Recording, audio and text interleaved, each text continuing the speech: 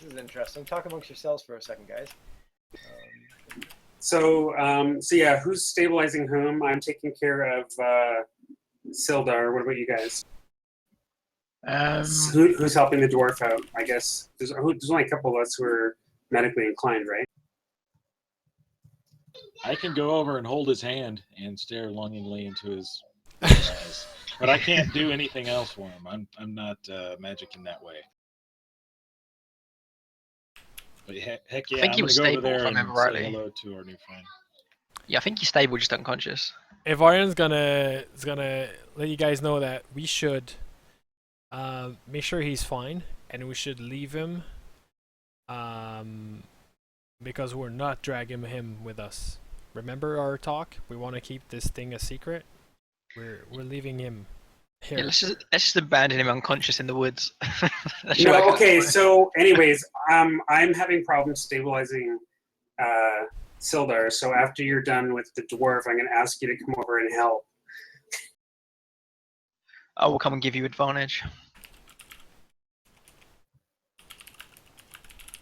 Are we gonna take a long rest? Because I don't have any spells left.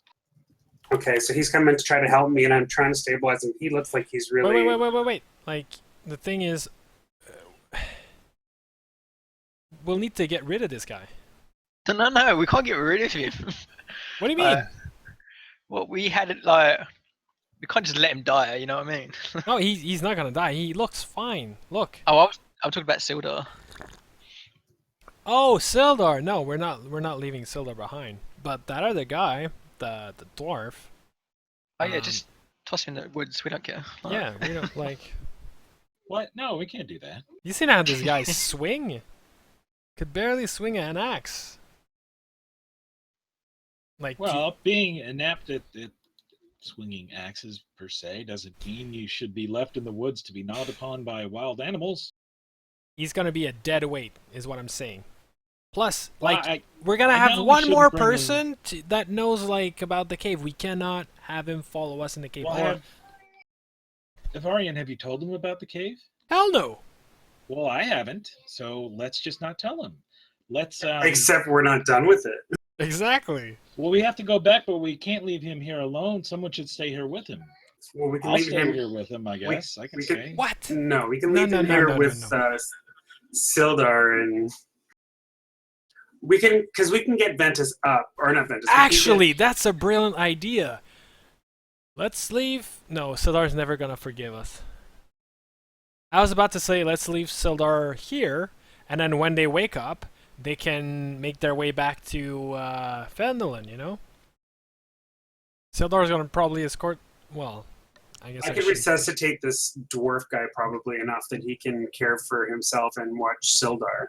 Actually, it should be the other way around. We should have Sildar take this guy back to Phandelver. I think Sildar would accomplish that pretty. You realize what happens when Sildar gets to Phandelver and makes his report. Right. But he won't make his report if you ask him to come back. And then Well, we can have our talk. But do maybe. Do we chance it? I hope he survives this. you know It's what? not a whole lot to do Guys, with Vendetta, Ventus, no. let's have that talk. Let's have that talk with let's resuscitate Sildar, and let's have Sildar, that and we'll have that talk. and Okay. yeah, let's have that talk, and then send him off.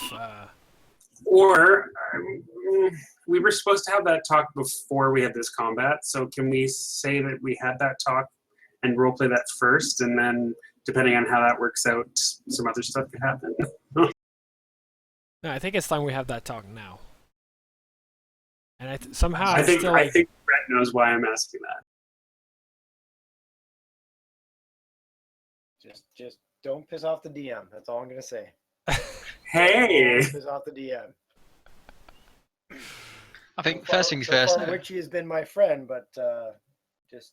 hey! I told you you can help me with some conscience stuff if you need it. If you like your character, don't piss me off. Alright, I think I'm back in the game, and it doesn't appear like I'm I have DM access anymore, which is perfect. Okay. So what are you guys? Well, it sounds like you got a lot of politics going on in the party right now. So you got this dwarf, and you got Sildar. Sildar is unconscious. The dwarf is also unconscious. Remind me about the dwarf. Yes. Yes. Both unconscious, but Okay, stable. They're both so you guys are trying to- stabilized. Okay, so you guys are trying to make some moral and ethical decisions right here, eh? Well, I guess while everyone's talking, I'm gathering up all the bodies, and I'm going to put them over here, and I'm going to burn them. Ghost, nobody said that Sildar was stabilized. Don't be putting words in my mouth. You've been missing some dialogue. I was helping him with his saving throws. Oh, I see what you're doing there. That's why I was saying if you guys can say that we already had this conversation, that could change how much I help him. Nope. Like whether I help him with fingers in the wounds or whether I help him with like a bandage. You have to assume the consequences of what we're doing. We didn't have that talk before the game earlier today, so you're gonna have to live with what you're doing. And I know what you're I doing. can live with it. Okay. Oh, and nice tokens, by the Just way. give me a sec. I'm having a little bit of conscience and stuff going on right now. So the idea is, once you decide what you're going to do with these down characters, like out of game, we know that obviously Steven and the dwarf is going to survive because he's going to be joining us in Storm King's Thunder. We assume he's going to survive. We hope he does. No, we just kill him right now. Yeah, exactly. Well, told I you, accidentally put him in the goblin burn pile. I don't know what happened. It was short. I think I told you about my other game where I'm a player, and the new guy joined, and that session his character died. Oh man. But that was Curse of Strahd though. And Curse of Strahd, you can die at any moment. Well, I said it before last time. Like in that game when I was playing with you, like the first session, we had a guy. I think it was. I can't remember if it was a bod or a sorcerer, but he went down like the first encounter of combat. He dropped, and then later on in the game, like our wizard almost died, but we had to like Rob like lawyer it, like rules lawyer it, so he survived. Like, but fucking Curse of Strahd, it's brutal, man. Yeah, well, the thing is, I was like, you should really, really play with a shield, you know? Just kind of like, really, really, really play with a shield. And maybe that would have helped him. But, yeah. Ray, do you have any good berries? Ray. Give me 1 sec, sorry. I'm just grieving here. It doesn't seem that Sildar's gonna make it. What? Hey, what are you doing to Sildar as I'm burning these goblin bodies? I was trying to stabilize him, but he was really hurt. What? Is that how it happened? Yeah. He was really Ventus hurt. comes over, and I'm going to take a look and see what's going on here. What would that be? Perception? Medicine. Investigation. Right. What would you No, like me to roll? medicine. Alright, let's wait for Brett. Let's wait for Brett before there's a fucking catastrophe happening I'm here. right here. I'm right here. You are free to do whatever you wish. Yeah, but what You're did not- they you're roll not for? free- What did you're they not roll free for? from you're not free from your consequences, though. No, but Um, I already told Brett what I was doing. Ventus is going to stop burning the bodies of the goblins after, like, he hears some odd things going on over here. With You don't Sildar. hear So any I come odd over- things. Well, something's not right. I come over, my spider sense is tingling, and No I want to take metagaming. a look at Sildar and see what's going on and what is Beret doing to him. No, it wasn't. What kind of roll would that He be? was really hurt by the. I'm just saying. I've been standing there the whole time watching, so Sure, you were from back there. Okay, I'm so right next to you. hold on. Ivarian's actually, because remember, his gear was stolen, so he's going to try to find it, and it's on one of the goblin corpse. So he's gonna be a little bit further, trying to look up for his stuff, make sure everything's in there. This all sounds a little bit too convenient. Like, Well, he gets to make his final death saves, I think, or maybe he doesn't.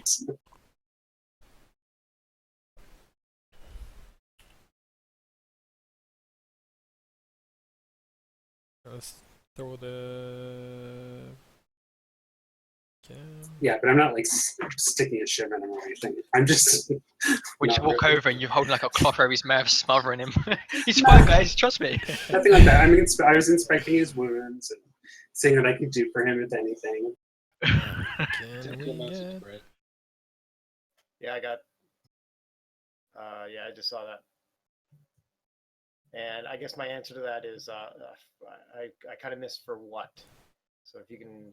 I just want to see what's going on over here with Sildar and Beret. Oh, okay, I got you. So that I would stopped- that would be a perception check. Okay. I will roll one as well since I'm standing right there. What? They perceive that I'm administering medicine or using my medicine skill on them. Everything seems fine to me, so I'm going to go back over here and continue to burn the goblin bodies and drag another over. Does everything seem fine, Brett? Does it? Not to lore. Witchy, what would lore perceive? I am really.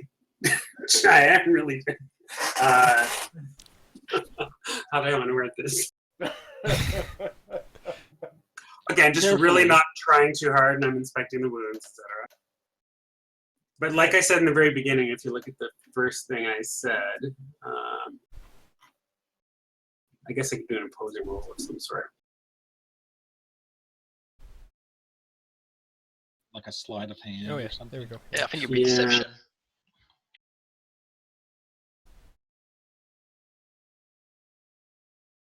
Just give me a sec.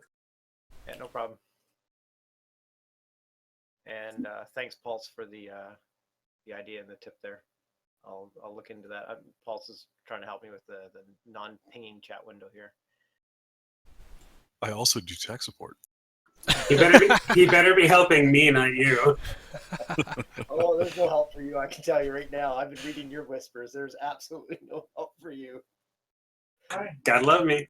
So it looks like we will be, You might we end will up be hanging out with killed. glass staff. You and Glassstaff hanging out in a nice little cozy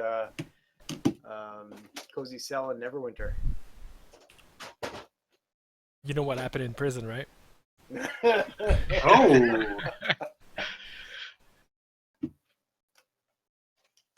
You're gonna find out the real reason why they call him glass staff. Oh my god. Well, I was thinking we're gonna finish this adventure today, but at this point, I'm not too sure. We might have an entirely a new side encounter. It's gonna go on for about 5 sessions after this. Oh no! I didn't mean to derail it, Brett. I would say if we're doing this as a contest, then Witchy, you just lost. Because you were attempting to hide something. But, and I'm going to also counter, though, that is he skilled in medicine to know better? Would he not be at disadvantage? I'm willing to allow you to argue and to make your case. Would he be at a disadvantage? Why would he be at a disadvantage? Because he's not skilled in medicine. Even if he's at a disadvantage, he matches you in a match. A match or greater wins. For me, right? Oh! I'm the player.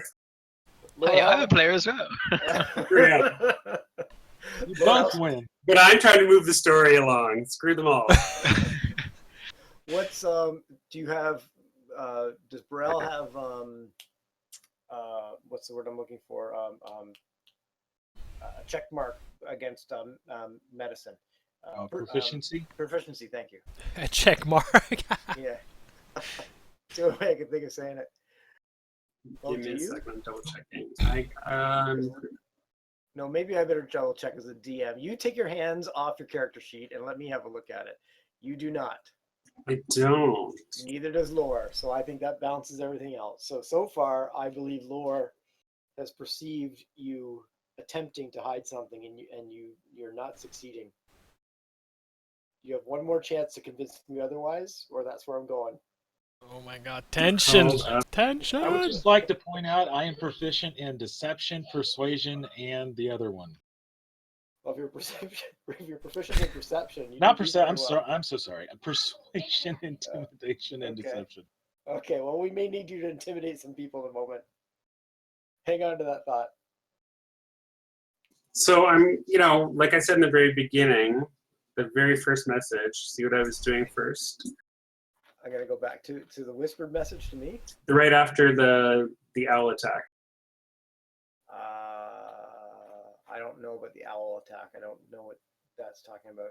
Are you? Yeah. So look at Ventus's, and then I sent you a message after Ventus, because this has been going on for Oh, I'm a sorry. while, right? Yeah, So no, these guys are joining in much later, but well, that's fine. Well, yeah, and you're talking about essentially hiding in action from people. Or hold on.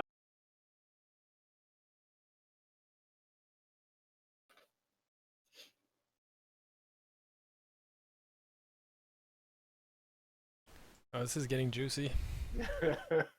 Yeah, give me a sec. I think we just entered the realm of soap opera with this with this adventure. Oh man. Lore is Ventus's father.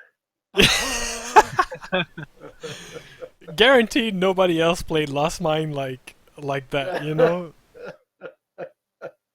As if, I don't know. Yeah, I think we're the only group who murdered Gundren, Yeah. got to meet with Sildar, and then tried to murder Sildar. Oh my god. Not to mention killing defenseless goblins. Hey man, Right. it was an accident. My Like- scimitar slipped. One-shotting important NPCs before, we can know anything about them. I panicked, man. I opened the room and there was a goblin, and Law panicked and he attacked. So here's the key master. No, never mind. He's dead. You attacked the crap out of that guy. Yeah, I got in a second, Ventus. I'll do that. I just thanks for reminding me. I've got something else here. Ventus just wants to. I just like fire. I'm sorry. Burple wants to burn all the goblins. I'm just reading something here. Which is an excellent way to attract more people. I'm very careful not to destroy the trees. Okay, Zorian. so- I know that is your thing, and I try very hard. I mean, there's going to be some collateral damage. I'm talking about the black smoke flying up in the sky. They're like that people can see like miles around. Ventus isn't very smart or wise. I'm just like, what? I'm gonna put them on this little island in this little pond here. Yeah, okay, that's good. Okay, I'm Hopefully going that over will there. help out. Based on what Rob just sent me, there you go. Oh gosh, Rob, you're now sending me other stuff. Gosh. I'm a lot of work. Gotta love me. Yeah, I think the word is high maintenance. Hey, you want to see high maintenance? Yeah, I agree on the metagame side, so I'm good with that.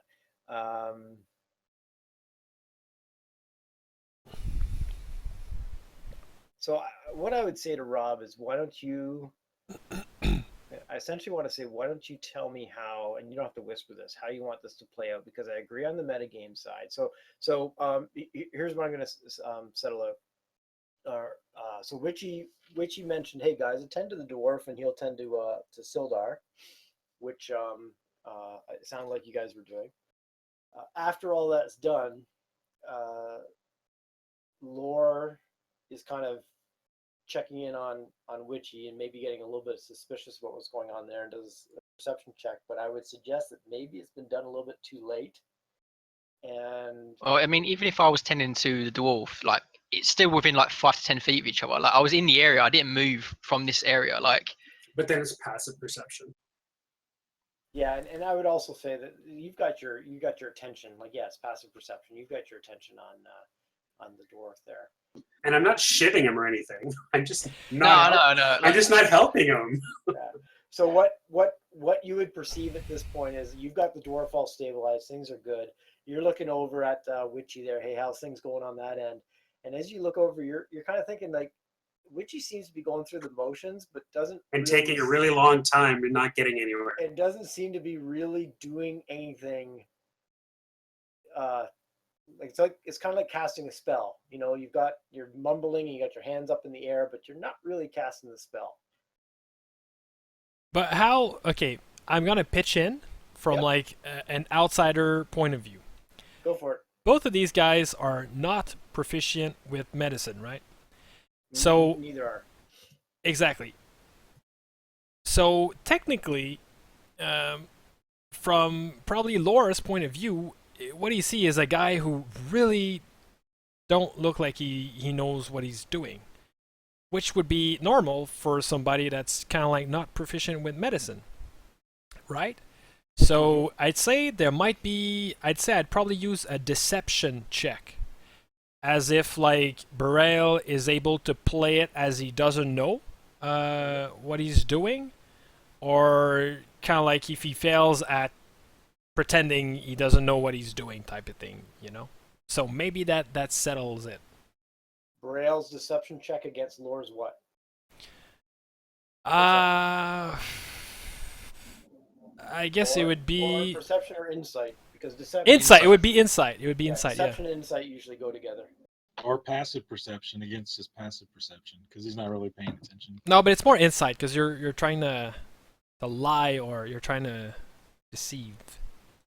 I just want to say, first off, I don't really give a shit about Sildar personally. I'm only doing this because I think in the moment, if something seems a bit fishy and Law's there, he's not just gonna turn a blind eye to things. So, plus, I think it's more interesting this way. Mm-hmm. Well, Laura looks over at Burrell, like, how's it going, kind of thing, and all of a sudden it's like, it doesn't really look like you're doing much over there. So let's have a deception against an insight check here, because Burrell's going to tell him, no, I'm trying my best, but we're losing him.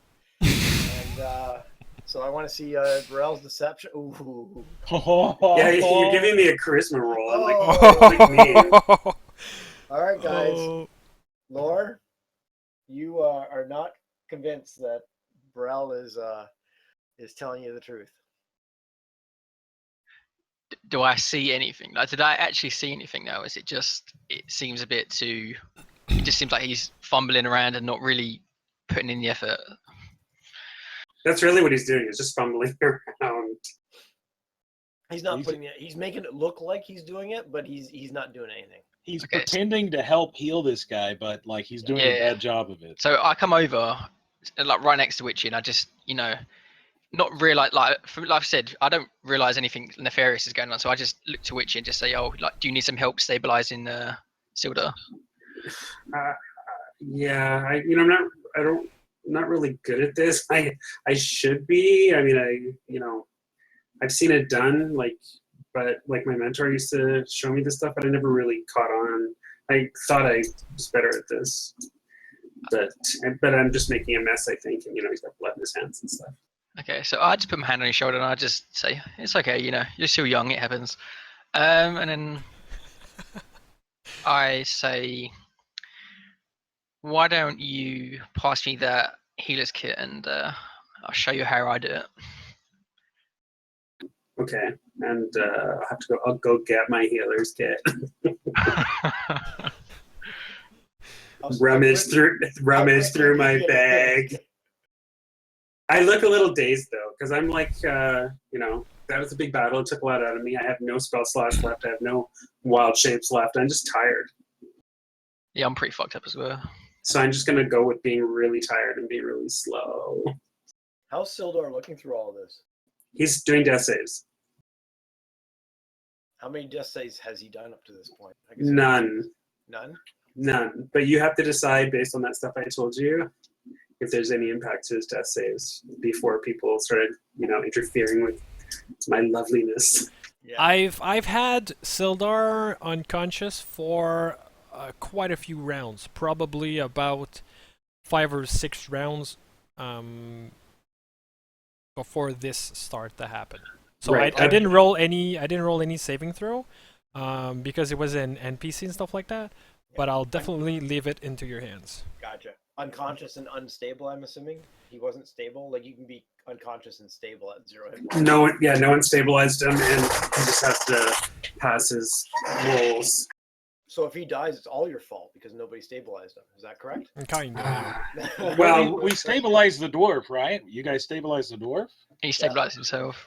But we didn't know that. We had to check. He stabilized Yeah, himself. yeah. Is that racist? Dentist is seriously asking. I don't know. Okay, well, Sildar is not looking very good then, based on some information that I'm privy to and time. I would say he's got one chance left. He's going downhill fast. So what do you want to do? Like a roll off between Lore's medical healer's kit and whatever else is happening to Mr. Sildar? I'm gonna say even though I understand a healer's kit automatically stabilizes. What's the range on Druidcraft? I think you have to I think you have to succeed the check though with the healer's kit. No, a healer's kit automatically stabilizes. Oh yeah, okay. Check, but I'm gonna say I'm gonna need a check from Lore if he's gonna try to bring Sildar back. So I'm gonna put it all on Lore. No advantage, no disadvantage, straight roll. Okay. Lore, you bastard! You better fail this. And a 10 or above to stabilize. Excuse me. Yeah, no pressure. That's right. I probably will fail it because I've only got one That's the medicine. wrong one. But here goes. Oh my god! Wow, is he dead? No, this is the worst thing that can happen because now Lore's gonna think it's his fault. Like he put the fucking knife in Sildar now. Oh, this is perfect. And then I'll come back with the healer's kit and say, okay, let me help. Oh my god. Dr. Kavarka, I got it. Sildar's dead. Is he breathing? His lips are blue. Alright, so if Aryan's I come do back, the, he's like, okay guys, I found my pack, and I got my breastplate and everything. Everything's in place. They didn't, what? What are you guys doing? I do the whole hand of the eyes and close his eyes and just look up at Yvarin and just shake my head. Oh Wait, my god. what happened? What happened to Sildar? He's in bad shape. I think you need to like heal him. I don't have any energy left to try to cast anything. And we tried to stabilize him, but no. His wounds were too great. We tried to save him, but you know, I look really like I don't know even know what to do. Like I just feel really incompetent right now. I should be better than this. I should just be better. Okay, so if Aryan looks at Burrell and kind of like a body language, did you do it? Like, that's got to be insight, surely, right? Like you was away, like you didn't really know. He looks sad a bit. Like he looks. Okay. Roll an insight, Yvarin. Like.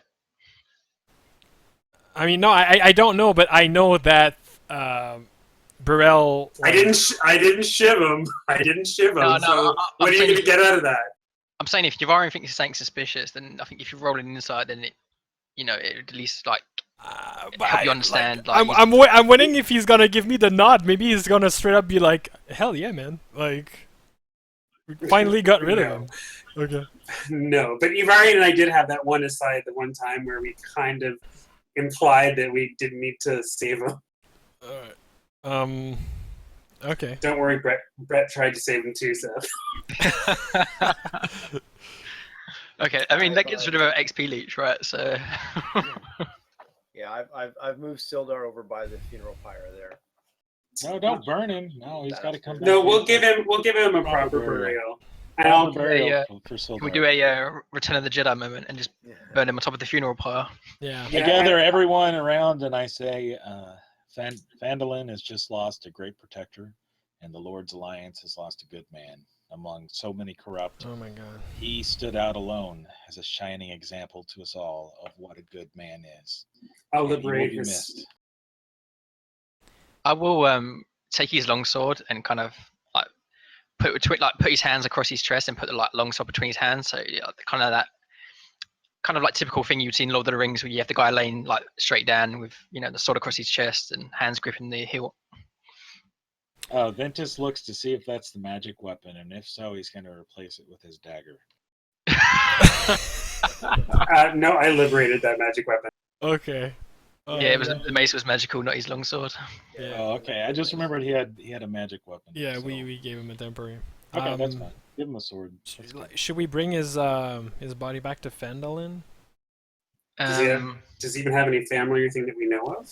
Yes, he does He's somewhere, well yeah. connected in the Lords, isn't he? Yeah, but not in Phandelver. But I mean, maybe we should. Yeah, Neverwinter. He did good stuff. He did great for Phandelver. I think maybe they want to like honor him in some ways. Yeah. I think we should definitely take him back. Of course, we need to deal with this whole cave first, but we leave his body here, and then once we're done with the cave, we can take his body back to Phandelver, and if anyone knows his family there, we can let them deal with it. If not, we can take him back to Neverwinter and then go from there. Like, I should be able to contact someone who's part of the Lord's Alliance in Neverwinter, so we can do that. Here's my plan, guys. Let's take a long rest here. Beret, we'll have you change yourself into some sort of beast of burden and put Sildar on your back. We'll go take care of the cave and then head back to Phandelver. What do you guys say? Sounds good. So we're gonna go back to the cave before moving the Sildar's body to Phandelver? Yeah. We're gonna take a long rest here. Put Sildar on Witchy in some sort of, I don't know. Do you have like a donkey form? Yeah, I can change into like a horse or a donkey or lots of things. Yeah. Well, then we'll just cruise on back to the cave entrance, and I will collapse it, and then I'm sure that Witchy's going to do some sort of druid craft to try and hide it, and then we'll go back. But wait! I wanted to go inside that cave. We need to finish exploring. There's still some more stuff in there to do. Yeah, there. And remember, like we're after that black spider, or whatever. Like we're looking for hints. I'm sure we can find something in that cave. We could It has to be something. We could kind of shroud him, and I could put some herbs and stuff in there to kind of preserve him a little bit and to make him smell kind of icky so that he doesn't get eaten while we're inside.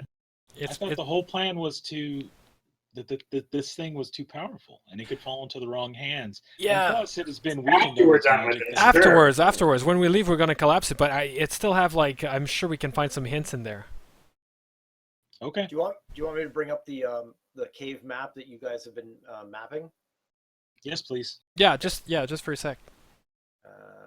I didn't really think there's that much out of game. Dude, take a look. 1 second, and I can kill the turn order, right? Like that's all. That's Oh all yeah. That. Oops, didn't get rid of it. Oh, and Brett, by the way, I feel your pain, man. I was trying to roll stuff, and I was like, oh my god, like just like giving like initiative for all these guys. It's like coaching a sports game. Everybody should coach one team, and everybody should DM one game. You just get a impression from both sides or all sides of the fence. Yeah.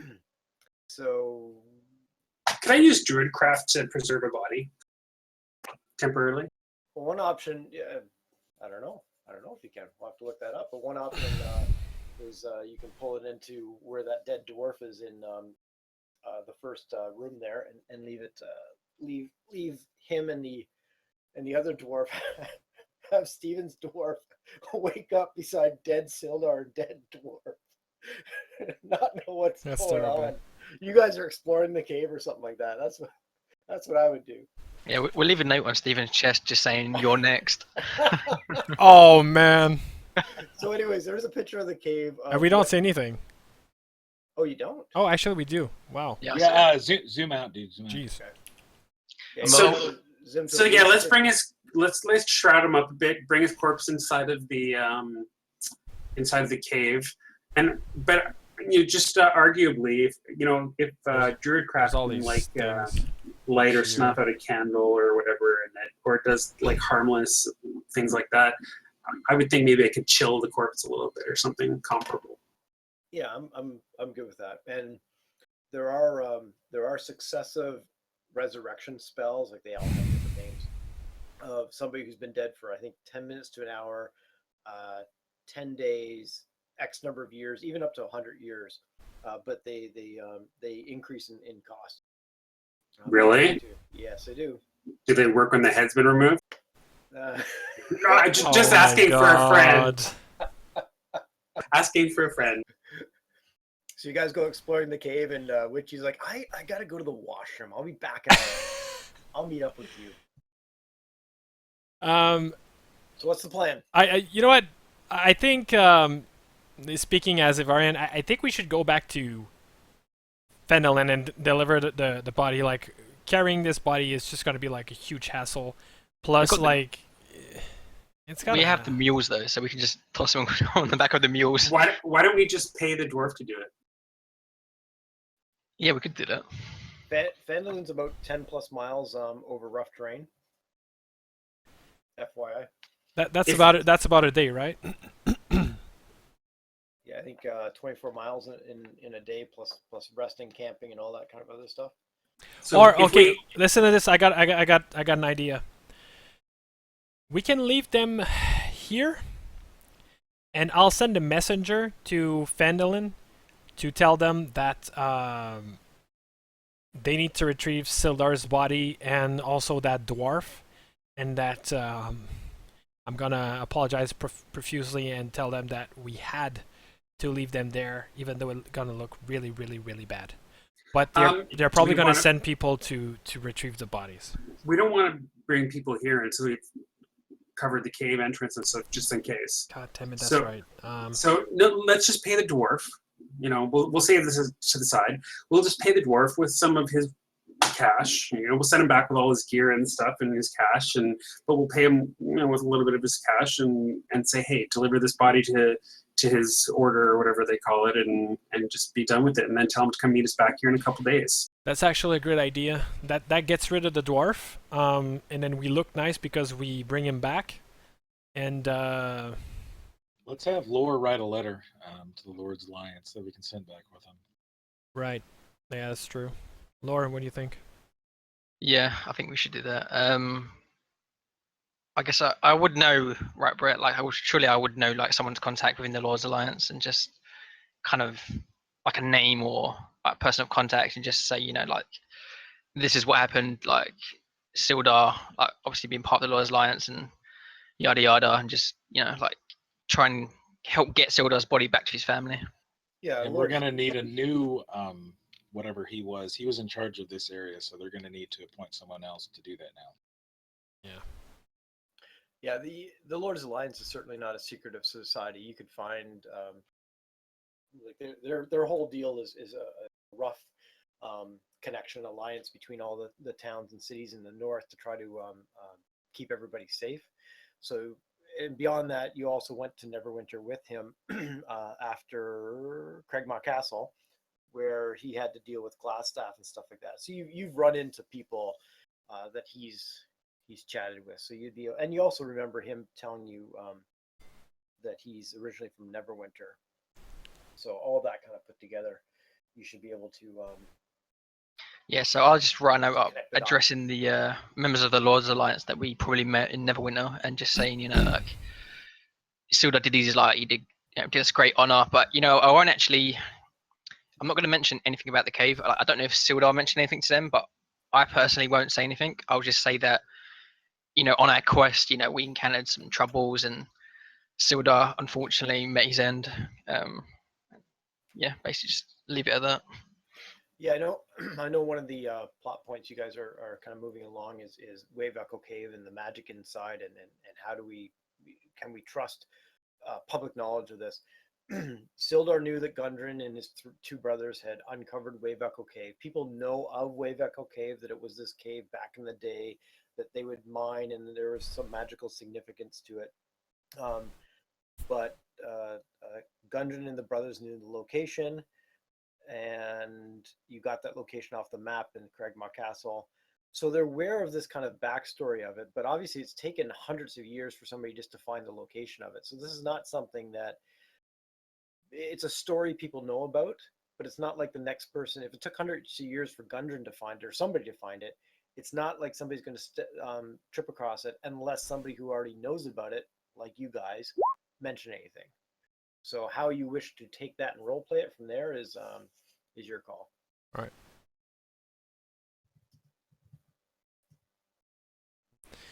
All right. So can we? I guess we're somewhat like taking a long rest now.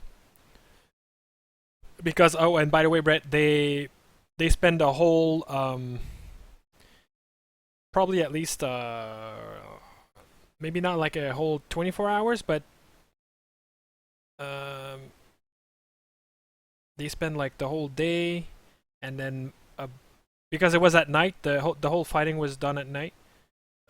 So that brings us to currently it'd be pretty much like maybe early morning type of thing.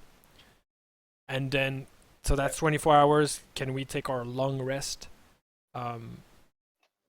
Like at that point, which would be like an extra 8 hours, so we can kind of like be rested. Yeah, I would say, like, obviously we just found out last session that we hadn't been keeping track of Yeah. the long rest per 24 hours. But anyways, I would say to move the story along and so close to the end, go keep closer eye on that in Storm King's Thunder. All right, so that would be. All right, so I guess we'd be like around like noonish the next day.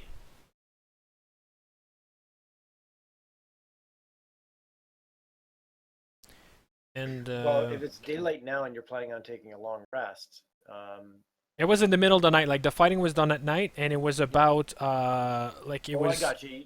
Yeah, noonish the next day. I thought you meant noonish even one more day beyond that. I got what you're saying. Yeah. Yeah. And yeah, so I guess I'm assuming by now the like the dwarf would be awake. Yeah, Steven's dwarf. Yeah. He anybody who's stable wakes in 1d4 hours, so it's obviously been more than, or at some point it'll be more than 4 Yeah. hours. Okay. Good. So he's awake by now, and yeah, I guess I'll let these guys explain the sitch, and send. I guess we can give him the 2 mules. One to carry Sildar's body, one to actually one that he can ride, and then he can kind of like attach both of them together and make his way back to Phandelver, and we can pay him whatever he wants. Kind of like get rid of him. Yep, sounds good. Do we have everybody, by the way? Who's here and who's not? Yeah, I'm here. Okay. I'm here. Yep, I think we got everybody. Yep. Yep. All right. So yeah, I guess we'd be ready to go back in the cave. You guys Yeah. realize that Pulse is equally pissed that you killed off Sildar, because he could have been playing Sildar right now. You guys are bastards. He could have been. Yeah. All you guys do is think about yourself. Yeah, kinda. You kind of? No, not kind of. Okay, you heading back into the cave? Well, I mean, I think I kind of like just want to get past that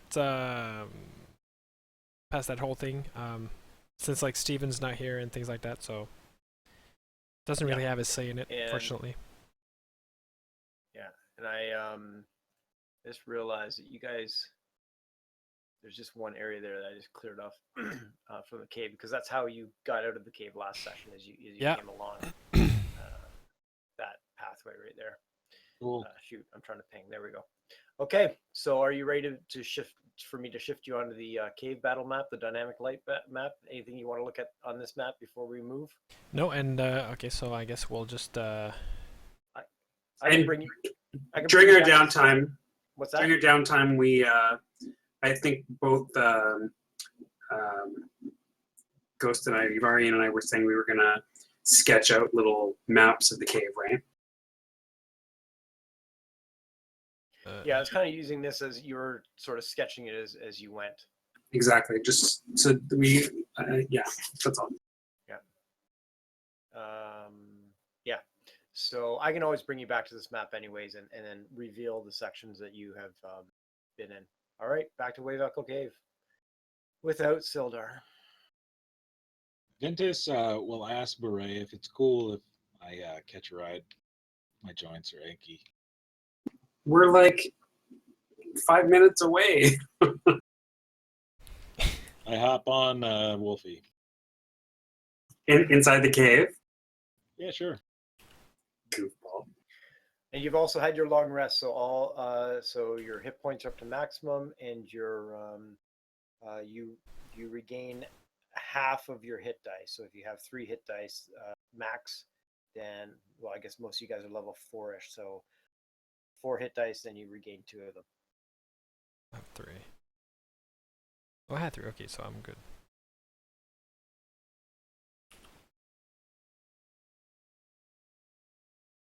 And Pulse, I don't know if Ghost God walked you damn it. through this or you've seen this yet, but you'll see a little video camera there. With the dynamic light, we use that camera for the recording of the session, because otherwise they only see Varian's point of view, and that can be a pretty restrictive point of view. Yeah, actually, yeah. Do you wanna give control to the recorder to Pulse? Yeah, I could do that. Because right now Pulse is or because I wasn't able to make him an assistant DM, so his point of view is that of a player, I guess. Oh, I should change. Yeah, I should change him to assistant DM then. If you can, it's gonna give him like a better awareness. It's a great idea. Then he can hop in and check out backstories and all that stuff. Yeah, he'll be able to. I have to leave the game quickly just to do that, and Pulse may have to leave the game after I set it up. Yep.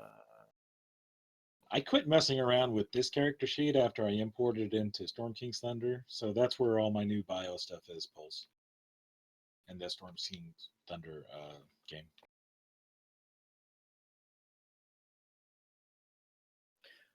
Okay, Pulse, you are now co-DM or whatever they call it. So if you want to leave and pop back in, unless I don't think it's dynamic, I think you have to leave. Yeah, I think you have to leave too.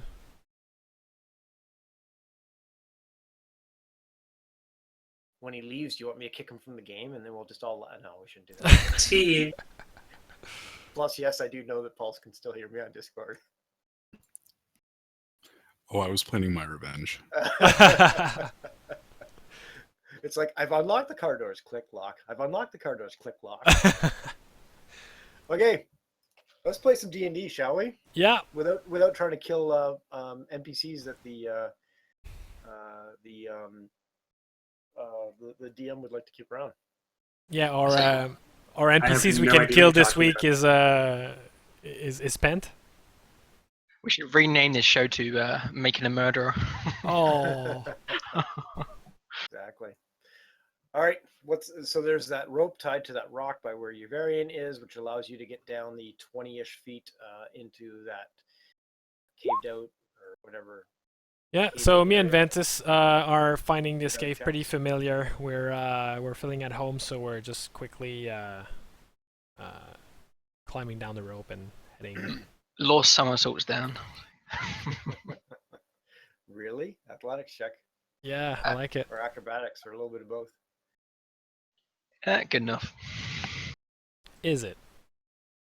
I hope so. It's only like 10 feet, right?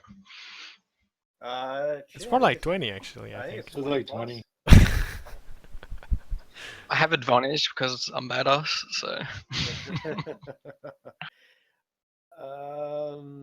So, Lord, oh no, you cannot do that. I was about to say, Lord, do you want the honor of deleting Sildar's token from that map? 20-foot deep pit.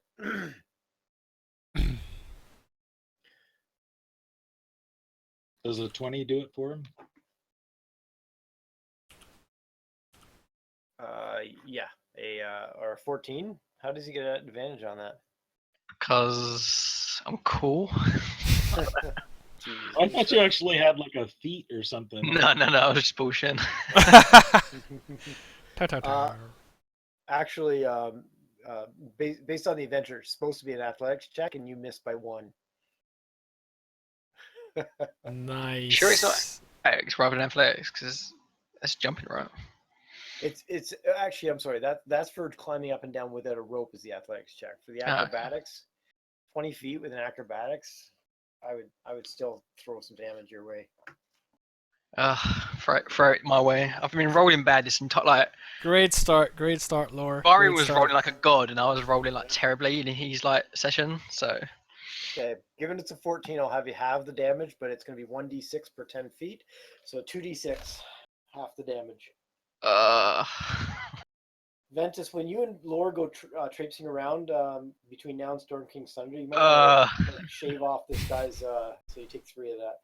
You may want to shave off some of this guy's impromptu-ness.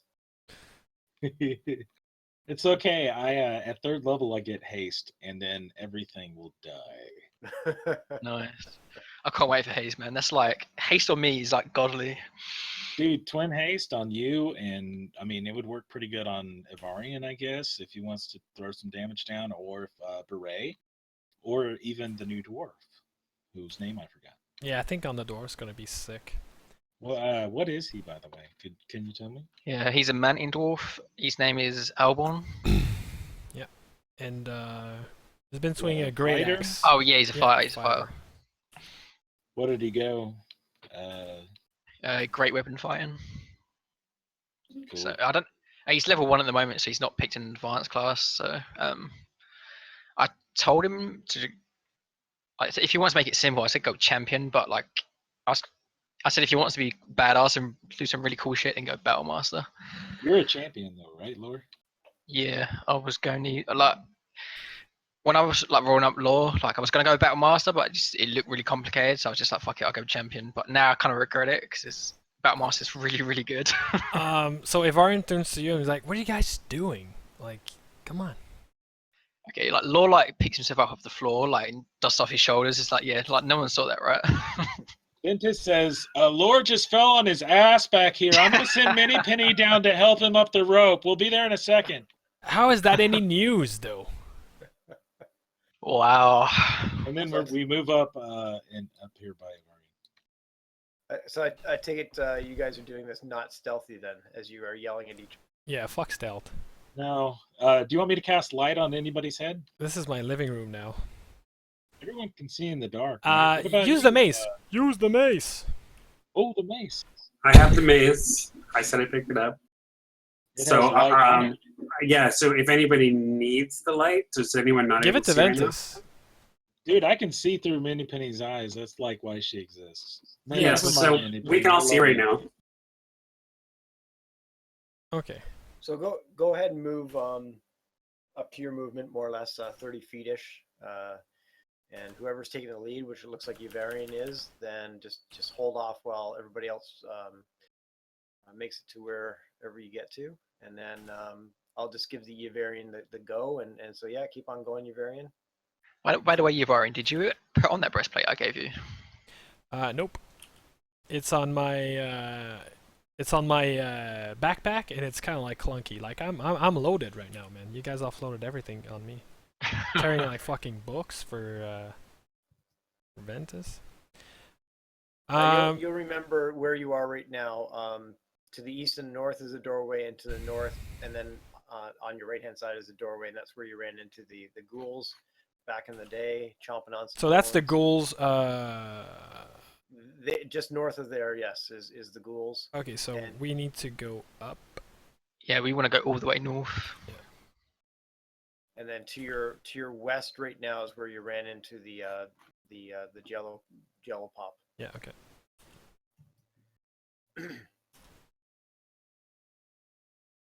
Which are you going to have a pee to take Oh care of the shit! other dwarf again, That's or not what?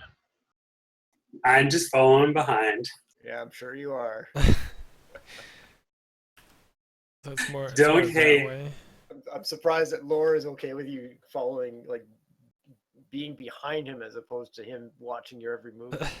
I mean, Lord technically didn't know anything nefarious was going on, so he's got no idea. It wasn't nefarious. It was It greater was good. nefarious. It was greater good. It was evil. Based on this whisper which you just sent me, Laura, you feel a sharp stinging pain in the back side of your by the kidney. I will sell this. Oh, this The isn't your goblin room. black- Yep, you guys haven't been to this room yet. So Shall we give you- stealth up? I me- whisper to the guys as we keep clonking ahead here. Let me give you some info on this room as you enter it. All right. You see some steep escarpments. You can only see one right now, but it's off to your right, your east there. There's kind of three sections. The section you're on now is about 10 feet up, and then over to your right, you can see the stairs and the escarpment 10 feet down. It's kind of like a sunken living room, as it were. There's carved stone stairs in the Whoa. escarpment, if you want to call it that, to climb up and down, and some rocks and some pillars and stuff. And as you move further in, I'll give you a little bit more info too. Alright, just gonna throw my style. I'm just gonna see what Yuvarian can see here. So, yeah, I've pretty much described to you what you see so far. Whoa, okay. You can just see out of your range there on the east, there are some tables. Two large tables stand in the middle section along with a pair of old braziers.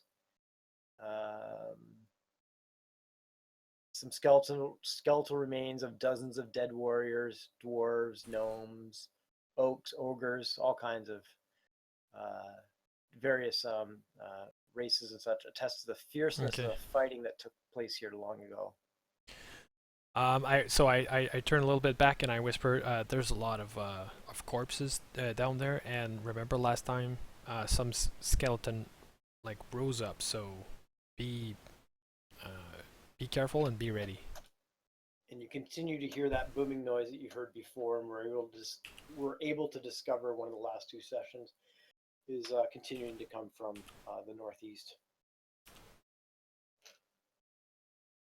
Gonna move right Mini here. Penny wants to go check it out, see Yep. if there's anything happening, anything moving. Nothing moving. A bunch of dead bodies. Obviously, a big fight here some time ago. These two large tables, some braziers, and a smaller table here. Ventus will tell the guys, he'll say, it looks clear, let's move up through this. Alright, okay. Ivarian's gonna jump down the small escarpment. I'm going to not step on the bones, you know what I mean? I'm going to go tiptoe around them if possible. I don't want to disturb. Okay. Gotcha. Law will disturb him. Law's gonna walk all over him. Like Ventus just turns, looks at Laura, and just shakes his head. Laura's kicking them with his feet side to side. yeah, but he's not doing like aggressively. He's just like if he's walking, then there's like bones in his way. He just like kicks him out of the way, and he's just not being respectful. Yeah. So far, so good. So Mini Penny sees a passageway to the north, and Yuvarian sees a passageway to his north. So I guess you guys got to. Yeah. Does it look like these tables have anything on them, or are they just empty? No, they're empty, dusty. There's nothing to be seen there. I think would Ivarian recall that this south passage would be somewhat kind of like on map, something new? I think so, right? Can we take a look at the map again? Yeah, sure. You can give me a moment to uncover. So you guys are in this area, which you can't see right now. So let me uncover it. Try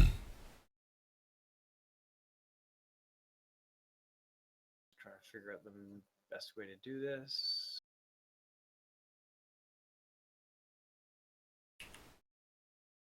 Yeah, so it is a new. Yeah, so you're talking about this passageway. Shoot, this one right here, right? Yeah. That is certainly something that you guys haven't seen yet, though. We can now reveal that as well. Okay, back to the battle map. Sure. Yep. North or south? Do you want to go back a bit and then go north? Because this north up here, like if you remember rightly, I think that leads to the room with the flame skull, and I don't really want to deal with that if it's still the. We could kill it for good now, though. I mean, But I agree. I turn around and start heading towards the door. He said. And I go like, psst, I think we should go south this way. yeah. Can you switch up my totem again to the kitty? You want the kitty? Yeah. Kitty, I kitty, kitty, changed kitty. Okay, where's your kitty? You want me to put it on the map? Is that what you're asking? Please. I'm quieter as kitty, and I keep nice sight and stuff. So. Okay, let me try to resize kitty here. I think that's more or less correct size. So Ivarian looks at Mini Penny for any sign of, you know, the bird freaking out or. I shake my head no as he looks back at me. Nope, all seems to be good so far. Mini Penny does know to the west here is again looping back to the room with the ghouls, but this is something new to the east. And just as you're passing by, let me see what Is that cave in? Yes, that's a cave into Mini Penny's Okay. east. Yeah, yeah, or just the end of the. It's not necessarily a cave in, but just an end of the. Um, what do you call it? Like the stoneworked. Just the mining tunnel, I guess. Yeah, and then it becomes, you know, it's just kind of a rough end. To the east, the eastern wall of this this chamber is collapsed into a massive rubble. To the north, a door stands ajar. And that's about all I'm gonna tell you about that. Unless, let me look at my dynamic lighting layer. Yeah, I guess the door is not really too ajar at that point. There we go.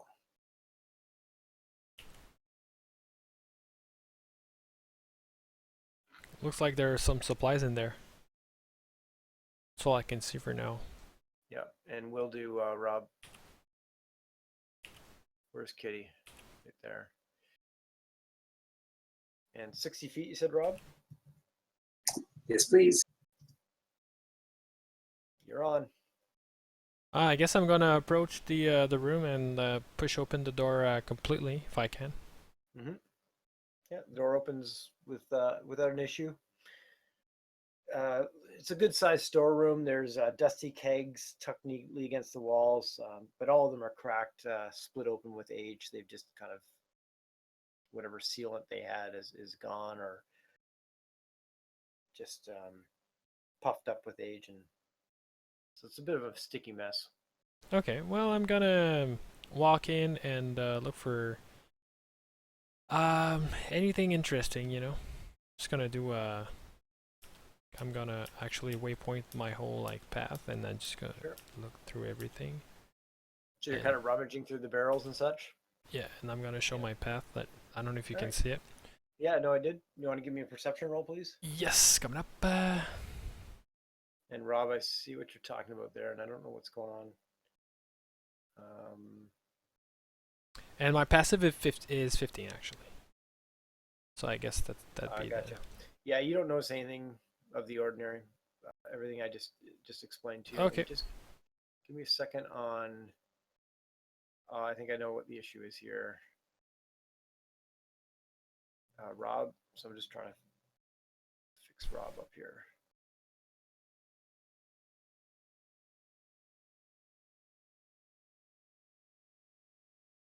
Ventus will turn to Ivarian and say, "Is this cave clear? Where else have we not seen yet?" in the north. West. Yeah, northwest. Remember that? I think we should Go Go back up north and then yeah, through the northeast. Remember, like there was that room with the water coming in that we didn't. machines and the noise. Yes. Yeah, Okay. yeah.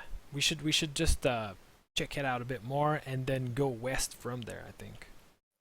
All right. And let I'm me gonna just- start heading that way. Let me just check in with Rob for a second here. Can you now see? I can, thank you. Yeah, it says dire wolf. I don't know why. It should say dire kitty. Oh, I know why.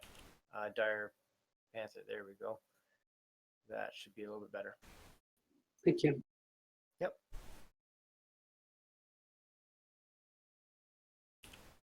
So Mini Penny's stealth is 7, eh? Yeah, she's not very stealthy. Yeah. Let me see what Mini Penny can see. Like you guys have been in this chamber before. Yeah, you can see your favorite friend over there. Flame Skull. Wonder if he can see you. Can he see Mini Penny? Oh my god, not this thing again. Yeah, he as you guys come up that way, he turns towards you and starts to float your way. Let's go Mini into Penny's initiative. gonna run away. What's Okay. that? I said Mini Penny will like to fly away. Okay. Well, before we get into initiative, then, if you want to fly away, Thank you. I wanna fly. so it's kind of up to the party if away. they want to enter into that room. We could go No, there's another path leading up northwest, which I think leads up into the room we took a rest in before. And if we go further north, there's another room with stuff unexplored there as well. I know there's still stuff unexplored northeast, but we're gonna have to go to both places eventually. So does it look like it saw us? It definitely saw Mini Penny, but she flew out of there and it hasn't left the room yet. So the flame skull's moving towards us. Everyone, run! Run! Run! Run! Holy shit. Run! Running, man. Scatter! Northwest. Run faster!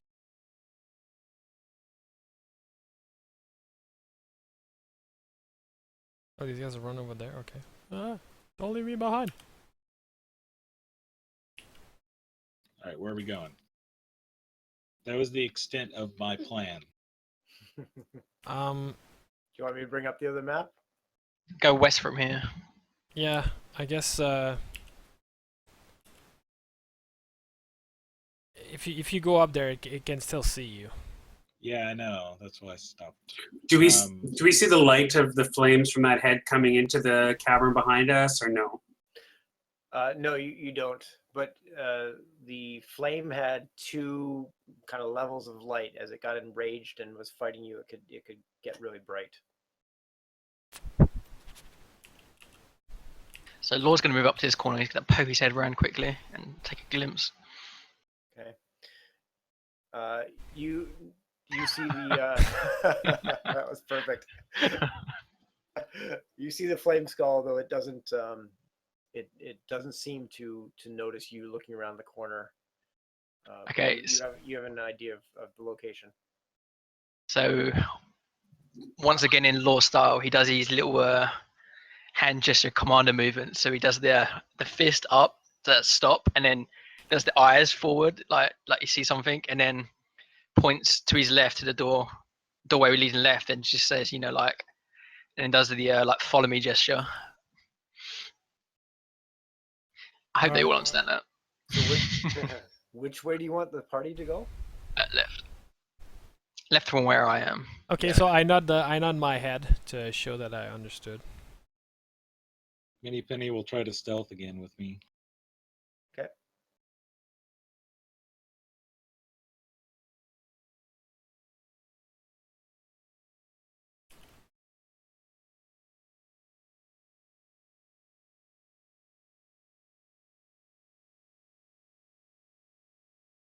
All right, I nod at Beret.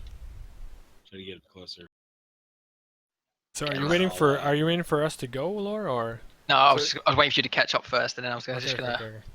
And then just- I'm going just to slap Lower on the shoulder. Correct, To let him my know we're DM. in position. Yeah, just you whispered that to me, right? Yes. Rob. And I don't remember that, but yeah, I think you're right. Okay, gotcha. Give me 2 seconds here, guys, just before you move. Uh-oh. Rob's not playing on the same team anymore, it seems. I'm just being honest. No, you are very good. You get points for that one. I won't kill you as quickly as the other people. Thanks. You're welcome. Or maybe I will kill you quickly and then I'll make them suffer. Okay. Hey man, remember Sildar. That's all I'm gonna say. Yeah, exactly. So Laura, I don't know if you saw anything to the west, but you will notice that the condition of the hallway to the left has changed. Okay. You weren't really looking for it, and that's okay.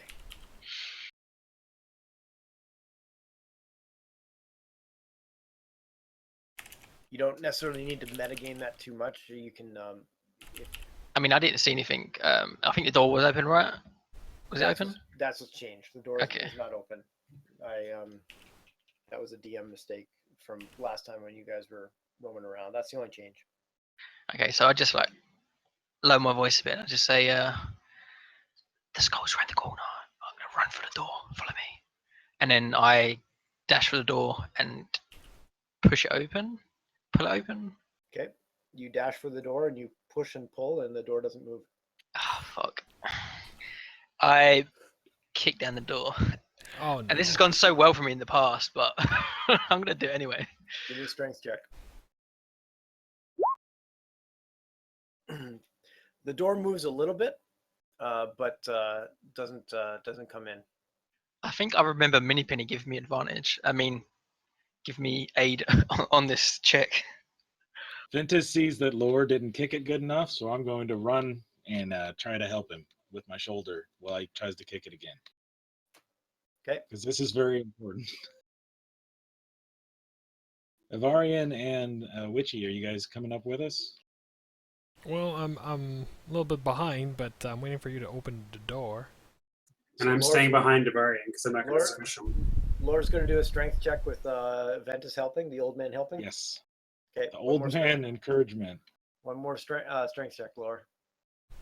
See, that's how you do it. You just hit it right there. Now I see. Yeah, it's also clear to me.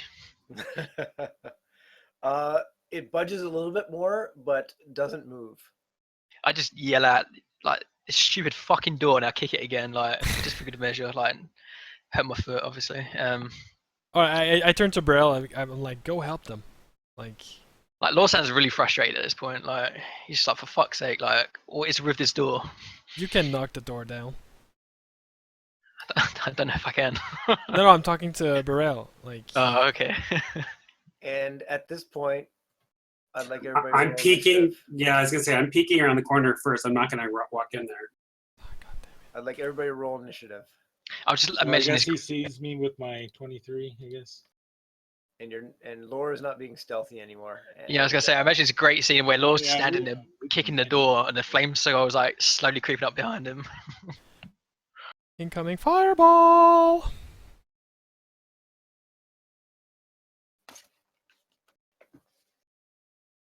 And as all this is happening, you remember that, oh yeah, we barred that door again when we had our long rest in there. Did we? Yeah. Yes, we did. Yeah. Did we? We Yeah. come out this door, there, didn't we? No, we went around the other way because we didn't want to have this combat. Wait, what? I don't remember that at all. Whoops. The last I remember, we came through this door to go through this way, and then we kept going right. I don't. No, remember we went around the other way? I think we went north. Yeah. We went north because we didn't want to go through that door because we were trying to avoid him. And then we went around and surprise, he's here too. No. I'm 99.9% sure we came through this door, because that was the last session. Was because I didn't play the session before last session, so we started in that room and then we came through this door and we went north and we saw the flame skull. I couldn't remember one way or the other. Sometimes when I open doors, I forget to close them. But usually when you bar stuff, I do try to remember to close it. But that was Rob's memory, so I will go with a majority vote on this. Does anybody remember? Rob remembers barring that door. You did bar that door. You did bar that door a number of sessions ago during a long rest, but I can't remember if you left it barred or you went through that doorway.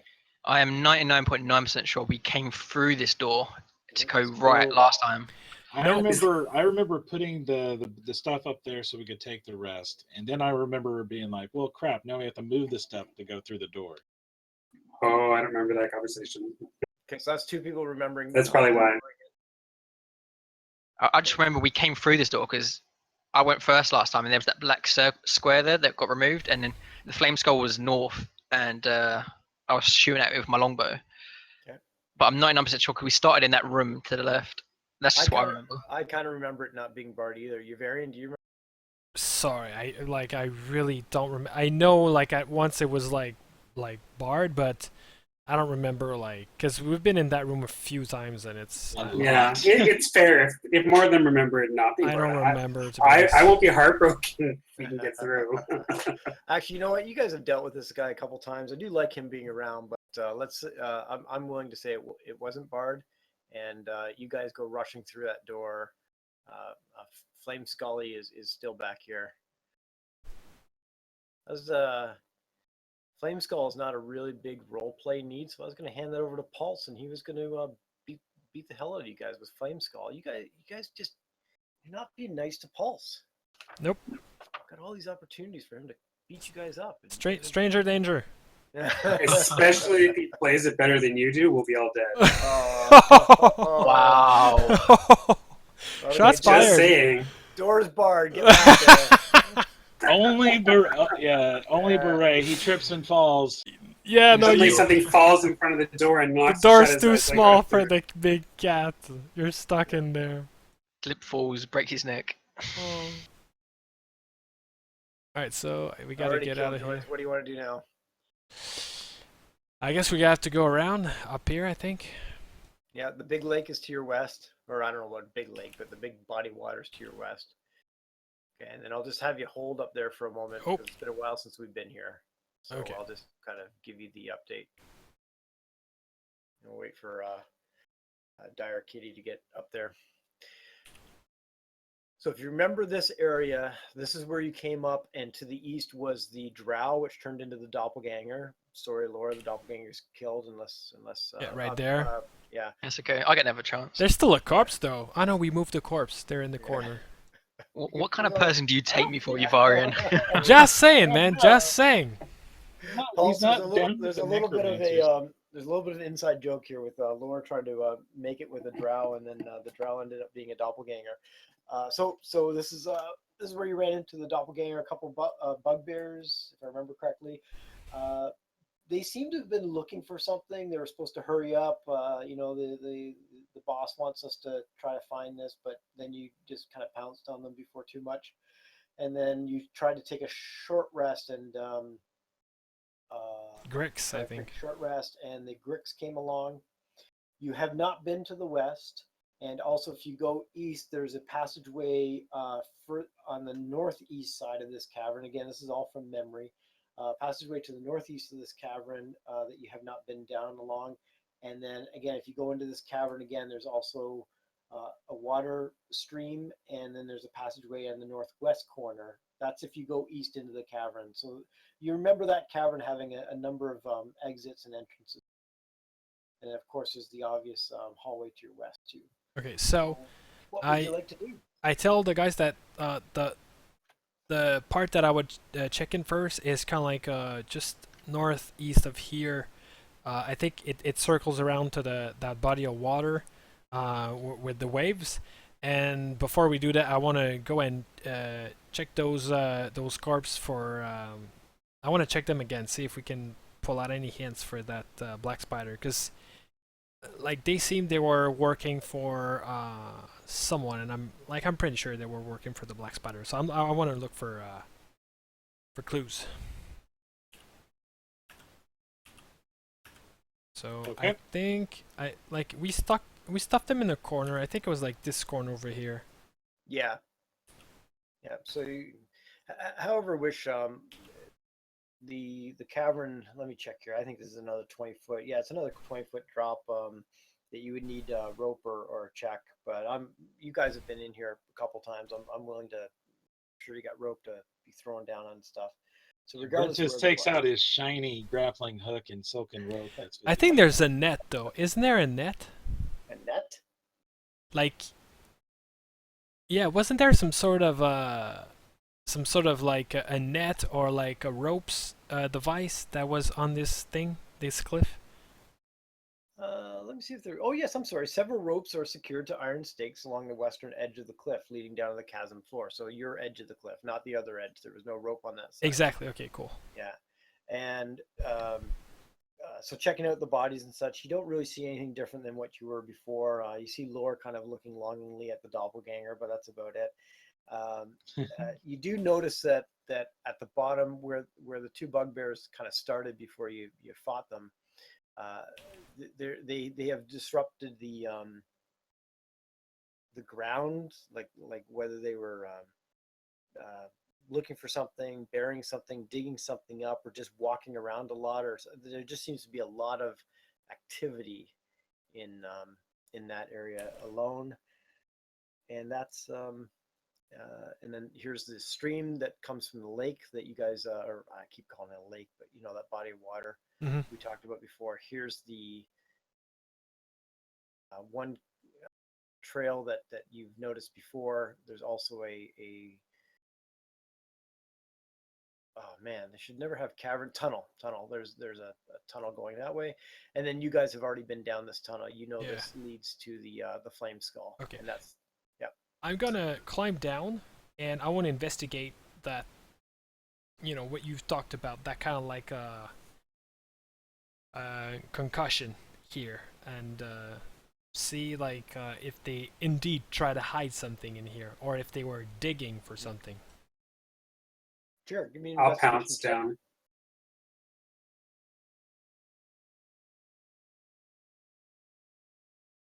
Yeah, you're got you, Verbal. Yeah, you're looking around, and you don't really. You certainly recognize that they spend a lot of time and effort in this one area as you compare it with the floor bed of the rest of the area. So this was some area of interest, but other than that, you can't really pick up much more. Okay. Guys, come take a look at this. Like, it's just it's strange, What's the ground made out of, by the way? It's dirt or what you would expect in a cave or a cavern, but here also there's a lot of rubble and crap. Looks like maybe a lot of rubble and crap was maybe thrown into the water, and when this was larger body of water, it just collected a lot of this stuff, and then as the water drained down and such, it just ended up staying here. So it's not quite a garbage dump, but kind of along those lines. Okay, give me a perception check on that, Kitty. Okay, give me a sec.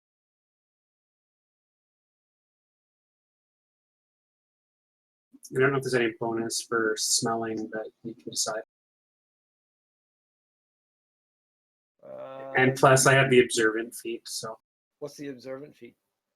+5 to passive perception. Okay, what's your passive? What's your passive perception? Without that. So passive perception is 13. Yep. And then the observant feat plus if there's smelling involved. Okay, gotcha. And okay, so you have a. Oh, I'm sorry, I forgot now. You got what +5? You got 13 +5 or 12 +5, something like that. So 13 +5 plus any smelling bonus for because I have what does it give me?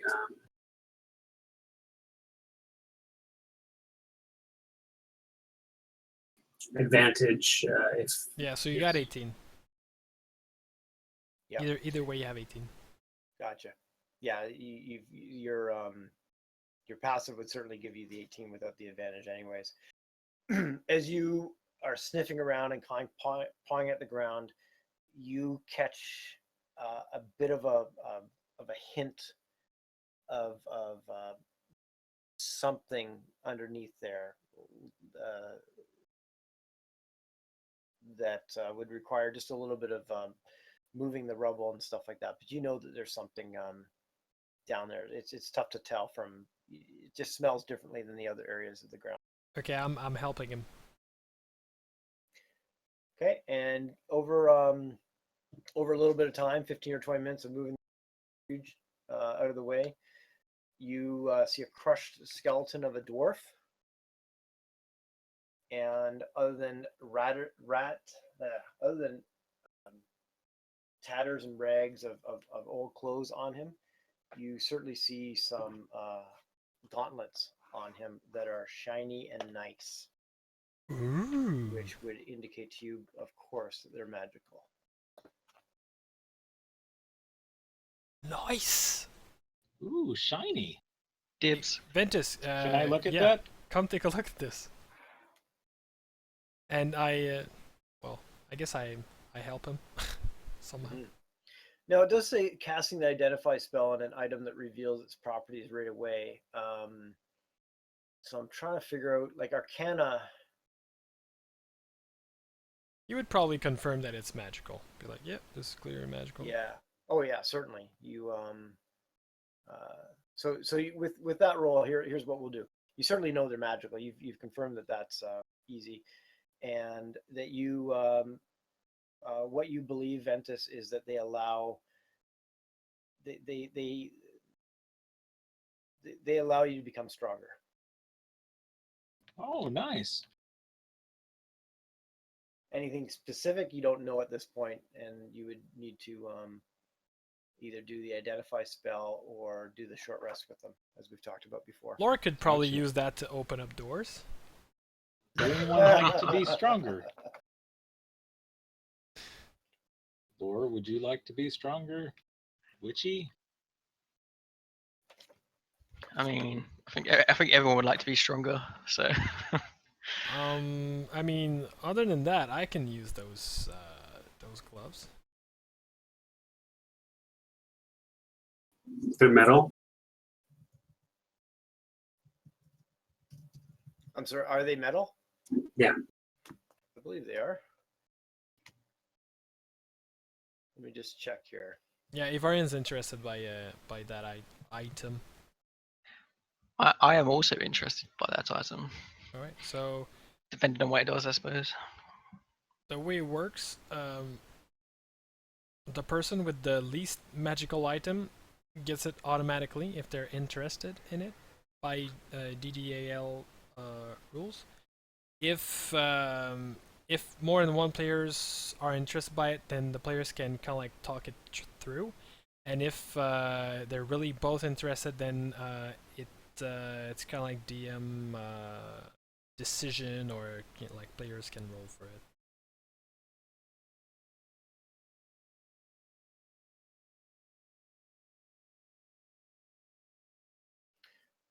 Okay, and as taking care of the little things in the background here, as you guys are checking out all this stuff, it looks kind of funny if it wasn't, but you see pretty sure that's what I expect it to be. Yeah, you see a skeleton climbing down the rope with a lot of interest in attacking you guys. And let's roll initiative.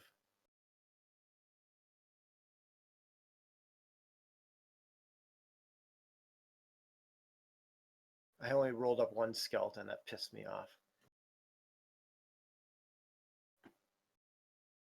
Oh, for the encounter? Yeah, it's like, yeah, oh, okay, yeah, you're wandering, and there's like one skeleton. It's like, crap. I critically failed on rolling up how many skeletons you. That's so gonna show funny. up. Yeah. Paul, I'm sorry there's only one skeleton there, but do you want to take him and roll attacks with him? No, it's alright. I am quite amused by just seeing the GM side of it. Okay, no worries. Do we have everybody on the turn order? I feel like I'm missing somebody. Ventus. I think we're missing. Oh, really? I well, rolled a 20. I don't see you. I'll add you there, and we'll put you. I see your roll, certainly. I don't know why it didn't show up though. Oh, thank you. I'll add you as a 20 though, because that was your original roll. Now I didn't bring up the turn order by the time maybe you rolled, so maybe that was no, that wasn't right. I guess it just didn't click.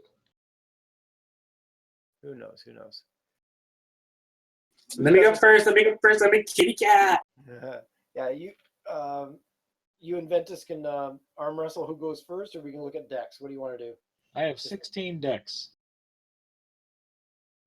But I'm a big kitty and I'm charging. I have 50. Do you want to go? Do you want to go first, and does Ventus allow you? It's fine.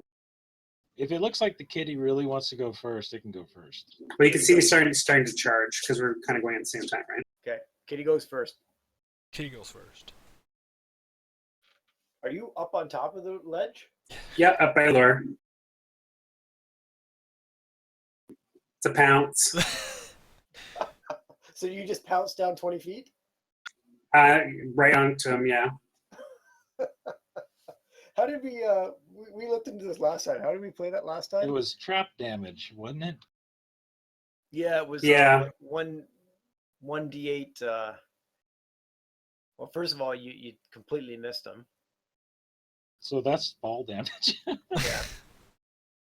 So given you're a kitty, I'll give you half, but 2d6 for 20 feet, and then we'll have it. You and Laura should start a group. Yeah.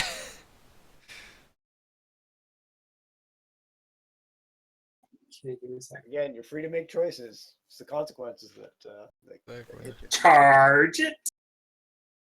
What's the damage? 2d6, 1d6 for every 10 feet, and then we're gonna have it. Given that you're a kitty, And I get a saving throw or no? Or that is no, you you do a just, saving you throw. just nah, 2d6. I should make you do a saving throw to see if you land on your feet, but you're a cat, so who cares?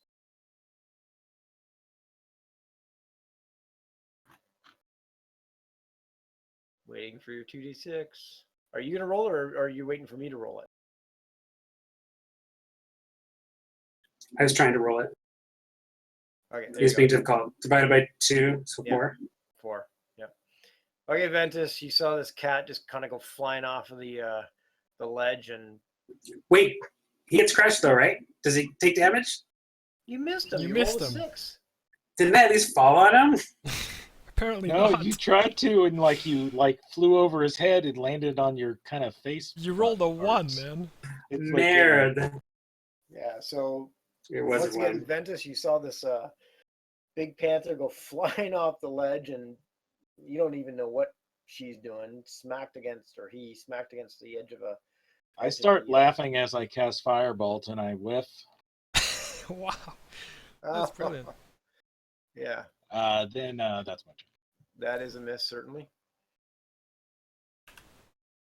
Varian hit it. Varian Yeah, is up. I'm gonna move back here and Eldritch blast it. Wow. Jeez. Okay. Yeah, you guys are sucking. Yeah. Good got thing you rolled taken out 1. by the That's the end of my skeleton turn. counter. Okay, Mini Penny, is Mini Penny doing anything? She's gonna assist Lore on his first attack, so she flies up. Woo! This is like King Leoric. Okay, that's Mini Penny's turn. She's going to assist Lore. It's like Yep, all on shall his first swing. suffer. Okay. Skeleton has a short sword out and figures, what the heck, let's go after the panther. Oh And my, of course, it is King crits Leoric. Does it? How does the 20 work for you? I imagine that hits you, right? Yeah. Yeah, that would be 7 damage on top of your falling damage and whatever damage you took to your eagle. Oh no, there's no damage to the ego as Kitty's flailing around. Laura, you're up. You've got one chance to make your party look good. Well, I think we know how that's going to go. I'll pull out my longbow and just take a shot. And I assume Mini Penny whispers in my ear, tell me to shoot for the eyes. Go for the eyes, Lord. Go for the eyes. Oh, I got advantage. I got advantage. Now the whole But- idea is Mini Penny goes flying by, yeah, to do her usual Fly distraction by. thing. Okay. Yeah. So 22 hits, 5 damage. Where's my skeleton? I think my skeleton's hiding underneath the panther. Yeah. Yeah, there it is. Alrighty. And anything else, Lore? Any movement or anything? No. Okay, Kitty gets itself back on its feet, shakes his head off a little bit.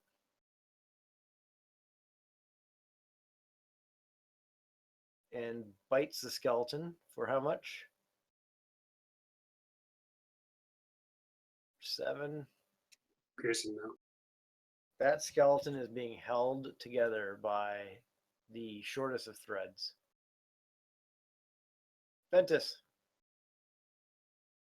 Ventus is gonna run up to it, and I would like to miss.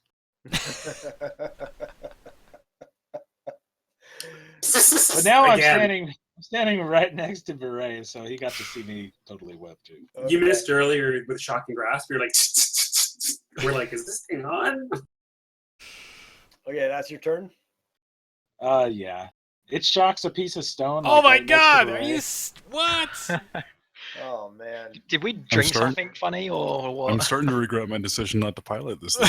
Yeah, Jesus. exactly. Eh? What? It's a lot of fun. Are you guys seeing this? This is Remember that? ridiculous. Remember the drinking that we did the night before? Yeah. How Alright. it usually goes, it usually goes, they are crappy and my rolls are awesome, or it flips the other way around and they're just like knocking things left, right, and center. This is one skeleton, guys. Come on. I know, right? Jeez. Well, that's the end of my turn, I guess. All right, Mini God Penny, damn it. Manny Penny's going for the bite, man. She's like, I'll show you guys how this is go done. for it. It's a 12 hit. Misses.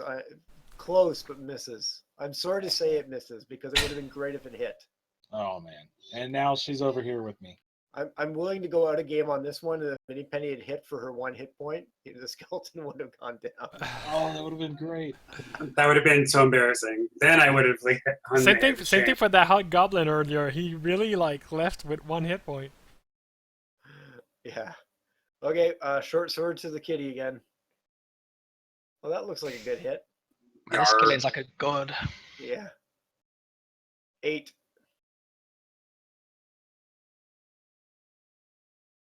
Eight damage to the kitty, and that's the skeleton's go. And Laura, you're up. Okay, so I'm just gonna fire off another arrow at it. Go for it. Boom. Oh, There we go. skeleton goes down. Oh, that was terrible damage. Skeleton still goes down. You didn't even have to roll damage. Ventus is going to inspect this unusually hardy skeleton. Looks like a regular run-of-the-mill skeleton to you. I just put it on the GM layer. Paul, it's after they kill stuff, I usually just move them to the GM layer, or it can get a little bit busy and things like that. But if I ever need to bring them back, as you can see them being the DM. Yeah. Yeah. If I need to bring them back, I can. As a DM, it still makes it messy anyways. Okay, so you took care of the skeleton, and there's these gauntlets that you dropped on the ground when the skeleton showed up, and so now you pick them back up again, and I think where your last left is you're trying to decide who is going to get them. Yeah, and so guys, can I have that? I think I could use that. I mean, I think I could use that as well. I mean, Maybe we should. I Why agree don't that we wait you till we get back could to camp? use it to open doors, but I think I could use it to. To what? You stand back and shoot with a bow. What good are gloves like these to you? No, You I get have vicious like I mockery have with them, this, like and with then I'm gloves. showing like my kind of flute, and I could hit with that. You want to hit with a flute? Well, you know, when they get next to me, like. Ventus says, I vote for Lord. I mean, why don't we just go back Flute. to camp later and then we'll figure it out? Like, Perhaps the dwarf friend. He looks strong. easy now, Vincent. Let's not give magical items to the new guy. Yeah, Not I just agree. yet. Come on, man. You're gonna just give it like no. Ventus doesn't care as he sits there stroking his glass staff lovingly. Yeah, stroke your staff. Okay, we can decide about it later. Yeah, what I'm basically suggesting is we get back to camp and we can find out what it actually does, like the actual stat benefits or whatever, and then can kind of decide who gets it and like who it would be more beneficial for. Someone Okay. put it on. You guys Uh, flip. Okay, well, you know, let's keep going, and then we'll next time we're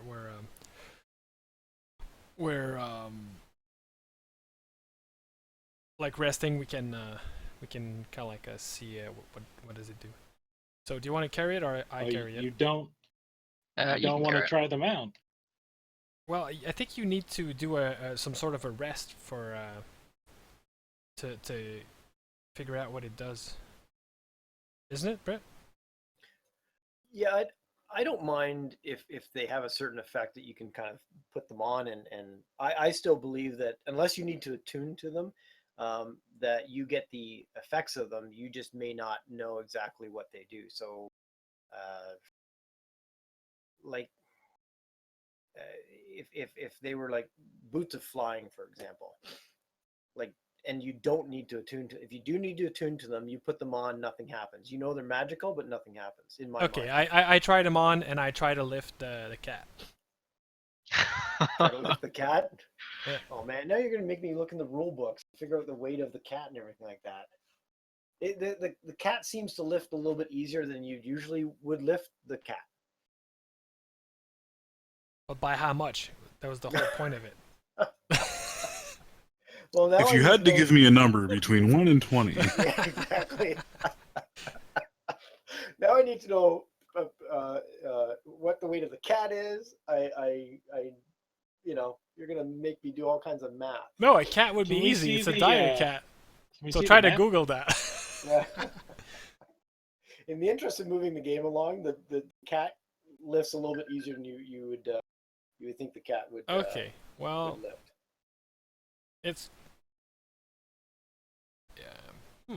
I don't know. It makes me. It makes me feel good. You know, makes me feel like stronger. Like I don't know. Things are easy to pick up. See, this cat. Easy with kitty. Yeah, I'm gonna put it down now.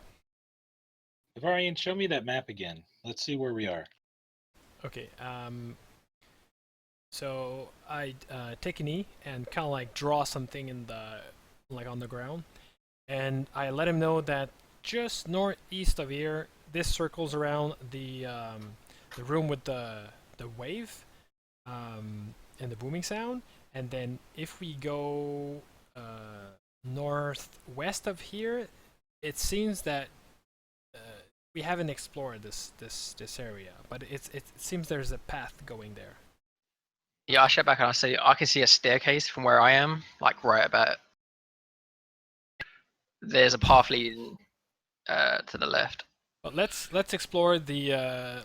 Let's just circle around the other room on the east first, just to make sure like it's completely empty, and then we can move west. That way is to the fire school, by the way. Yeah, I'm talking like here. Okay. Sorry, can you ping that again? Where you think you want to circle around to? Here. Yeah. Okay, gotcha. And I'm gonna try to climb that. I'm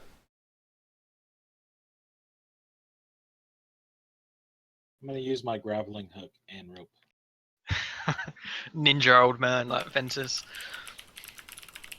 Yeah, if you want to do the grappling hook and such, and do it that way, and without a check. I just got a quick message from Steven here. Give me 1 second here. I leave it there in case you guys want to use the rope.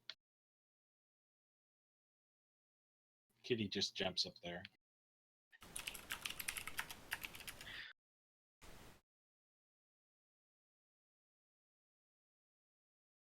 Yeah, I'm gonna try to climb as well. And I guess I can make it like super easily with those gloves. Okay, and I'm back. Yeah, the gloves kind of help you maybe a little bit, but not any more than usual climbing. Steven just messaged me and said, hope the game's going well, and I just said if he wants to jump in and just watch, he can, but I know yeah, or on Twitch, you know, he can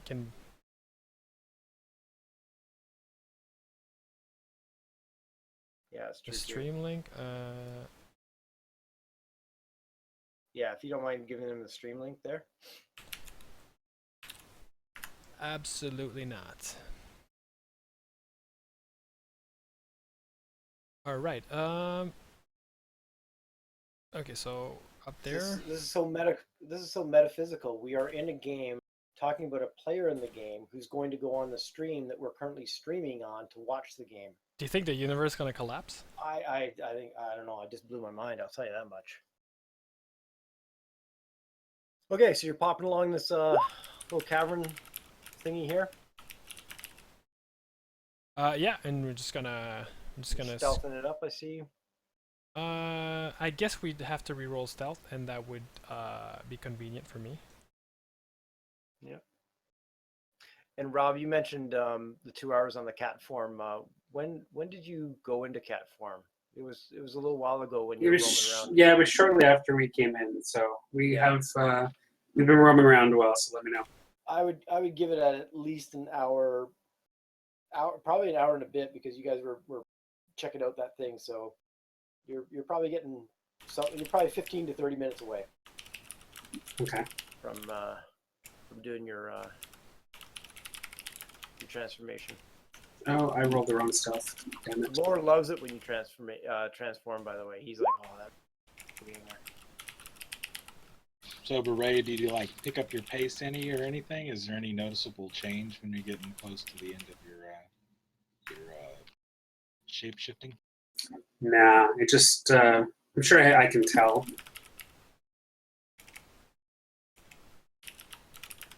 I don't think we've been moving the camera around either. Where's my camera? Wow, yeah, it's way back there. Give me a second. I'm going to zoom out and get this camera. Pulse is slacking. Isn't he supposed to move the camera? Oh, that was Pulse's job, wasn't it? Did you just grab? Yeah, Pulse just grabbed it right on.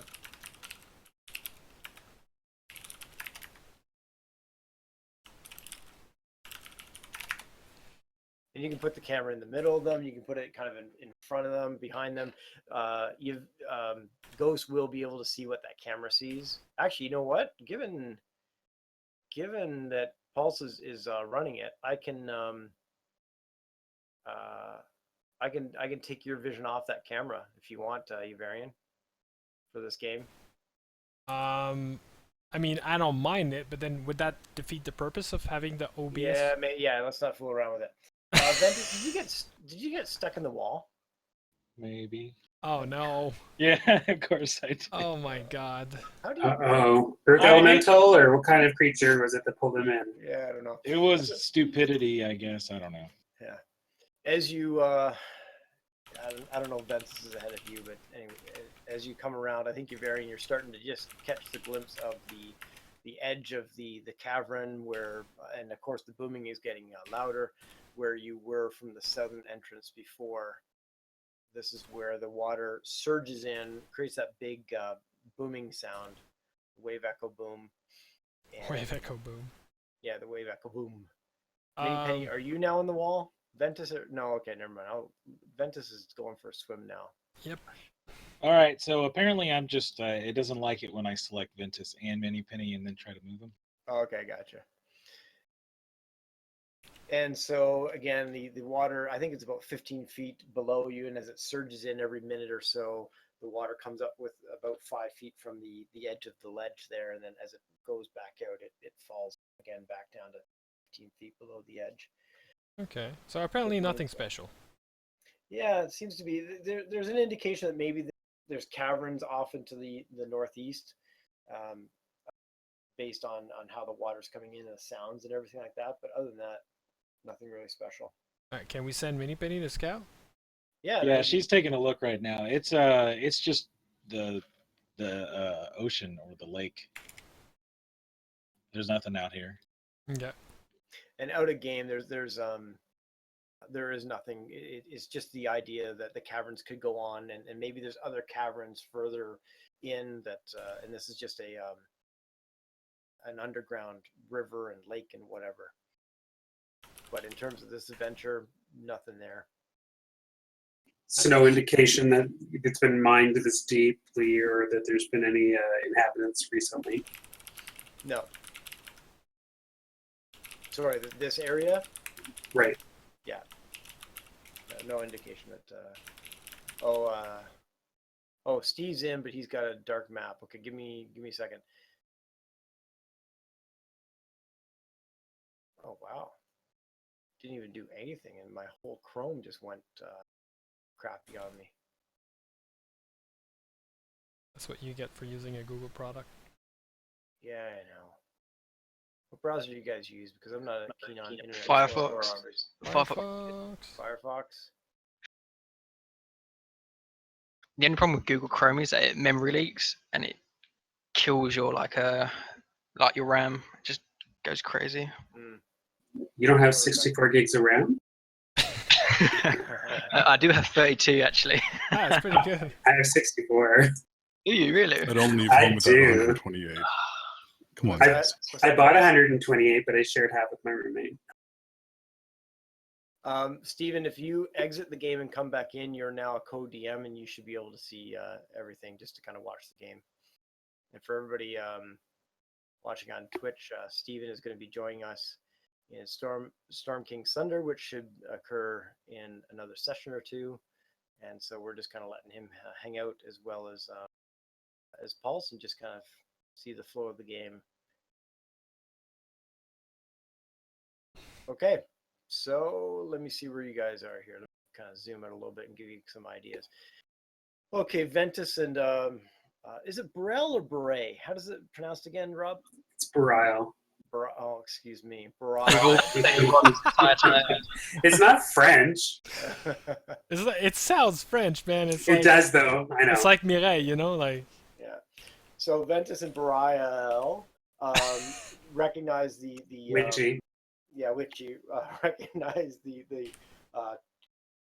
channel to the south west there. That's heading towards the Flame Skull. Minnie Penny remembers the path going to the south is where you guys picked up those magical items and had that chit chat with the spectator. Lore went all crazy on the Wraith a bit further south of that, and then of course Lore and Yavarian are up by the northwest cavern where you guys came in. What do you want to do? Or do you want me to take you to the map that you've been mapping and just kind of give you an idea of what you've seen and what's left? I want to circle around and go back to the way we came from and explore the west. Because if you go down there, eventually you'll get back to where we're trying to be, but it's just gonna be longer. So I concur. there's just like a little bit, and it's probably like a secret or another cave entrance.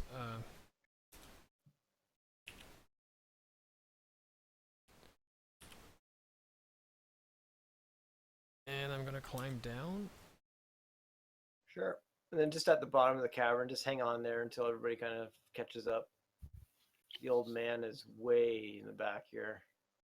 Yeah, well, and then he sprinted and Yeah, it's jumped like the cavern. Leroy! Naruto style, just like straight up. Alright. Alrighty. So you've come down the cavern, you've climbed up by the ropes, and then hang on there, Yavarian. Okay, So stopping that's, right here. yeah, so that's where you're headed? Yep.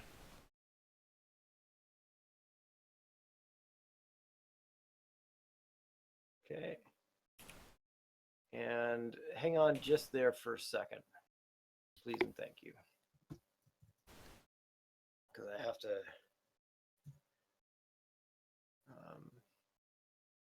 check a few things. Holy mackerel. Okay, good. All right, so what you see ahead of you is a hallway leading into what looks like a larger room. I believe there's no door there. No, there isn't. And then you see a door right, I guess Minnie Penny sees this, but there's a door right almost to Minnie Penny's north, just a little bit in and to the north. All right. Yeah, that's probably a good idea, Rob. So thanks. Just give me a second while I get Rob's druid token on. Oh, is he out of kitty form? Yeah, I would say Yeah. so. Thanks for remembering, but I'd say by now that you're certainly out of kitty form. All right, I relay the information that I saw through Minnie Penny's eyes to the rest of the guys, and I ask Avarian which way do we want to proceed. I guess we can check out the room, the open room that I see right now, and then after that we can just make sure it's secure, and then after that we can check out that door. What do you think? Okay, that sounds good. I'm gonna go ahead and bring Minnie Penny back, and I'll let you guys take the front. I'm just gonna move up all the way to the corner right here. Okay, and stop Yeah, and I'll there. just and I'll have you hold there for a second too. Okay. Yeah, this looks like a room with some action. Yeah, so yeah, just hang on right where you are. You guys were incredibly stealthy, so good stuff.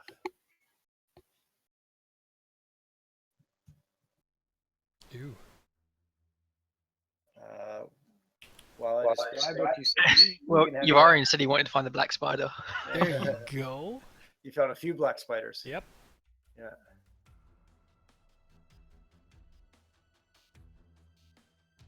Okay, let me describe the room and then we'll go from there. Sounds good. You see some marble pillars line the walls. So I think from your vantage point, you can see about 4 of them. There's 6 of them. So these big pillars are holding up the ceiling, or if they actually need to be holding up ceiling. At the north end stands a 9-foot tall statue of a dwarf seated on a throne. So for those of you, if you want to just move in the room just a tad, like all of you, just kind of line yourselves against the wall so you can kind of see. Okay, yeah. The object to the north is the star. The star is the large statue of the dwarf seated on a throne. A mighty stone warhammer across his lap. Large emeralds gleam in the statue's eye. Dust and debris covering the floor has been swept to one side. A campsite of sorts spread in front of the statue. Half a dozen bedrolls, packs, and things like that are neatly arranged around a rough-built fire pit. The wooden table stands in the west side of the room where you see everybody huddled around. Two bugbears stand by the table, flanking a dark elf. Let me give you a picture of the dark elf.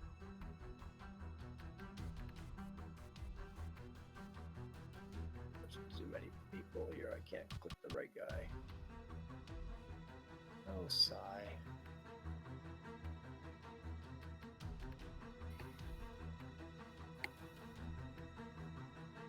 Oh, I don't have a picture of him. Oh, okay. Well, you're gonna have to suffer. Dark elf in black leather armor, and given that you guys have been so stealthy, they don't really notice you. So you get the first move in terms of, are you going to announce yourselves vocally, or are you going to announce yourselves with weapons? I think we're gonna start off with a web, like our usual play. Okay, if you're going to do that, we'll roll initiative and give you guys. Is the room lit? There's a campfire up into the north, so I guess there'd be a little bit of fire there. I don't know how quickly I About to can be. get The one place is lit. It's a party. there. Let me see if I can't.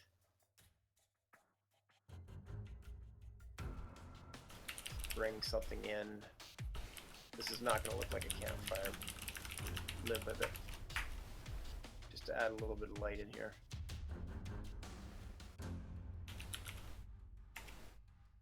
I don't think he's got the initiative tracker up yet. No, I don't. So we can just ignore that 6 then, yeah.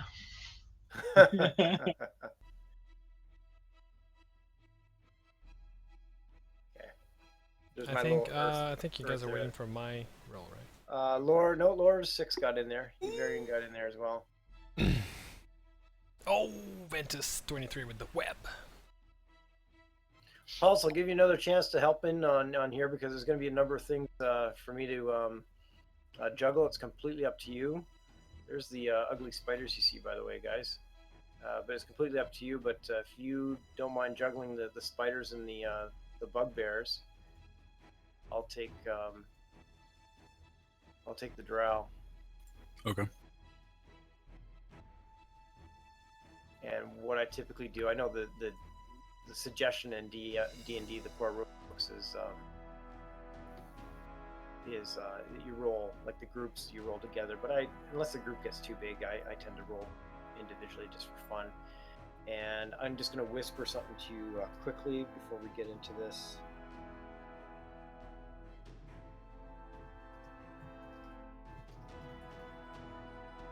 And let's be honest, though, we know that elf is not really a drow. Like, come on.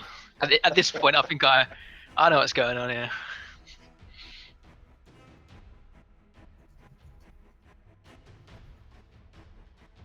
Except there's giant spiders. And yeah, thanks for moving you guys back to more or less where you were before. And one more thing here.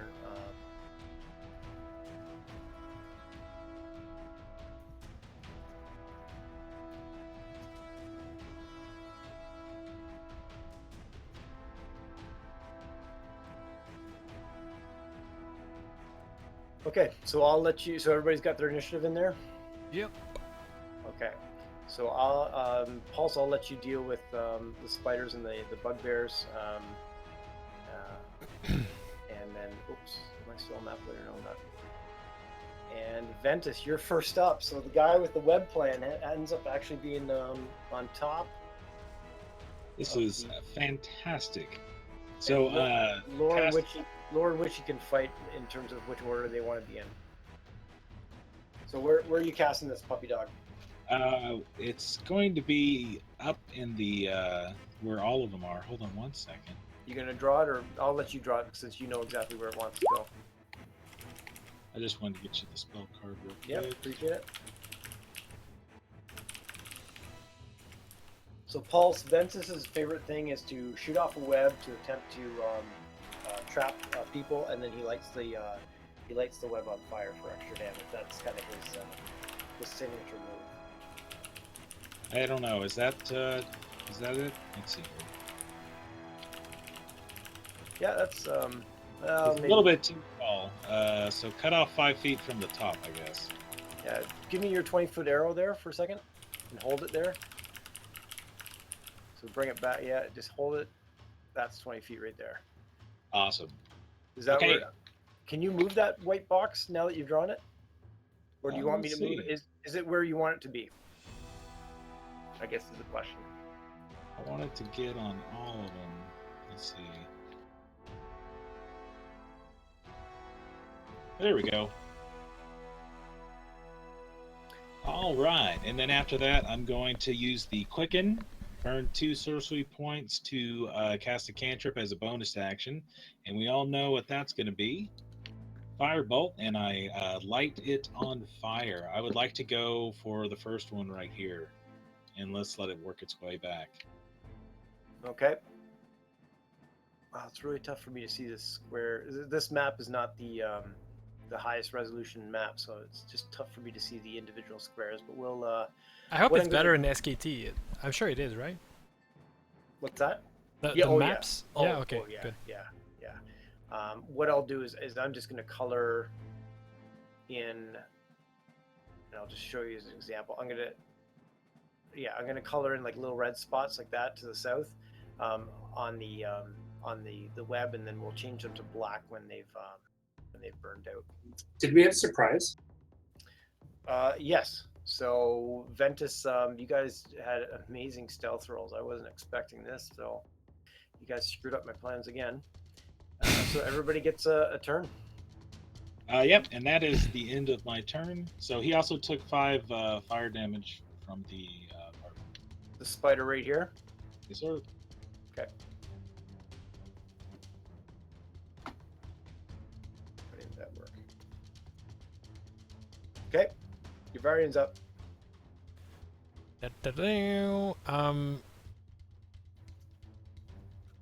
Yeah, I guess I'm gonna hit the spider as well. That one over here. And I'm gonna cast Eldritch Blast. If I can pull out my sheet, because I closed it like a scrub. And that's, I hope it hits. Big one, you know, whammy. Okay, and sorry, that does hit. Chugga-blow. And that was the one that went on fire, right? Correct, yeah. Okay. Let me throw a little red splotch. I'm just gonna throw it there. And part that's on I'm fire. going to... Would you allow me to throw an intimidation check on top of that if Arns kind of like shouts at the those humanoids? What are you trying to? What are you trying to? I would just accomplish with say, this? hold it there, like freeze, don't move. On the ground. Okay, gotcha. I gotcha. Yes, throw me out an intimidation check. Okay. All right, and then we're going to skip past the next 2 guys. I'll deal with that intimidation check in a moment because I'm gonna yell to Lore, stand back. Lore Woofy is up, and we all know how Lore usually do these things. Yeah, but I'm gonna yell to Lore before I just see him about to jump or whatever. I'm gonna be like, stand back. Yeah, I'll give you that. The quick communication in combat can be done out of turn. Do you wait? Have we decided whether Lore or Witchy is going to be Yeah, I'll let Witch go first.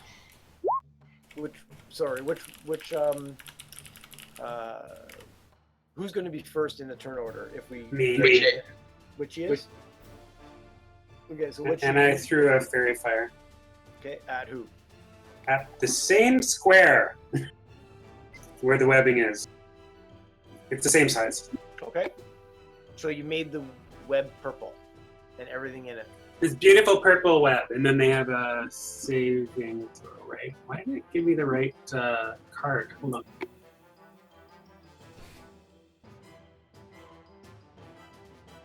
Purple wins over white. There you go.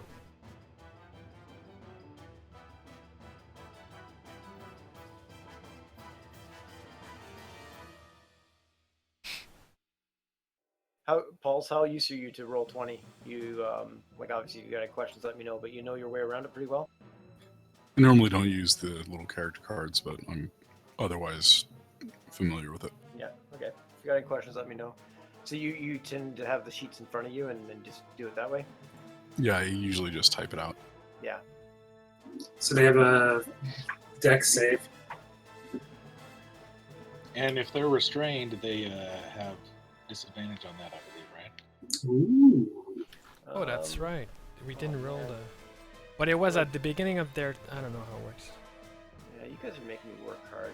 Yep. Each creature that starts its turn in the webs and enters them through must make a dexterity saving throw. On fail save, they're restrained as long as it remains in the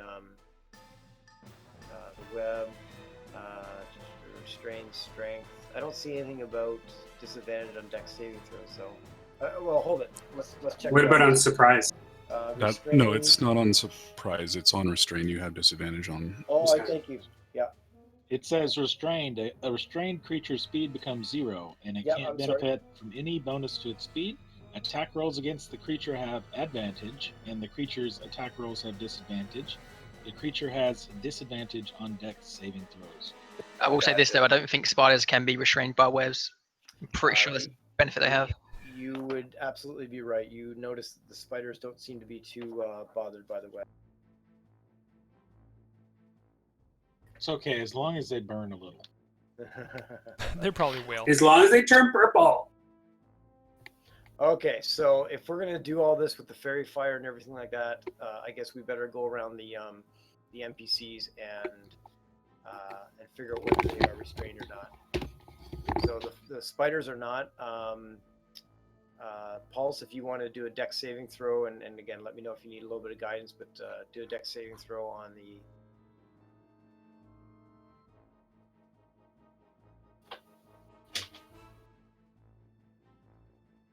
Okay, oh, I know why that's whispering to me. Okay. So Pulse is taking care of that, but the results are being whispered, but no big deal. I'm sure he's not, I'm sure he's not lying. That Yes. would never happen, right? Yay! Holy mackerel, that's terrible.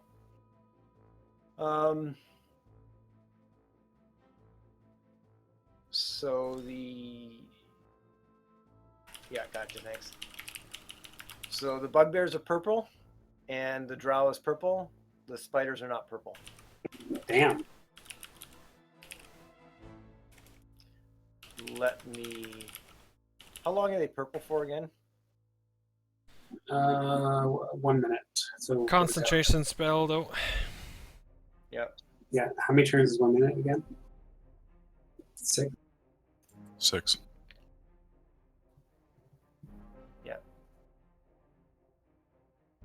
I'm trying to make them purple. We'll just have to remember that. There's an aura that I can turn on them that you guys can see, but oh, there we go. Gonna put a purple dot on them. That's how we're gonna do this. Why can't I click off this thing? There we go.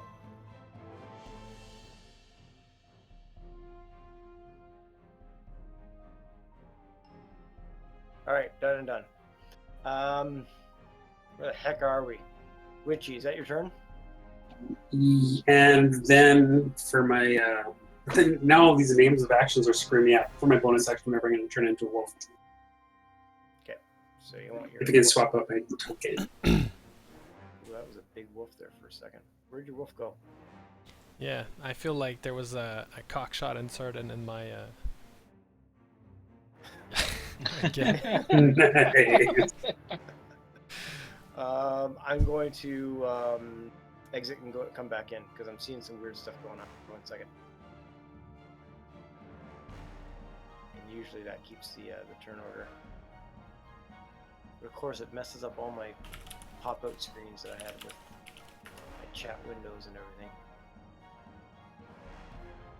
DMing is hard. But you're amaze balls. Oh, thank you. I like, maybe I was doing it wrong, but the initiative was the really like the showstopper. It was taking such a long time. Oh, I think I know it. Oh my Talk god. 3 of me! Oh my god, I'm so happy! I think you're about that big. That's it. I think I've moved the map. Yes, I have. Somehow I end up moving the map onto the token layer. There, now I can see. Okay, now I know what's going on now. Gosh darn it. And yes, it looks like you moved it a little bit. Is it off kilter a little bit? Yeah, I'm not yeah. gonna try to. I'm not gonna try to fix it. I'm It's on the supposed wrong to- layer again now, though. We have to put you back on the layer. Oh, gosh. What? Woofy's on the wrong layer? Yeah. No, you're on the token layer. can see it. My old, me the player, I can't see anything. I see you moved me to some dark layer, Oh. Okay, well, like you did earlier. Okay, I'll just put you in the corner where you should be, anyways. Okay, Witchy, is that your turn? Because you're trying to break the thing. You want to Yes, right now, but right? I can't see the room anymore. Yeah, Oh my gosh. I see where you moved to Barile, and I see where you have my old token. I know what's going on. And for some reason, I thought I had it set up that your token is connected to the direwolf. For whatever reason, it's not, and it's causing all kinds of trouble. And you're making it just really. You can use my old token if you want. It's still showing on here. Okay, I'm gonna move Witchy off. Can you now see through the direwolf's eyes? No, I still see the big. I see Barile, and I see the old direwolf token, and that's it. Everything else is black. Do you remember when I changed to the cat form and this happened? And then you did something so I could see? Yeah. Everything seems to be right. So you can't see the wolf token? Or you I can't s- control it? I see my old wolf token. Where's your old wolf token? Right there? Ping your old wolf. Is your old wolf token in the room with everybody else? I don't see the room. So you're really slowing down the game here, Witchy. It's not my fault. And it's not letting me ping either. Okay, here. I'm gonna bring Oh, everybody back. I'm here. I see it now. Oh, geez. Well, if you could just put yourself in the right spot on the map, maybe everything would work well. Okay. All right, now I'm gonna move Woofy. Can you now see through your freaking wolf? I see everything. Yep. I'm good. I'm just reading Steven's response there. Alrighty. So is that the end of your freaking turn? Yes, sir. Thank you very much, sir. Perfect. Lore, you can now go because Witchy will now allow you to go. And he told you to hang back or something.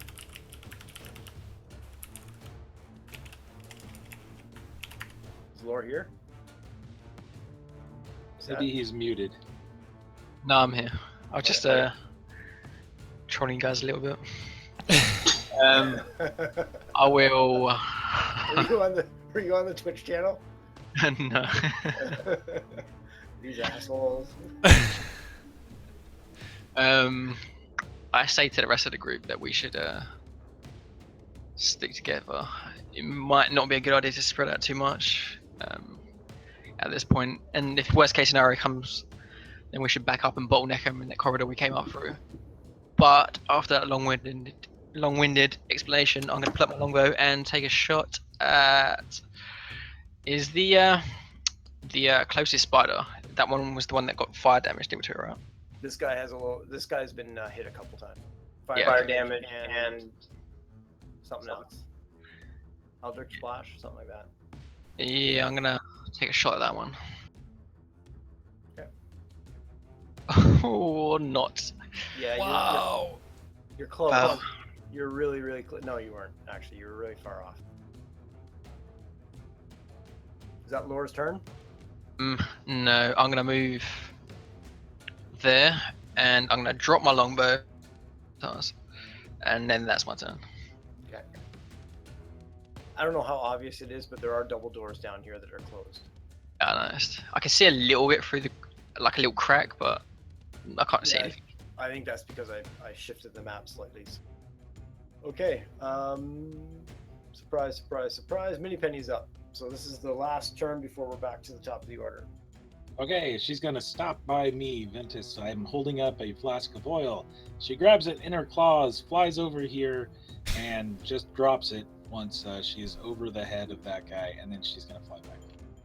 Okay. Let's put a little. Pyromaniac is back! You got It's a it. flask of oil. That's a straight up 5 damage for 2 rounds. If it's on Shit's the ground, about to which go is on fire, What it people. would be because it just fell. Yeah. So if you can see this little gray mark right there, that's more or less where it ended up. Yep. Okay. Okay. And now that I'm up, I'm going to shoot at the guy that's covered in webs and oil. This will Okay, be fun. just before you do that, so the response to so Yuvarian said kind of stand down to the group of baddies, and the dark elf in the middle of all of it says to you all, welcome to my my lair. I'm quite surprised that you. Brett. Hold on. Wait, I need to get this out. Male or female? Male. Okay, is he like law's equal? Law could be equal opportunity. Is he good looking? I wish I could. I thought I had an image of him. But, I've got one that I'll try to share later. But there's one. He's looking masculine, muscular. You know, pretty sure of himself, pretty confident. I would say pretty attractive as dark elves go. I think it's your type, Lore. Yeah, I don't know. It didn't work out too well the previous few times. I'm not gonna say anything for now. I'll let him continue his speech. His monologue. He says, "I'm quite surprised that you have come as guests, but are being so violent right now." And then he turns to Yuvarian, says, "This good elf here seems to would rather we chat. How do you feel?" And you do notice he has a large staff in his hand, and at the end of that staff is a spider, and it's a black staff, by the way. So that's what he says as Ventus is getting ready to do his turn. Does it look like he's going to discharge his staff in our direction? He looks ready, but he doesn't look threatening at this moment. But he could attack at any moment if he wished. Okay. You can ask to be discharged on your turn, Lore. I knew Ghost would pick it up. I was trying to leave that alone, but I guess That was way too low hanging fruit. What's that, Pulse? That was way too low hanging fruit. Yeah. Come on. Yeah. Yuvarian squeezed that fruit until the juice ran. Okay, so that's Ventus. Is your turn, and that's the parlay that has gone back and forth between Yuvarian and the dark drow. I say, shut up! You're not even a drow. You're like this thing. You don't even got junk. And then I shoot a firebolt at him. Oh my god. And then I quicken my spell and I shoot another firebolt at him. Oh my god. See, that's what happens when you do a law. So you shot 2 fireballs, one with the 7 and one with the 15. Yes. Alrighty. And it's at the guy covered in oil and webs. Which is the black spider dude.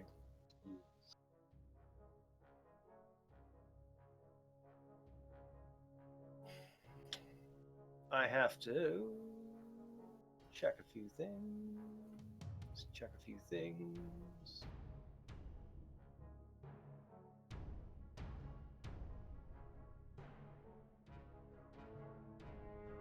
Oh, that's where it will be. And I think he can do this. I have to check. No, we do know he's restrained. No, we know he's fairy fired. We haven't checked if he's restrained yet, but he can. Oh, I might have this. advantage, right? Is it fairy You fire? do.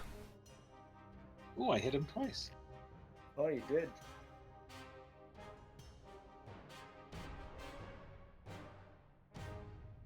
Man alive. Okay. You hit him, he takes 8 damage. Plus 5 for the oil. Plus whatever for the webs. The webs don't ignite until the end of the turn. Yeah. Okay. But the Yeah, ones up plus- here should have burnt, right? The webs do not ignite until the end of the turn. Yeah, but I think that's our second turn because we had one full turn each because of the surprise. Are you saying till the end of Ventus's turn right now? Is that what you're saying? End of the combat round. Yeah, so we had one combat round that just ended. That was the prize. So it would So- ignite. So so it the would be plan burning right now. So would this be car burning. would be burning probably. This one is burning right now. Burning or would have burnt out and spread to the next part of the web.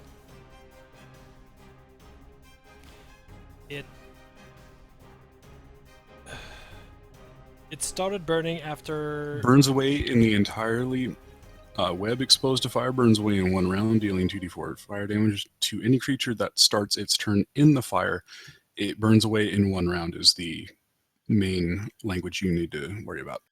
So as soon as the damage was done with the fire, it should have gotten the 2d4 because it was in the web, and then it would have, if it stays in the web for one round or whatever enters and leaves, it takes the damage. No, you don't double up the damage. It's if they start their turn while the fire is happening. Yeah, I think that's right. Because it ignites at the end of the turn. And then it has to Why start. would it ignite at the end of the turn? It ignites as soon as it hits. Because you're trying to double up the damage is why. So the language states very specifically that any creature in the fire at the start of their turn, and it ignites and takes 1 turn to completely combust. So what I'm kind of hearing that is like the fire starts there, and at the end of their turn, if they're still standing there, it's like you fall. It's like you running through a campfire. If you run through a campfire, there's a certain amount of damage, probably very little. If you run and stop in a campfire, you're gonna be hurt at the end of a certain period of time.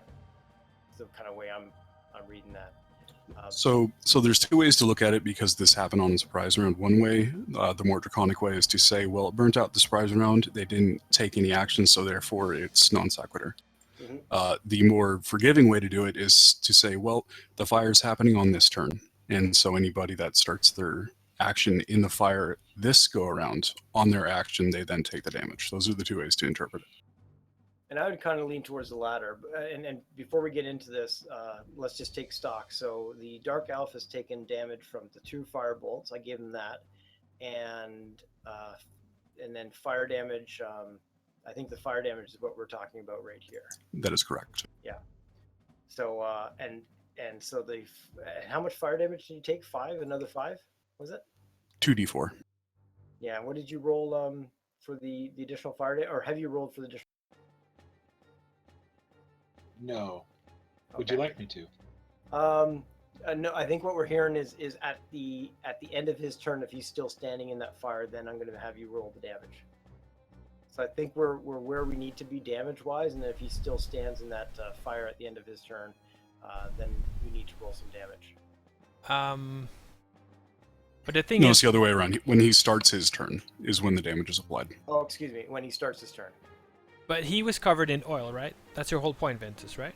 That this. Yeah, that guy's No. covered in oil. I just hit him twice, and so Yeah. the oil should combust right then. I don't Yeah, care about that's. the I think web. that's. I'm It's not the talking about web. It's the something oil different. combusting. I'm not trying to get double damage or whatever you said. Yep. Yeah, no, I got you there, Vorpal. So the oil is now on fire, and depending on who starts their turn in that oil is going to hurt.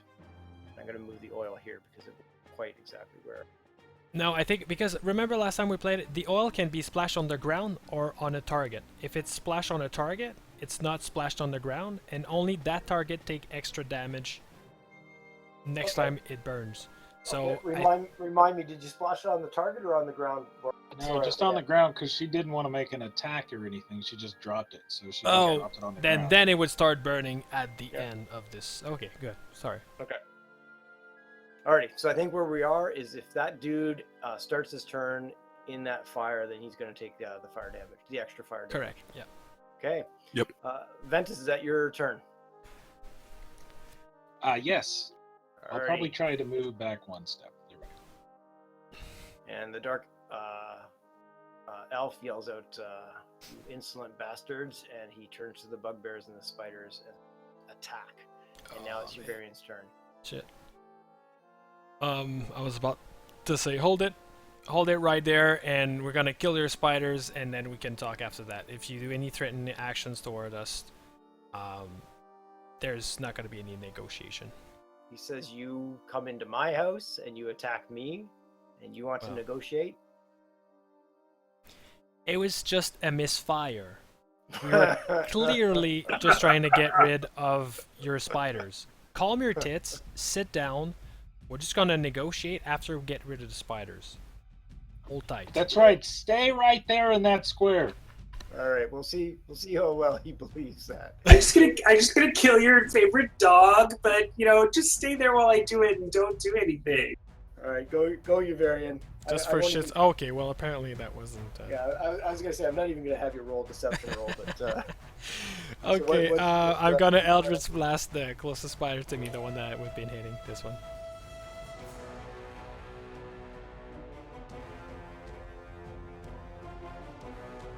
okay, and Does that that hit? does hit. Yeah. Oh man. Warren. Oof.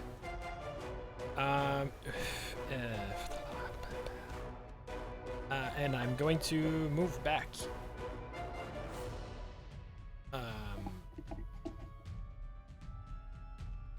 Here, I guess. Because I'm like that. And that's the. And then I'm going to tell Laura, go get him. And you're inspired, just like that. So, wait, you back up and then tell me to go get them. Of course, man. Mock and heal. Mock and heal. Okay. Okay. And that's the end of my turn. That's your turn. All right. The dark elf there. He's going to do a few things. He's going to cast a spell, of which that's all you know, and good one, Steven. He's going to cast a spell of which all you know. That's all you know, and he's going to try to get it. So, and he hasn't done we haven't gone to do a saving throw on this web yet. So he does a dex saving throw to get out of the web, but he does it with disadvantage because he's currently fairy fired, right? Do I remember all that correctly? To disentangle, no. The strength check, right? To break through the web. Yeah, to disentangle or strength check, no. Yeah, I don't think we even determined whether they actually got restrained. We determined whether they were fairy fired, but did we determine whether they were restrained? Did we miss that? No, you do that at the beginning of this turn right now. Okay, so that's a dex check to make sure to check whether he's been restrained or not. Correct. Yeah. Okay. All right, so he's restrained. That's easy enough. If he's restrained, you can't do any of the arm somatic components. I don't think of spells. Speed becomes 0. Can't benefit any bonuses at speed. Attack rolls have advantage. His attack rolls have disadvantage. So I would say he does have some arm movement around his spells if he can attack at disadvantage. Okay. There's 3 components to a spell. There's verbal, there's somatic, and there's material, right? Yep. Yep. Yeah. No, I'm gonna play this one that he got that spell off. Yeah, because otherwise I think it would be paralyzed condition. Yeah, exactly.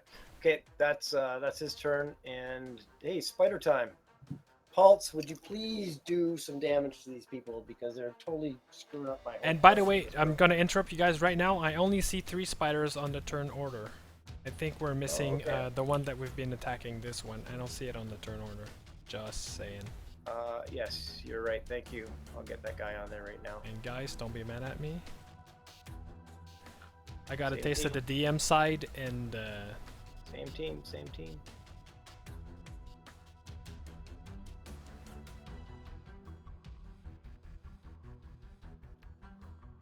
Well, thanks, Steve, for that. I don't have the Twitch chat up, unfortunately. I'll have to check that out.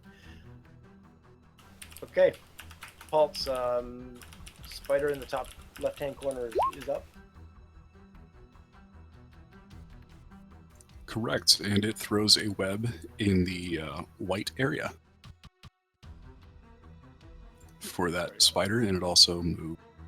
oh shit, we're getting a taste of our own medicine. Right there for that one. I wonder if the Dark Elf has Firebolt. Oh shit. So let's make these restraints checks right now before we forget. So Ventus, Lore, and Mini Penny. Yeah, Mini. It's not like Mini Penny flying and beat up in the air. Right. Do we get dexterity checks? Because that just says we're restrained, right? That's what you're rolling the dexterity check for, is to see if you are. Unless I'm reading that incorrectly. No, that's usually how I've done the web. And is, hold it. As an action, the restrained target can make a DC bursting the web. Yeah, you're making a dex saving check against the H, correct? Yes. Yeah. Okay. So Vorpal, you're good. Huzzah! Lore. You are just the way you like it, tied up with a dark elf. Possible goblins that are staring down at you. How did you know? You failed that one on purpose, didn't you? And then Mini Penny. Yeah, I just here. Let me just do Dex because I Yeah, don't see whatever a works. Dex save. Yeah. So okay. So Lore, you're restrained.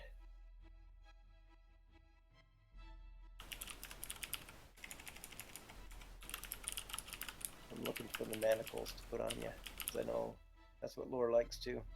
Lore likes manacles. This is going to start turning into roleplay after hours soon. There we go.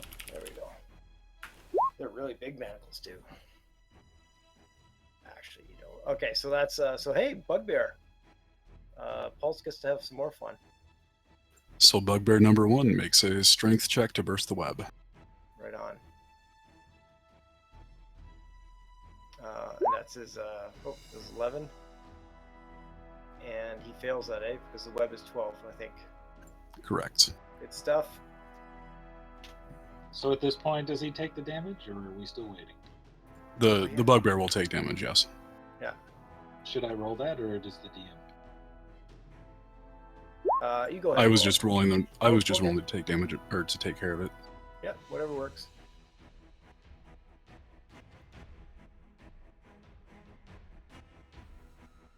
And is that the Bugbear's turn?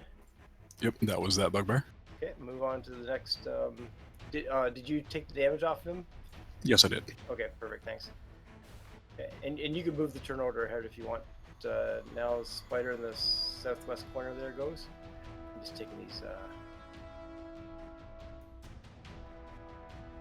previous stealth. So now that the spider sees that there is a tasty, tasty morsel, I don't know about tasty, but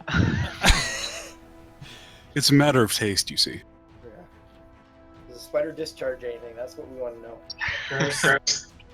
I've already been discharged on. And I believe since you are restrained, it has advantage, so a 24 should hit. Oh, yeah. and poison. Oh. Starting to What? like Pulse. Starting to like him a lot. Who invited him? That'd be me.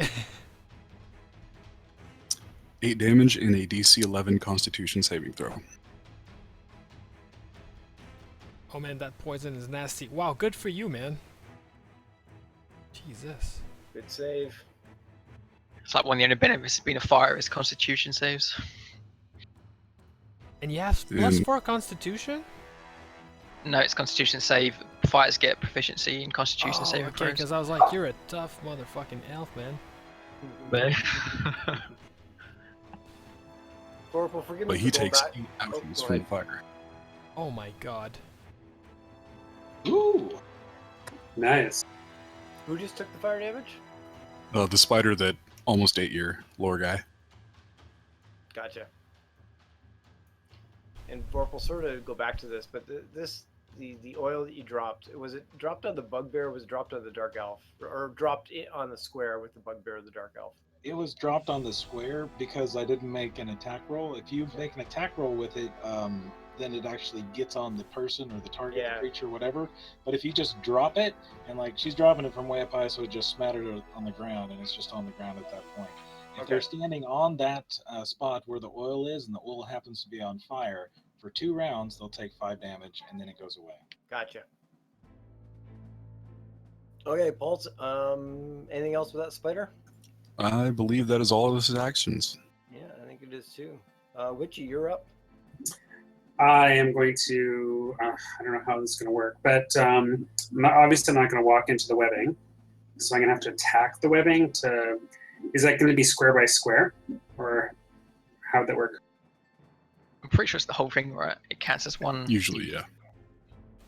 It usually is the whole thing. Yeah. Okay, so I'm going to attack the webbing so I can try to pull these guys free. Okay.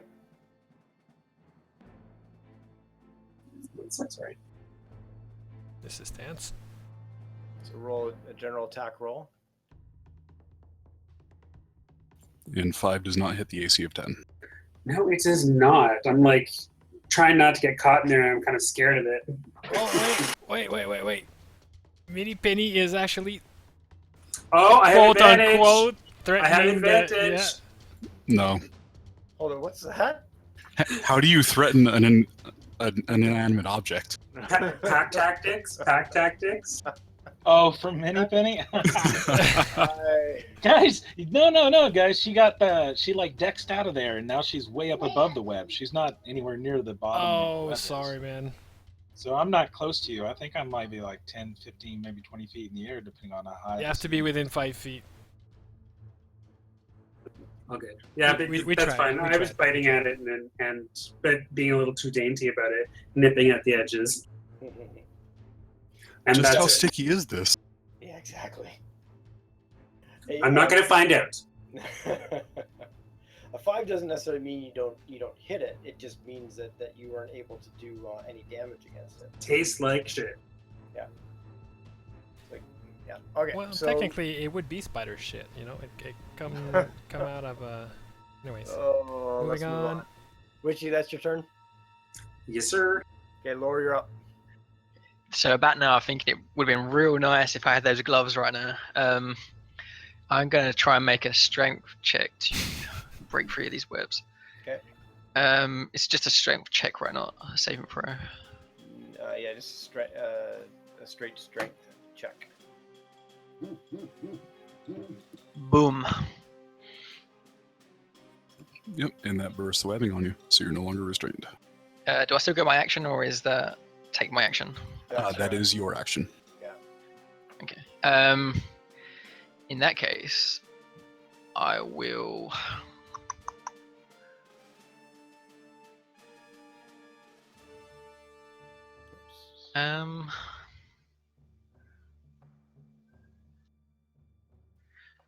I'm going to use my bonus action and second wind. Just moving the spider for a second here, and then. Okay.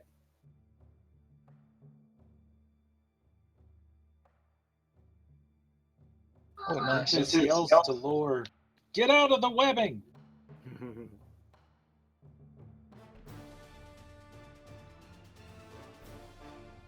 Okay, so sorry, Laura. What were you doing? Bonus action, witch?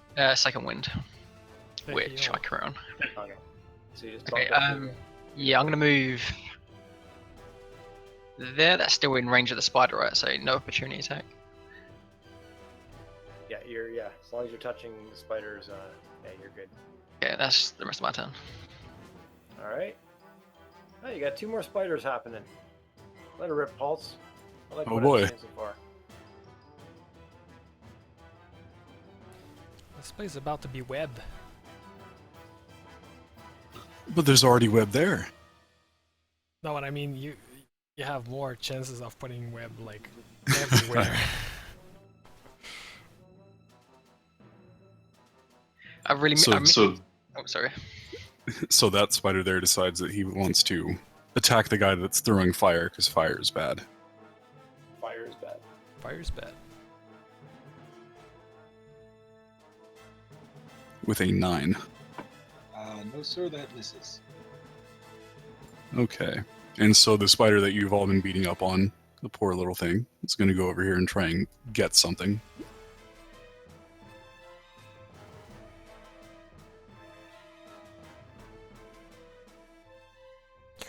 And that, I believe, does hit. 19, it would hit, but I use my glass staff of defense. I burn one of the charges, and I add 5 AC, and it misses.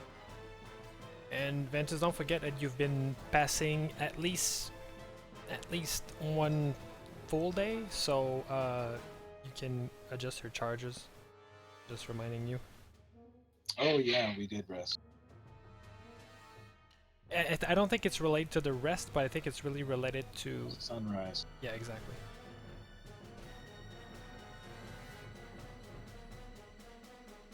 Okay, is that the spider?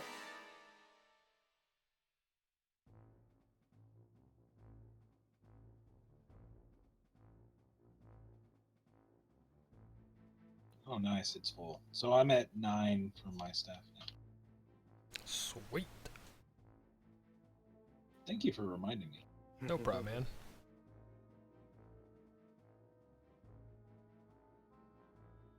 Okay, and it's the bugbear now. Way back in the corner there, that's got fairy fire, and I don't think. Yeah, we have to do a deck save for the bugbear to see if he's stuck in the web. Oh, and that's the fire damage on him.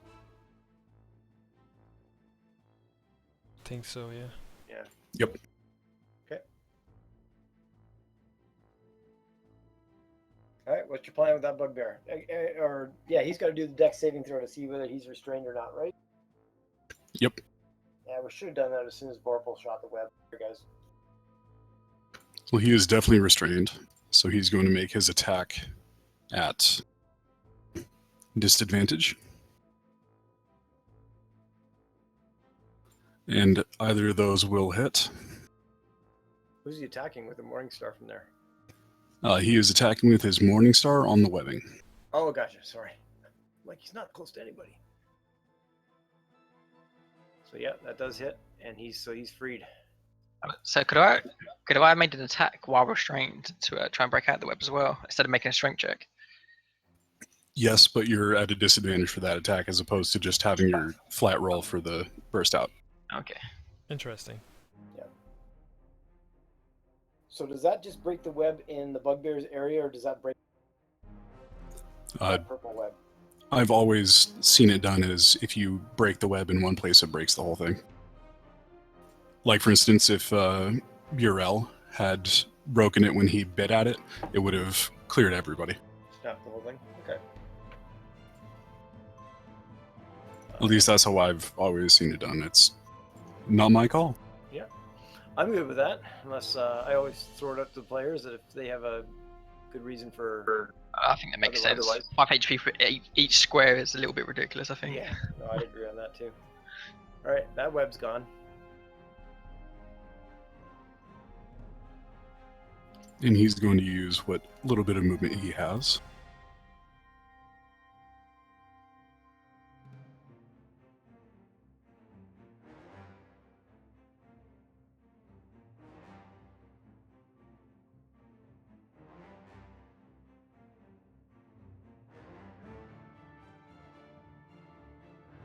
And he's still affected. To move to roughly It's there. like the poison can be And pretty he's still nasty. affected by the fairy fire. Yeah, exactly. So I can get rid of... Is this spot still on fire now that the web's gone and everything, or have we dealt all the damage that spot's going to deal? The That roll on the spot, I ground believe, has 2 yeah. wounds. Yeah, the spot still has the oil on it. Oh, that's right. Okay. Okay, if that's the bugbear's turn, Mini Penny's up. Okay, she's going to do the same thing. This is my last flask of oil. She's going to drop it right here. And then go hide in the corner. And that's her turn. Okay. She's not actually stealthing. She's just in the corner. And I'm sorry, where did she drop the flask of oil? I missed that.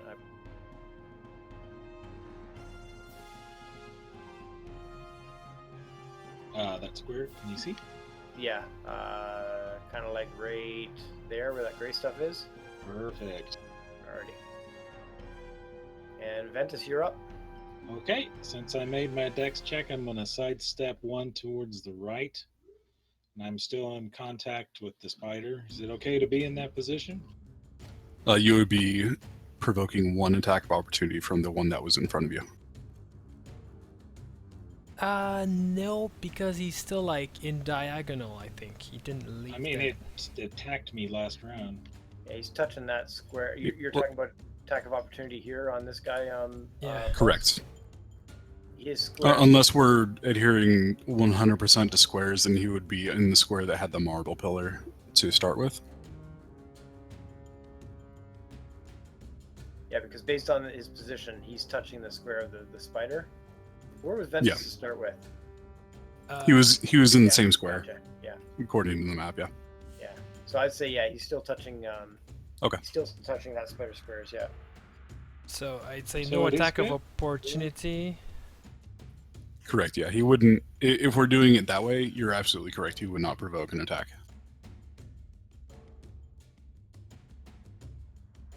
Okay, this is going to be the 15-foot arc to hit those 3 spiders, and I don't think I'm going to hit that guy. It's a little bit short, but I will hit all 3 of these spiders with it. Yep. So let me go ahead and roll that.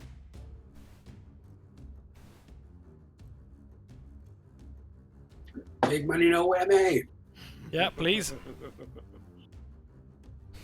Oh, it's Some actually damage. it's a saving throw. Okay, so Yeah, that's dex save. the burden's on the spider, so that's okay. Paul, so you got them, or you want me to do them? Yeah, I got him.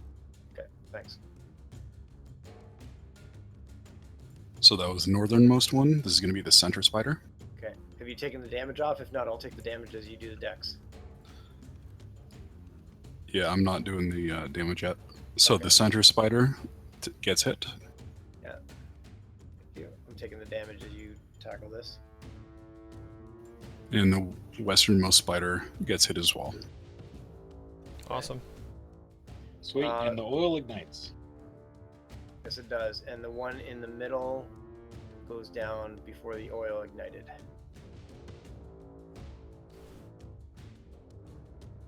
That will be my turn. Good turn, Ventus. All right, Uvarian's up. I'm going to.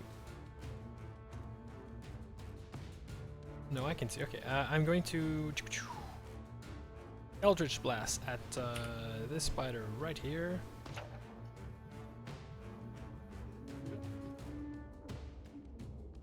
Does a 15 hit Yes, it does.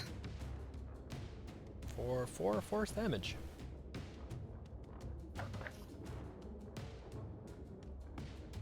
Okay, and I was just checking something, so if you've got that damage, Paul's great, but if not, I can handle it. Mhm. I got it. Okay, thanks. Appreciate it. Thanks, Steven. Take care. Yeah, take care, dude. And Aaron, hello to you too.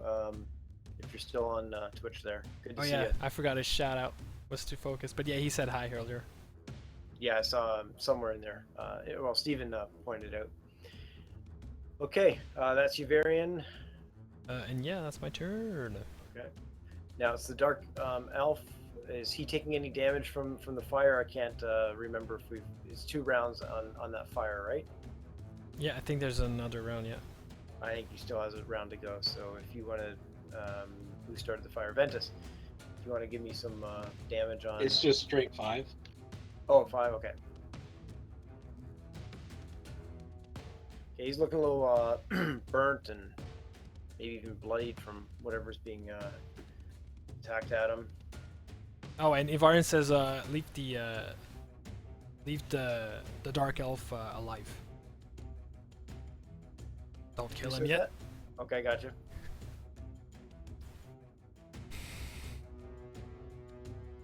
I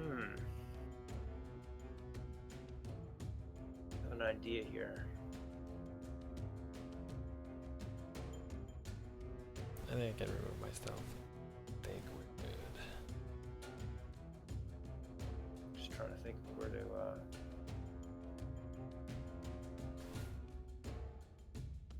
Second here.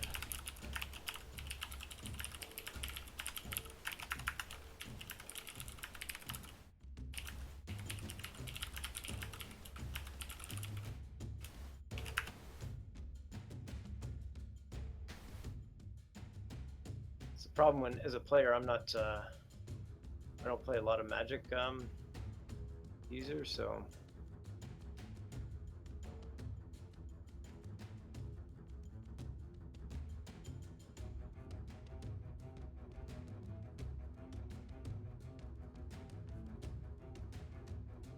Alrighty. I think I know what's going on.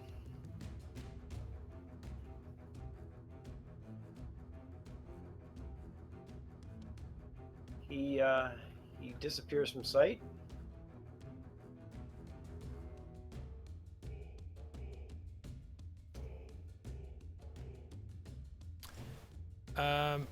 Well, Or can he with fairy fire? exactly. Yeah, we should still see him. Crap. So he would think he's invisible, but he cannot benefit from being invisible. Gotcha. You guys are bastards. Hey, I planned it that way. Dude, we're pros, man. We've been doing this since April. For about 10 days in game time. for about 15 episodes. Yeah. He didn't take a potion of invisibility, but I'm going to put it on him as he. If I rolled that back, he would have known that the fairy fire would have not allowed him to do that. But what the crap? Does he have the spell? Does he have what spell? Fairy fire. He might not know how it works.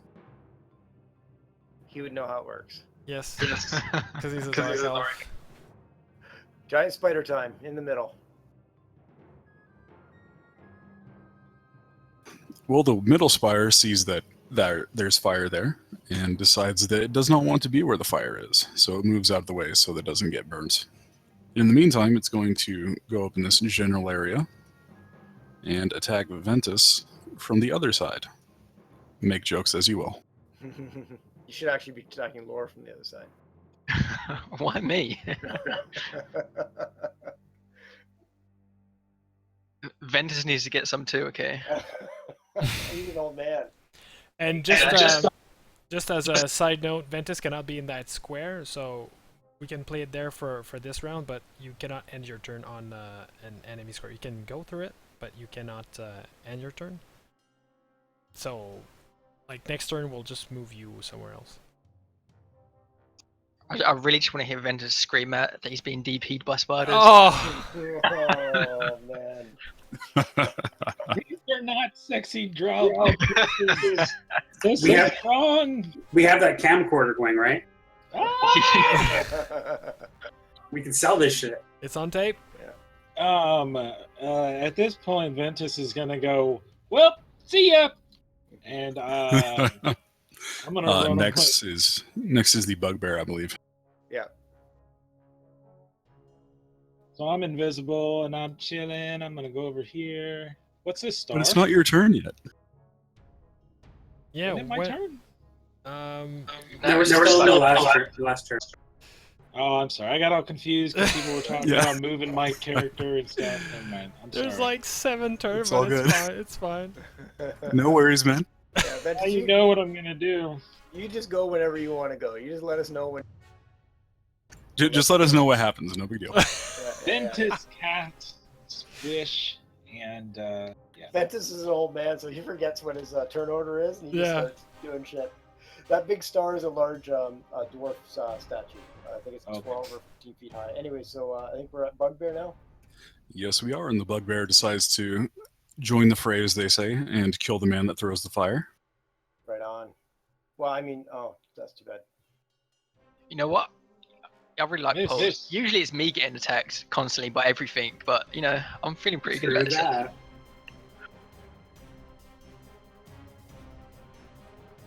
Alright, and he does not get advantage because he doesn't have tactics, even though he's flanking, which is sad face. So 11, I believe, will miss. That is correct. It's a miss. All right. Yeah, Ventus is our main tank. Pretty much. Apparently. He now is. And that takes it to the other giant spider, which is down there near Lore, who is actually going to not attack Lore. He's going to throw his web further down the hallway. I knew Of it. course. Yeah, I really like your pose. You know that.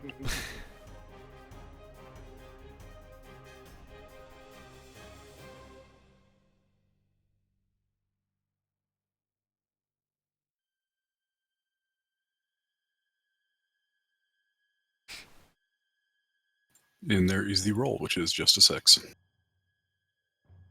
But I got my deck save, right? Yes. I got a 17. So what is that? What is that roll for? The 6? That's what.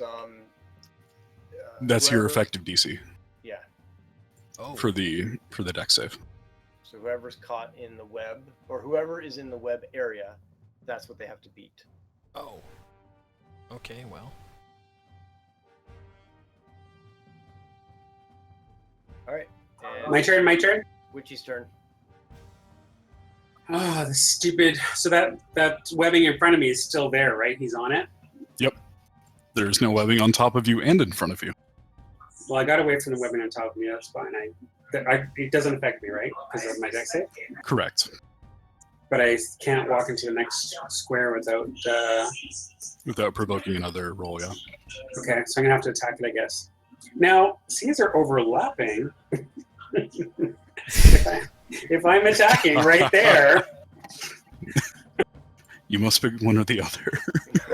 obviously the one in front of me. I mean, unless wolves evolved AoE Jaws, in which case, holy shit, I'm scared. I have big jaws. I'm a big creature, damn it. And I have no advantage or anything, so that just sucked. Yeah, but you did nothing against that web, I'll tell you that much. Yeah, I'm scared of it. I tasted it the first time. I was like, I don't want that. And that's it. Well, apparently we learned how to neutralize a direwolf. Exactly. Throw web at it, yes. Yeah. 10 Now- turns later.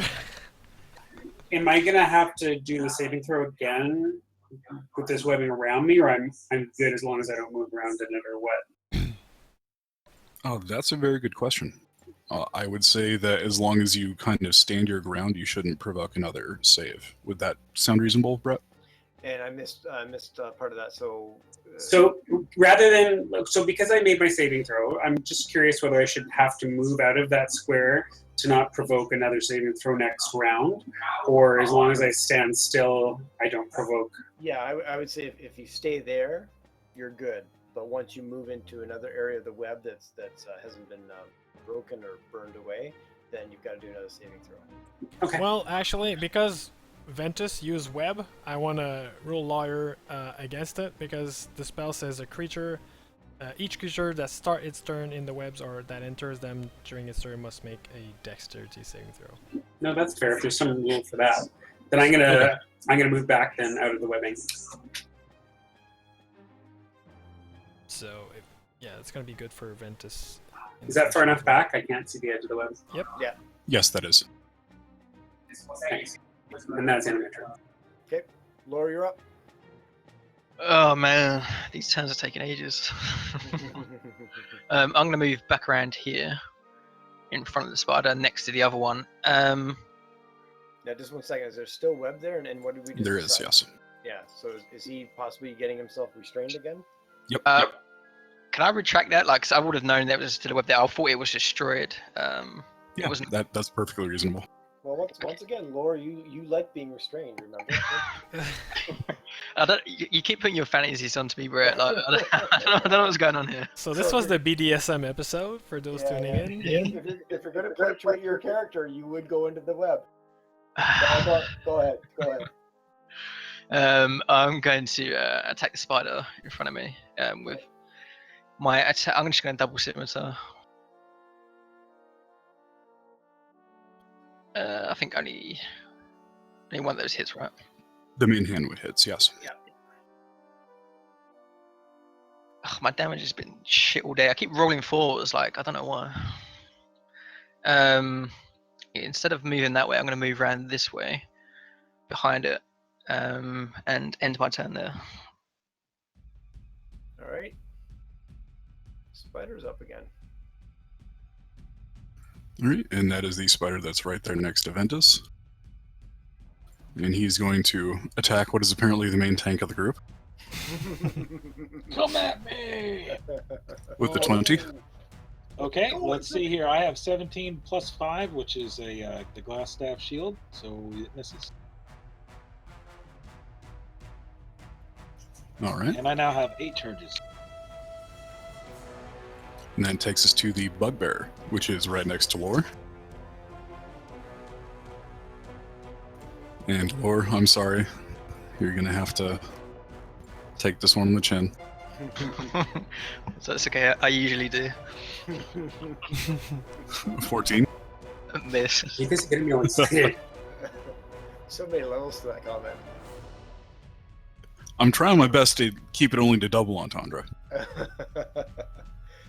Well, the part that you probably don't know is it's usually not a game unless Lord drops to 0 hit points at least once per session. Kinda, yeah. I mean, it happened last time, didn't it, with a Wraith? Like, I talked shit to him and then he fucking one-shot me. Yeah, that's right. That was last session. Okay, so that was the bugbear's turn, and Mini Penny's up. All right, Mini Penny is going to squawk, and then she's going to fly to Witchy and kind of just be above him. Mm-hmm. And whenever he makes his attack, she's going to swoop down and try to assist in whatever form she can. And that will be her turn. Alrighty, Ventus. And actually, I keep remembering this, or I keep trying to remember this for a conversation outside the game, but I'll just mention it right now. Vorpal, consider, and I'm good either way, but consider whether you want to do Mini Penny as a different initiative roll, or just act on Ventus's initiative roll in Storm King Thunders, whichever. Oh man, it would be so much easier if she just used my initiative. Okay, well, you know what? Like, let's in the future, let's just do it that way. Then. Before we move on for this round, which round are we in? Is this 5th or 6th? This is the 6th. Okay, so Fairy Fire drops off. Fairy Fire has now dropped off. Yeah, it was 5 rounds. Okay. So does that mean dude just went invisible then? No, it's a minute. It's a minute. A minute is 10 rounds. Oh, Yeah, yeah, then sorry, it's my 10 bad. rounds. Oh, My okay. bad. Forget I said anything. Okay. I'm really not working against the team, I swear. I don't want all their gear. Here, let me do a medicine check on you. Okay. Where the heck are we, Ventus? What are you up to, Ventus? Okay, I'm going to take one step back this way, which should not give any opportunity attacks if I'm correct, right? Yeah, you're staying in the same square, so it shouldn't Okay, affect you in any way. Awesome, man. And But then are you moving what I'm into- going to do... But you are moving back into the web. Yeah. Yeah, that's fine. I'll make my deck save. I would like to cast Flaming Hands, and it's okay if I take damage from the, whatever, 15 feet. So I'll hit that one, that spider, and all this web is going to go bye-bye. Yep. Go ahead and make your restrain roll. I have NSYNC and Justin Timberlake in mine right now. I'm restrained. I assume with a 9. Yes. It's 12, if I remember. Okay, but I can still cast my spell, you said? I think so. Absolutely. Yeah. Okay. I mean, the other guy Here we was go. able to. Yep. And because yours is a DC saving throw, you can't really miss with it. 11. Yeah. Okay, so this is gonna be the- spell that required advantage. If a spell required like an advantage-disadvantage roll, then. But if it's just I'm good with what you're doing right now. Okay, so 2 spiders have to make a save. Okay, that's the northmost one, and this is the southmost one. Okay, so the northmost failed. The southmost succeeds. There you Okay. did. Laughs at your fire. So the one right to the south of you just burned away, and shoot. And this guy cut it down to half. So he's looking pretty hurt, but still around. Is that your turn, Ventus? Yes, sir. I'm gonna stand right there in the web, because I can't do anything else. Yeah. And you're restrained, right? Yeah, I'm definitely restrained right now. Yep, he's restrained until the And end I'm of the about round. to be taking like 2d4 fire damage next round, I believe. Yep. Yeah, that's right.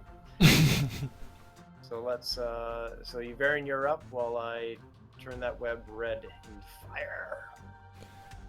Okay, so I want to make a strength check with special gauntlets. Okay, give me. Oh, that means you need to know what they do. You know what I mean? So sneaky. gotcha. Sneaky, sneaky. Okay, give me a second. What is your strength right now? Oh, he's gonna roll it privately. 14. And yes, I'm good with rolling it. Whisper or whatever. You can roll it out in the open. I will just You'll I'll modify it. I'll adjust it in my brain and tell you whether or not you save. Okay. That's a strength check though. That's not a saving throw. So I just. What is it? Oh yeah, Strength check. Just hit STR. yeah. I The straight just got a strength. strength. Yeah, that's what I thought. Okay. Yeah. And what does he need to break free? 12 or something? And Yeah, then 12. 12. Yeah, it was 12. No, this one is 6. That was the weak one. Was it? No, The That's for the dexterity. yeah, that the 6 is the dexterity that you need to beat, not to get restrained in it. Oh, but then I'm not restrained. No. Mine is the 6. Yours is it's a different one. My web is the yeah. 6. Yeah, now we gotta remember what the heck the dex saving throws on these webs were. And just roll them back up. Why aren't they all the same? Because I think they roll when the spider. Like a spell, like when you throw it, it's like a hit on the web. It's like it determines what you have to roll to dodge out of the way, I suppose. I guess it's their way to kind of scale it back so it's not super overpowered. Because web's an amazing spell. Yeah. What was your saving throw, Ventus? Mine was 8. You meet it, so you're not restrained. You're good. Okay, cool. Sweet. Well, then I would have taken a step back out of the fire. I'm You good can't with that. end your No, move yeah, in, you can't because you're moving into where that spider is. Oh yeah, and I can't end my turn there. Okay, never mind. Sorry. But I mean, you could- can move, but you just have to move not where there's a creature. Yeah. So Okay, if you got how enough, about right there? Yeah, that's fine. well, but you're going through an enemy square now. If you got enough movement to get here, or There? even there, yeah, either one of those, because you're dancing around them. But if you're to move further than that, you'd take attack of opportunity. So yeah, you're good. Cool. Thanks, guys. Okay, no problem. Yvarian, let's get back to you. You just break the web. Okay. And I will. Well, I guess I'm gonna stay there. Doesn't really matter. It's just I'm gonna not get any disadvantage on my attack, and I'm gonna Eldritch Blast the spider right here. That one. Okay.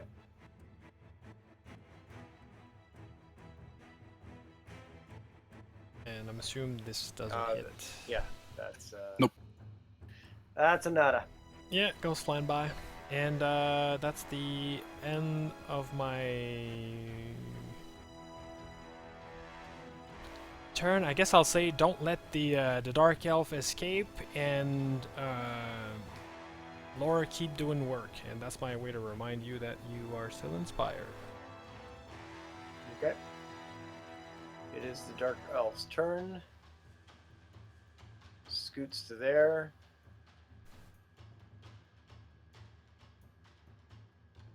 Throws open the doors.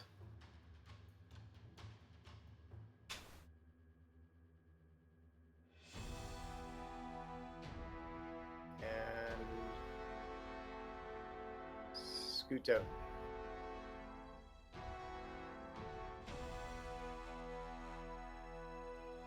Bugbear's turn. All right, so this bugbear is going to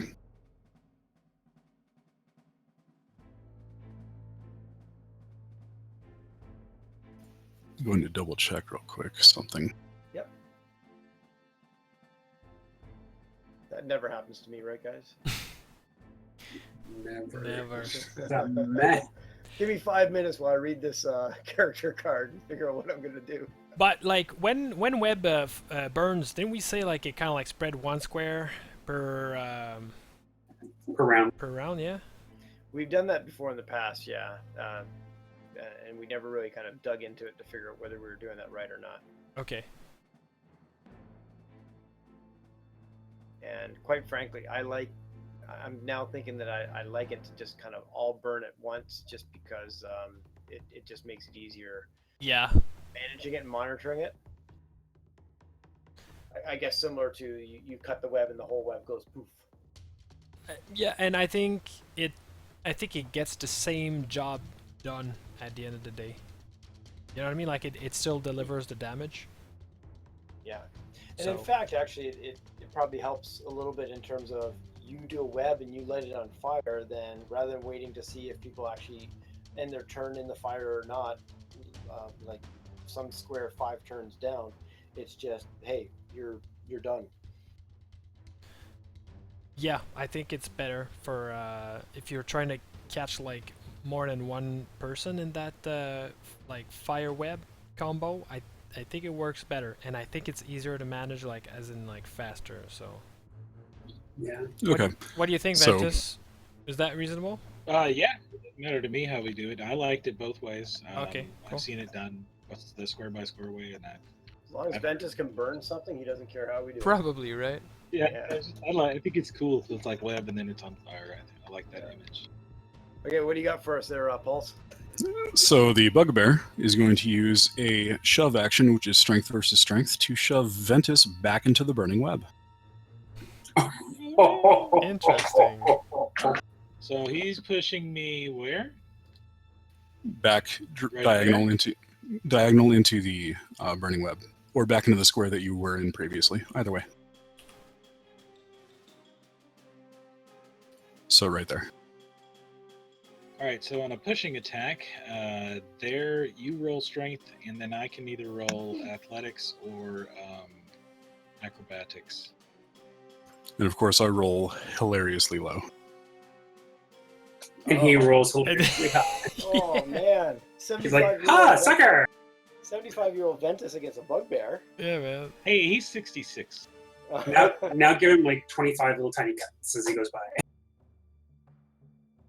It's so silly. Yeah, exactly. How does that work? I'm not too sure. Dude, he's dragon magic. Of course he's awesome. Yeah. And the bugbear is going to use Charge the into rest the of flame. the rest of his action to do an end around to interpose himself between people and his boss. You stretched the bugbear. I whacked did. you as you ran away. No, he's didn't leave your square. Because you're occupying the same square as that fireball, even though we're using smaller squares. He did not leave the one that you're occupying, or one adjacent to the one that you're occupying. He did though. No. Totally did. He was right here, dude. Yes. He was right. He was right there to the block north we're of you. using the small like kind of like whitish grayish square. Like I know what you mean. You're looking at the big like black squares. Well, if that's the case, Ventus provoked about 5 or 6 attacks of opportunity. But okay, Yeah, so Instead- this is a 10-foot square right there, Pauls, and this is a lighter 5-foot square Yeah. inside it. It's just okay. the way Either way, he can still make that movement. So, Yeah. because he was right there, Yeah. Yep. there, Yeah. and then down. And then that's like So no attack of opportunity. here. That's doesn't where he make leaves. He leaves the reach. Like if he leaves that square, Yeah. he provokes. So next one. is the giant spider on lore. Yeah, so he's right there. So he's against Ventus, so there's no attack of opportunity there. And then, giant spider on lore. With a 13, which I believe misses.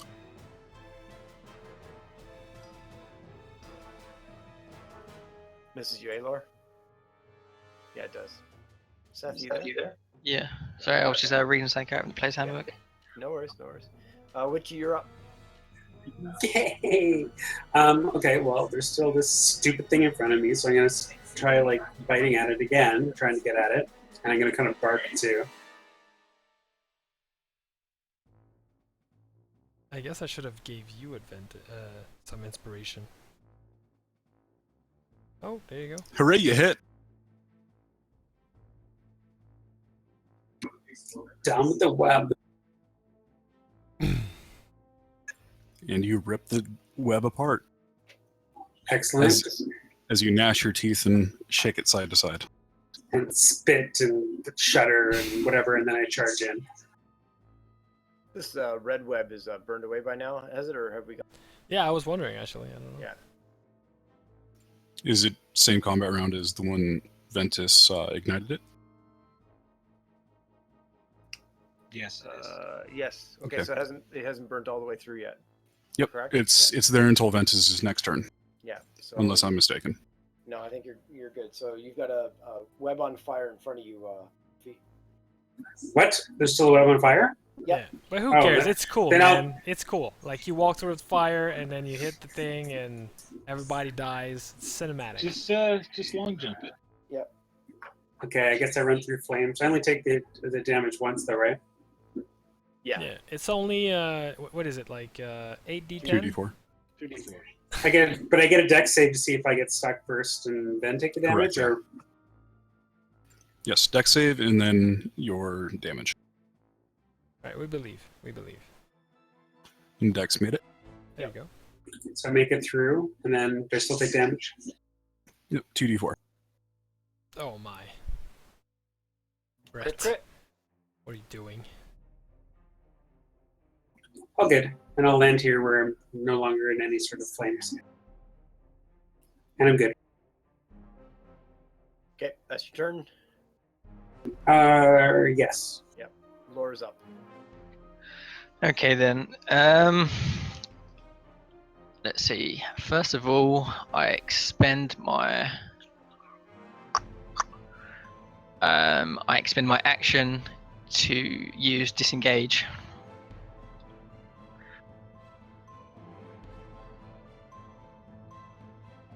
Then I just quickly shout out, I'm going after the wizard, you take care of the jobbers, and I The jumpers. move towards the wizard. So like Lore to go after the character that he thinks is a doppelganger. Hey no. Just trying to Wait, get him honey, alone. wait!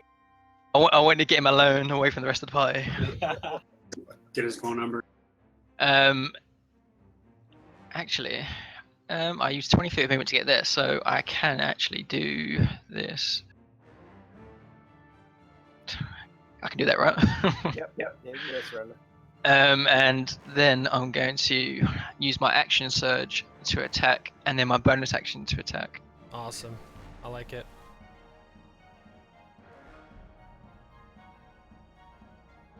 Now you're gonna have to correct me on a rule before I roll for damage.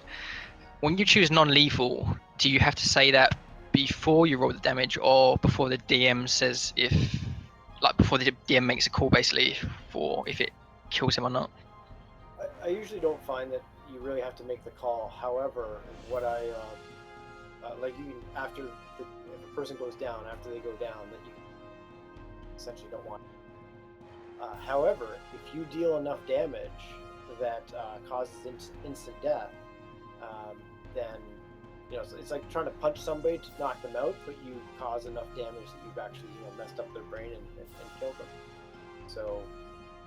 Okay, well, in typical Law fashion, he's just gonna go for the damage. Okay. So the risk here is that you could give enough damage. Both of those are a hit, by the way. The risk here is you could give enough damage that kills them. And now I've got to remember what instant death is. It's enough leftover damage to equal your max damage. So you did max hit points. Yeah. So you did 10, 18. 12, right? Because the Oh, I'm 6 sorry, is yeah. if it 12. would be a crit. Yeah, it was an advantage. So he goes down. Oh fuck! Non-lethal. Exactly. He goes down, and you did not instant death him. He's bleeding out, making his death saves. Yeah, we'll use we're gonna use death saves and all that kind of good stuff. I'll explain those in a moment. All right, is that your turn, Laura? Yeah, I can't do anything else. Giant spider's up. All right, so the giant spider saw people go down that direction, and it's going to throw a web onto Lore.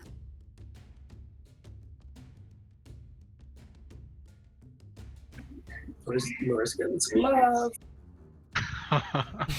Some real love. Ooh, that's a good web. So just correct me again. This is a dexterity check or saving throw. Dexterity save. Yeah. Versus 21 this time, Yeah. for one's rolling high. Oh, almost. Unless you have advantage, I don't think you have advantage on that dex save, right? No. Giving you advantage? Can I have advantage for being awesome? Can you have what? Can I have advantage for being awesome? Once you become awesome, I will give you advantage. I mean, I thought that last round was pretty awesome for Law. Alrighty, and the dark elf is automatically stuck in there, I would say, because I don't think you can do a dex saving throw when you're unconscious, or succeed on one. Okay, so that's the spider. Any movement from that spider? Nope, spider's going to stay there. Okay, bugbear.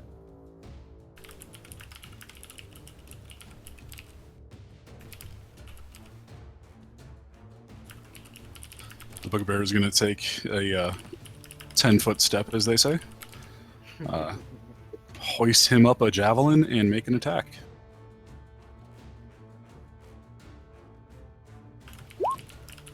And 12 will not hit. Okay, Mini Penny. Oh yeah, Mini Penny's gonna come up here with Beret and assist him, or Burial. I'll eventually get that. Assist him on his first attack against the guy with the purple flames. Let's just short form it and call him Burley. Which, just call him Witchy. Oh, I think I like Burley better. An intern for Mini Penny.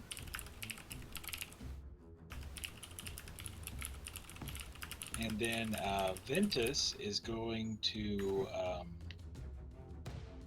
cast Shocking Grasp with advantage on the purple guy. 17 hit. He's not purple anymore, by the way. You mean the bugbear with the purple dot? Yes. Yeah, he's purple for 10 rounds, and I don't think we're at... Oh, never mind. Yes, we are. Never mind. I forgot about that. Which- I told you I'm not trying to get everybody killed. I swear. I don't want all their loot. What are you talking about? So yes, the 17 does hit. And I am going to, while you guys deal with this, I'm going to try to get this map back to where I think it originally was. I think we're good there.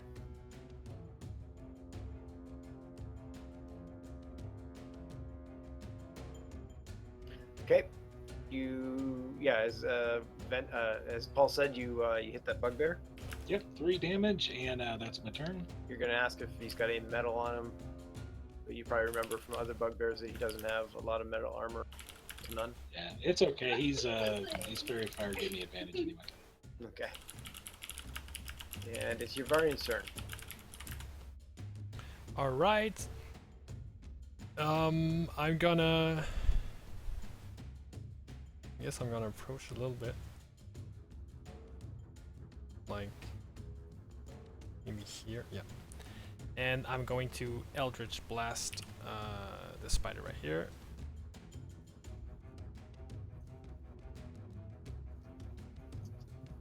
Hoping a 14 will hit. Yes, it does. Awesome. For 2.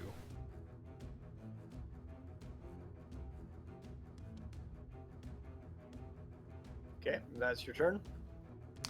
I will. Will retreat a little bit. Yeah, at the top of the stairs. Okay.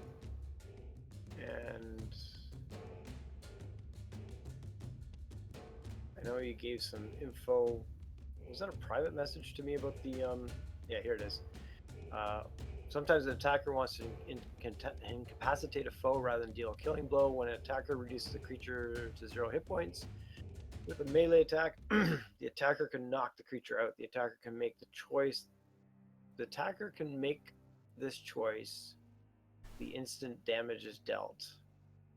That seems a little wonky. I've got to read that.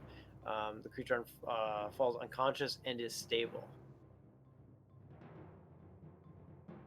Nice. So I've got all of that except for the about the instant damage. I think what they mean is that you can roll damage before deciding. That's how I read it. Yes, and That's in page 198, eh? so you don't accidentally kill somebody. I'm in general. I'm certainly good with because I was about to do some death saving throws for him. Typically, Yeah, I don't.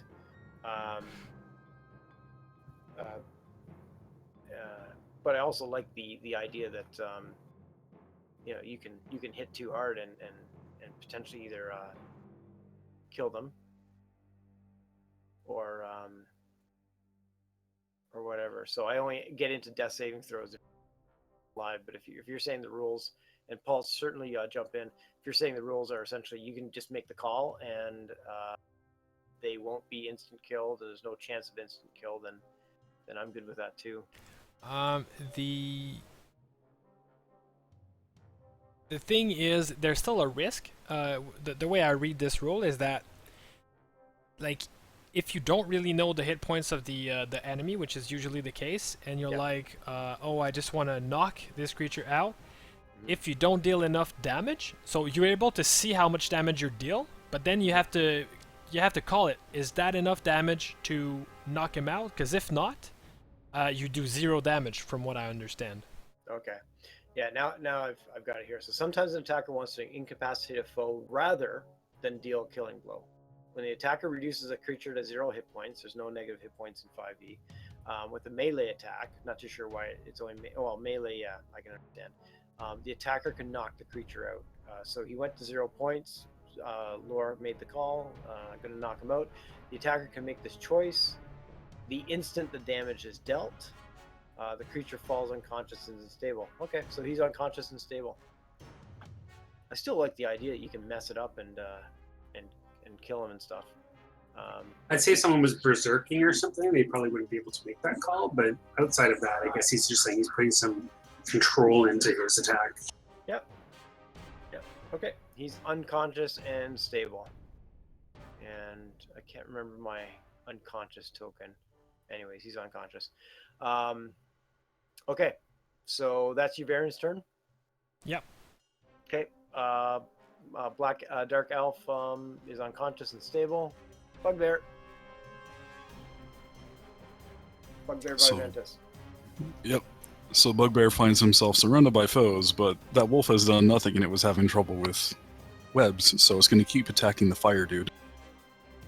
Fire dude. That is the plan. Yes. Come at me with another strength check. Come on! That doesn't miss.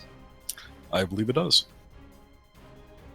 Unless 13 hits you, which I don't think it does. All right, so yeah, it doesn't hit. Which takes us to the other giant spider. So like, I think we've agreed that Wolf was going to tank from now on, right? Yeah. I've got really good dex, and like the dragon AC is 13 plus dex, and then I get a +1 from the staff, and then 10 charges a shield. Oh my goodness! So awesome. So with advantage, the bite happens and hits Lore for 21. Or rather, 21 should hit him. Yeah, it does. Please make a DC 11 Constitution throw. Oh, Gosh. that's a turn of event.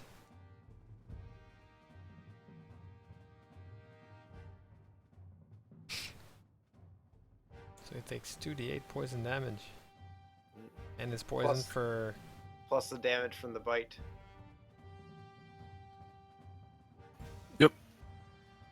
Oh shit, you're paralyzed while poisoned in this way? Yes. What? And if the poison damage reduces the target to 0, the target is Yep. stable poison for 1 hour. So go ahead and take 12 damage, Lore.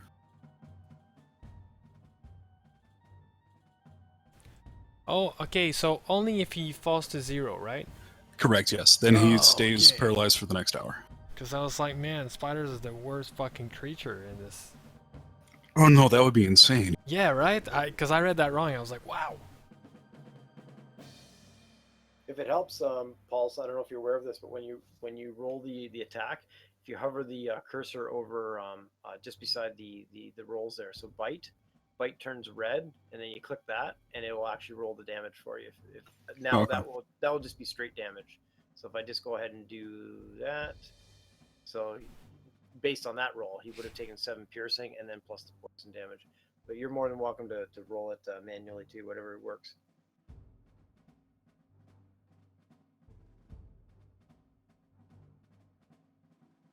Okay. And since roll 20 set up Storm King's Thunder in roll 20 better than what I advantage too. Yeah, it's Okay. actually set up proper. Yeah. Have you do you have Storm King's Thunder through roll 20? I do not know. Okay. Yeah, it's pretty amazing. I'll get you connected to that. Okay. Woofy. Chomp chomp. Chomp chomp.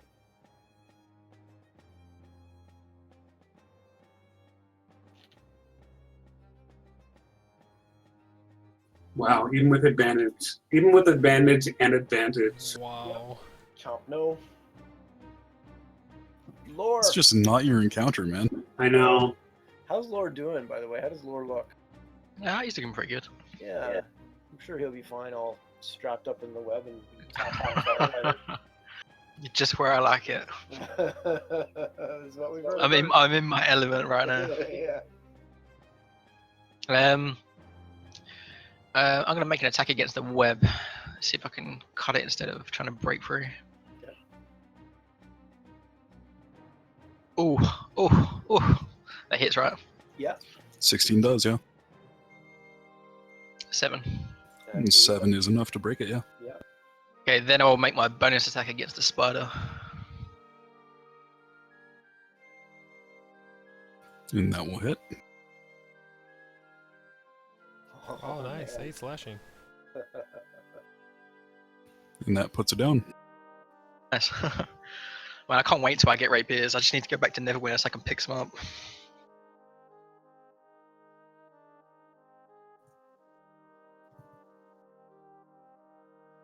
Okay, is that your turn, Lore? No, if that puts him down, I'm gonna move. Let me see. 5, 10, 15, 20. I'm gonna move up there next to the bugbear. That's my turn. Actually, but before I moved away from the dark elf, I kneeled down and whispered, "I'll be back for you."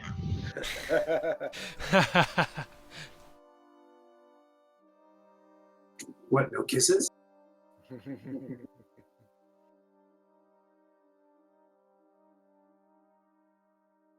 Okay, where are we here?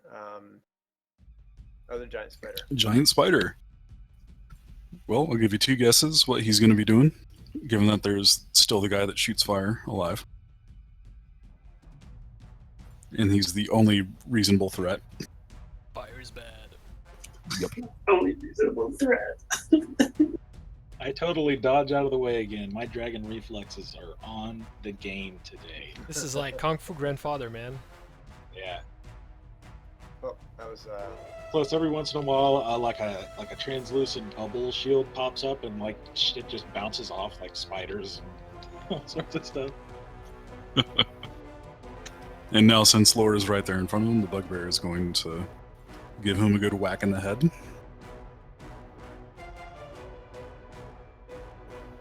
Or he's going to at least try, you know. The old college try, as they say. And he's going to maneuver himself around Lore to, again, put himself in between the two.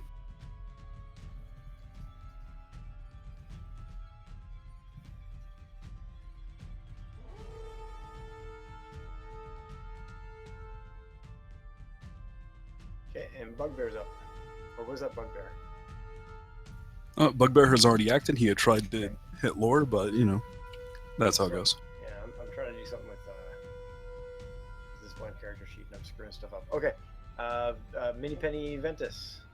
Mini Penny's gonna go for a 22. And that's that guy right there for 1 point of damage. She comes in and like kind of at the back of the neck, she just like gets the claws right there, really nice. And it just kind of, you know, it's more irritating than anything else. It might get infected.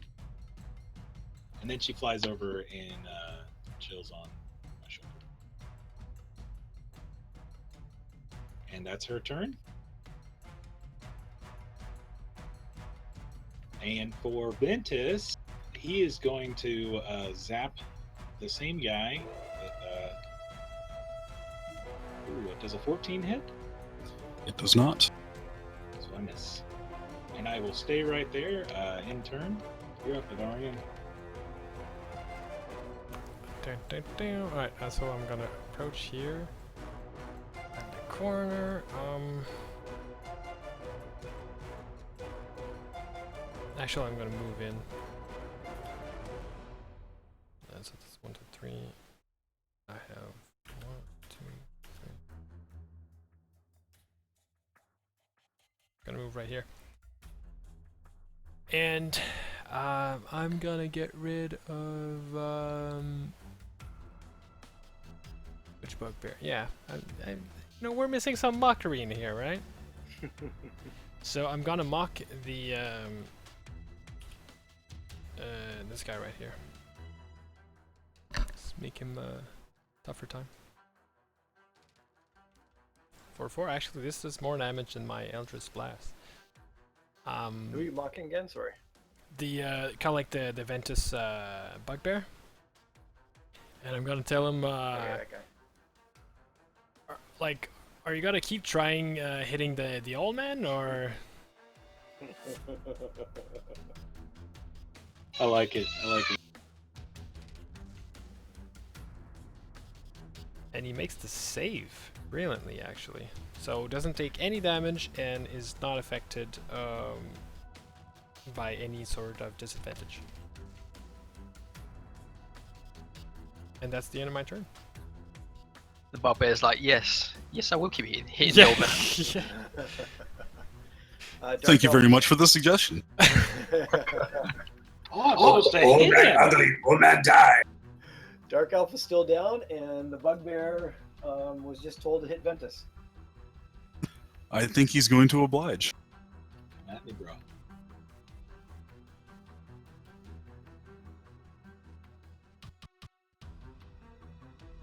It's got to be the 22 or 17. Oh my god. Oh, some leftover mockery there. As this time, as it slams into the floor, I put my foot on top of it and I just laugh at his face. Okay. And it's Woofy's turn. Or, yeah, the bugbear's not going to move anywhere. Nope.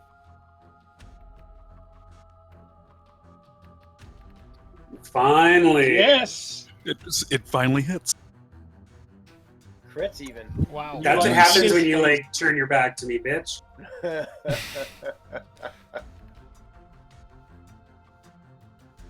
So you crit, and then you crit fail. Awesome. When you crit fail, oh, crit failed on the on damage. additional- Yeah. Okay, that's Woofy's turn. And he does a saving throw if he's still alive. Well, let's write a strength saving throw to see if he's knocked down. Bitch. Still standing. How's he looking though? Oh, he's not looking very good. You got him right in the spine. Okay, Laura, you're up. Okay, so I'm gonna swing at this. Actually, I'm gonna move down a little bit first to his side, and then I'm gonna swing my scimitars.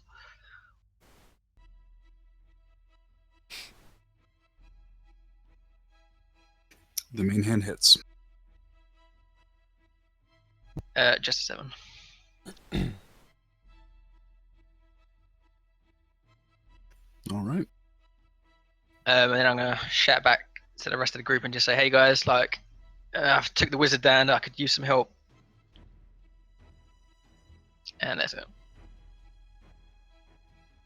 Be there in a second. Giant spider turn. I got my foot on a mace or a morning star. So with all of this in mind, the spider is going to throw his web because it just came off cooldown. 23. Yeah, of course I roll good now. Yeah. Right there, which hits everybody that is not Ivarian or lore. All right. So shall we go ahead and give you a deck save?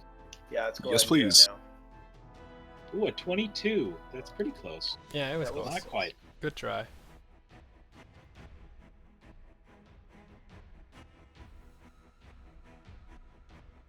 Oh, you might want to roll for him because he said he'll be right back. Oh, that's right. Let me. Just grab a sheet or something. Yeah, I'll give you a deck save there. Thought I clicked it. Oh, there we go. Bugbear. Oh, the bugbear fails his. Okay, cool. Yeah. Yeah, but Yeah, that's right. It's affecting the bugbear as well. Yeah. Spider doesn't care. Fuck it. I'm trying to roll witchy here, but okay. Ooh, when can you be a spider? Ooh. I think he can. Be If a he's spider level 4 right now. Yeah. If he's a druid of the moon, yeah. That's witchy's roll. 6. All right, so you're all having problem. Yeah. Yeah, we're all. He got us all. Everybody, including himself.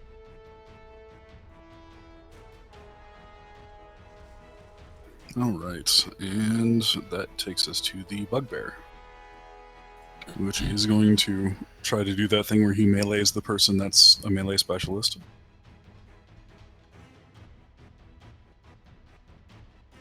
I mean, you say that, but Is For he going after 20 me? No, he's hitting lore. Oh, It's okay. the bugbear to the south. By lore.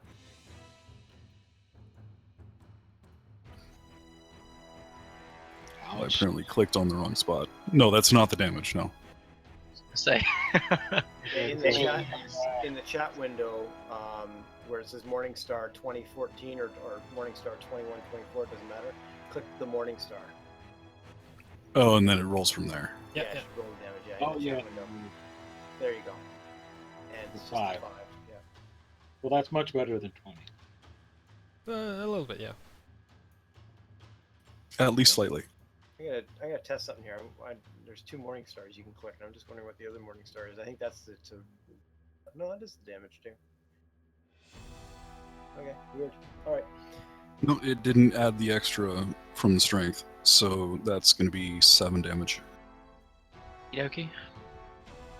It's got 2d8 plus 2. Yeah, no, it did. It did. Oh, it did? It Okay. did I 1 was plus look- I 2. was looking at the If raw you roll if you first. mouse over, you see the breakdown, which is pretty useful. Yeah, no, I was looking at the raw roll, not the calculation below it. Okay. Oh, gotcha. That's good for me. Okay. He rolled awful. Kinda, yeah. Yeah. He did. He a 1 and a 2. Mini Penny and Ventus. Minnie Penny is upset and sees that Ventus is all covered with web, so she's going to try to assist me in breaking free, and that's all she's going to do. Ventus would like to do his, what do I do? Dex or strength? Strength roll? It is DC 12 strength. Ooh, just straight up strength saving throw or just strength? Strength saving throw. Okay, here we go. With advantage because your magical owl somehow is helping. Thank goodness. That doesn't. Wow, are does you that get it? serious? You said DC 12, right? Correct. So I don't know how Awesome. Mini Penny helped you with that, but what the heck? And then can we move back? Yep. I guess she would move right there. Okay, and then I think that's her turn. Because that was my action, correct? Yeah, sorry. Yes. By using a strength, That you is broke the your web. action. Or yeah, Cool. by using the strength, you broke out of the web and moved back. Yeah, sorry. And That's and cool. Yuvarian, you're up. All right. This is kind of one of those encounters. We talked about this some time ago, where if it drags on too long, and you're pretty much at the point where you just have to keep slogging it out, and you'll win. We can Yeah, always kinda. I'm just gonna mock that bugbear to try to give it disadvantage and come to the Lord's rescue, and I'm gonna tell him leave the elf alone. leave the doppelganger lover alone. Yeah. Jesus, those are wise motherfuckers. And No, me hit Elfie. and then yeah, that's it. But Laura, don't forget that you haven't used this damn inspiration die that you can use for. Oh yeah, I keep forgetting about it.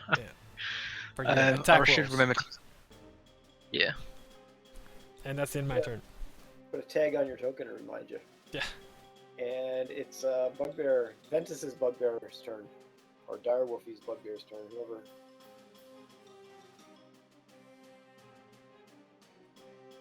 So the bugbear can't move and has to make a decision and either attacks the web or it attacks the wolf. So I think it's going to attack the wolf, and the advantage / disadvantage cancels out. So it makes a standard attack. For 6, which I believe is a miss. Roar. Woofy, you get to respond to that. Well, so I get to do my dex saving throw now first, right? For this webbing. Actually, I think you just, unless you're trying to move, I think you just break out of it, right? It's a strength. Yeah, your dex saving throw was to see whether you got caught or not. Now you're doing a strength saving throw. I didn't do the dex saving throw because I was going to the bathroom. Oh, yeah, we rolled it for you. Brad. Oh, did you? Yeah. Okay, no, that's cool. Did I? I rolled something else. Or no, yes, I did. I'm sorry. Yeah, you're right. Oh man. All good. Then I'll just attack. I can still attack, right? So I'll just attack the You bugbear. can attack at disadvantage. His Caught up in the web. but disadvantage plus advantage, so they cancel each other out. Yep. Normal roll.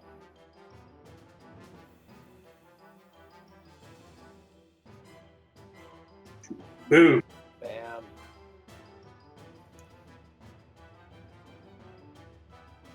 And the wolf finishes what it started. Nice. Yay! Rip his head off. So Pull out his I know- spine. yeah, now you know a bugbear only needs 2 hits to the spine to kill them. This is good information. It is. Witchy, that's your turn. I think that's right. Yeah. Yeah. And Laura, you're up.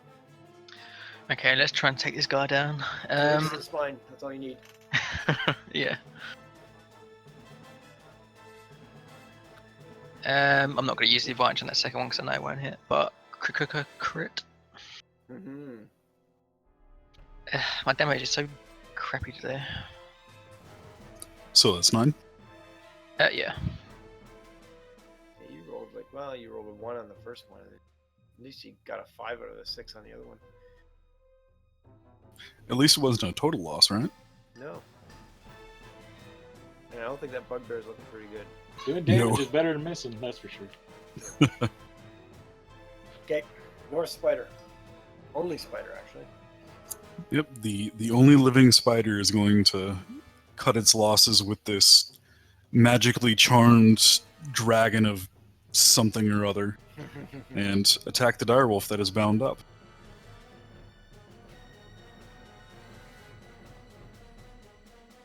And a 16 should hit. Yarr. So take 6 damage and a DC 11 Constitution save. No, you can't make me. Well, we can roll it for you if you want. Hold on. Is that just a con save? Con save, yeah.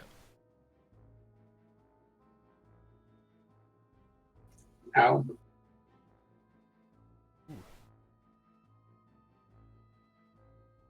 Take a further 8 damage.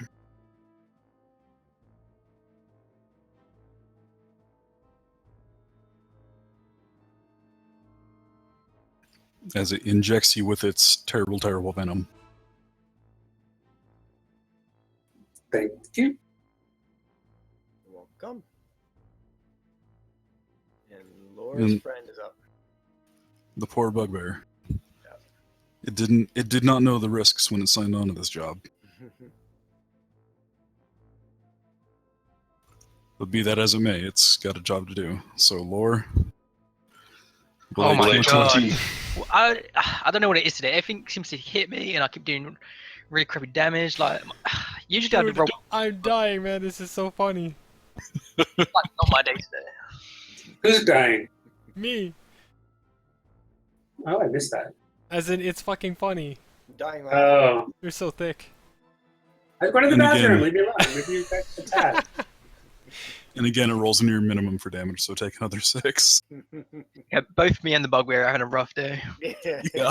It's like which Rocky movie is it? Where is it Rocky and Apollo Creed where they're just kind of like oof and oof. Like They're just throwing their arms at each other, not Yeah, even trying to exactly. punch. Yeah, it's like you go, now you punch. Okay, so there's Bugberry. Mini Penny and Ventus is up. Okay, Mini Penny is going to encourage me to violence, and then I'm just going to burning hands. Oh, I'll also say, Burial, this might get a little hot. But I'm going to just hit the spider with the actual spray. I don't want to hit my friend. You know what I mean? So it's Gotcha. going to be like a 15, like this. You know? Yeah, I gotcha. Off the wall. Yeah. Might be a little Like, hot. Still getting burnt. Alright, so that's DC 14 Dex. Yep.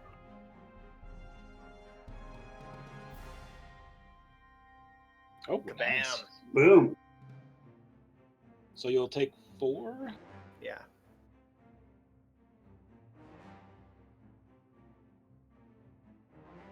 And that's my turn. I'm just going to stand there. Okay. And hope I didn't burn Burial too much. Your variant is up. And once we take care of either the bugbear or the spider, and either bugbear is probably going to go first. Yeah, I'm gonna. Then we can make a call as a party as to like whether you just gang up on the spider and kill him, or you actually want to slog it out. It's up to you guys. Might miss it. And Before we move on, though, Yep. those flames would have done what to the web? Oh yeah, that's right. We would have ignited the web. They are currently red and on fire. And probably destroyed with that amount of. Or how much damage can they take? They're not as strong as the spell, right? Or are they? It's No, they'll 2d4 damage is how much you're going to take if you're still in the web by the time your action is round, I think. And the web burns away in 1 round or 2 rounds? One round. 1 round. Yeah. and by the way, that's the end of my turn. I missed with my blast. Okay. The bugbear lives to see another swing. Yeah. Actually, maybe Witchy- not, because Laura is next. Okay, so Witchy, you see this web catch on fire all around you that you're currently entangled in. Yeah, but I'm biting.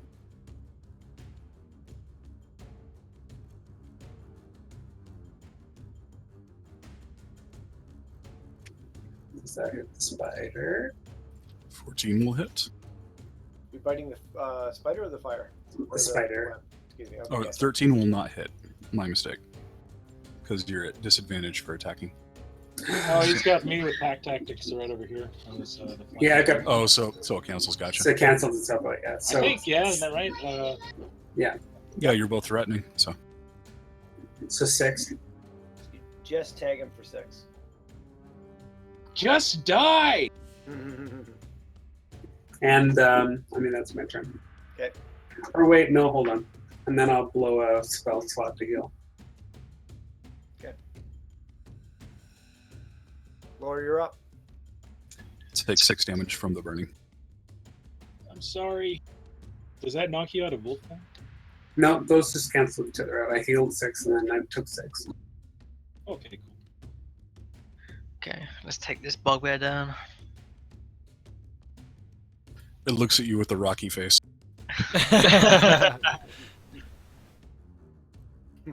So the offhand hits.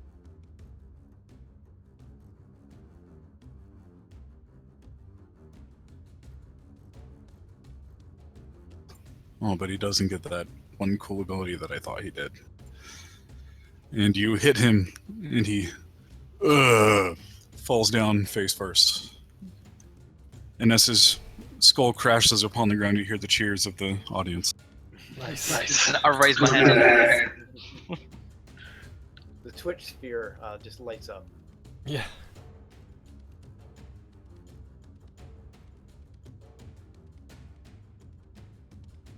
Which takes us to the spider, who is going to attempt to kill the direwolf before it dies. You still have. Does it take damage at the beginning or the end of its round? It will take damage, yeah. Nice.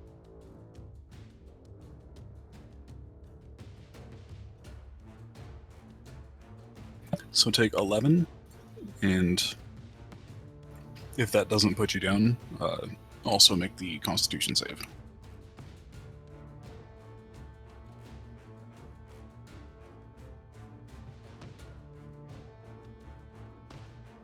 Oh. Oh man, and a further 10. And that knocks me out of direwolf form into human form. All right, so here's the tricky part. Does the poison rule kick in? No, because because I turn into human and I'm still going. Yeah, because your human form takes the remainder damage that the wolf. Any additional damage below 0, the human form takes, right? Correct, it rolls over. Yeah. Yeah. So if Yeah, so I, took your human form down to 0, then you would be paralyzed. right. And we'll that's cool. We might have to revisit that. Some of the spells, I know spells like disintegrate. Mm-hmm. If it brings you to 0 point, like you die, even if you're a druid.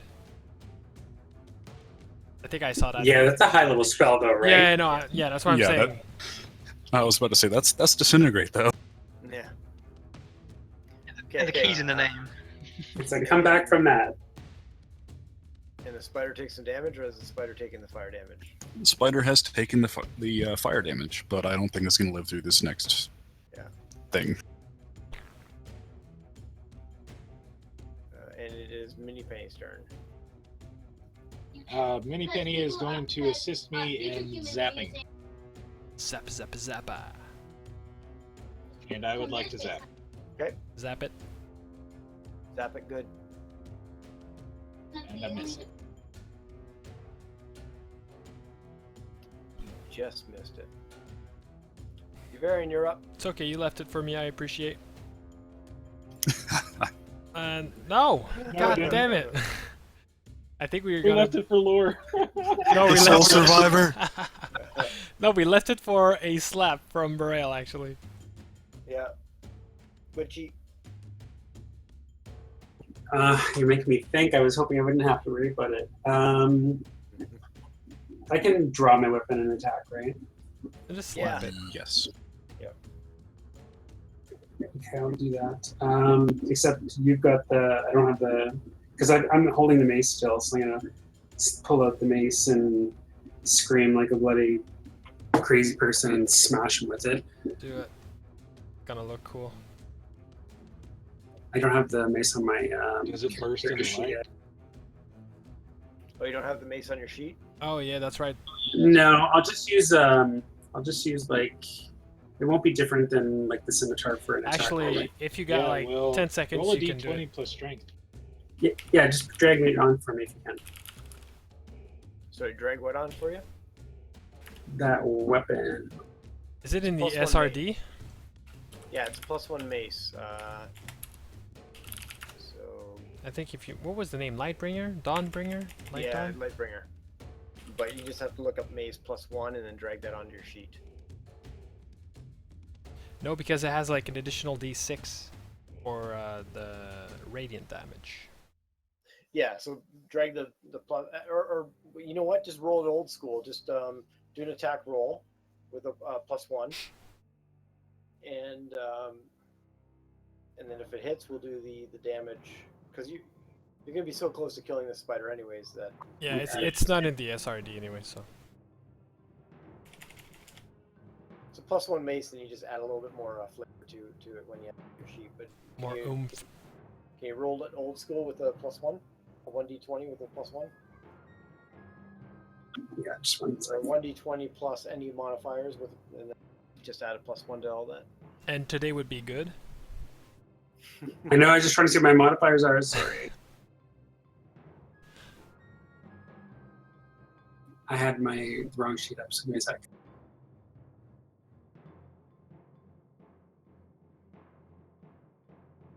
I'm gonna look for you too. We're with you. What's the damage on it? 1d what? 1d6 +1 plus 1d6. Well, I have a scimitar that's 1d6, so I'll just use that because it'll be the same, right? No, because it's 1d6 +1 plus 1d6. If it's undead. No. Oh, is it? Yeah.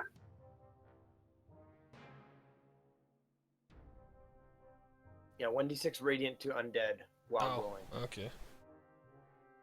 So I'm just using the 15 scimitar for now. hits. Yeah. And then, so hold on.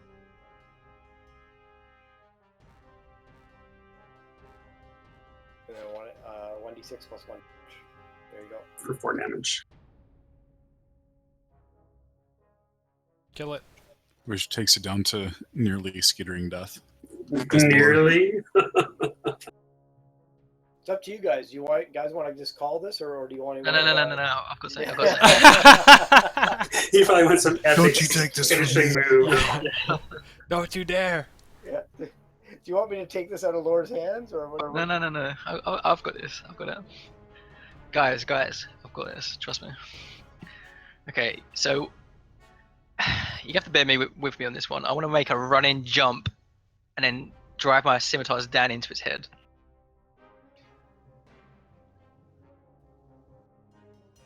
Running jump, and the scimitar's into his head.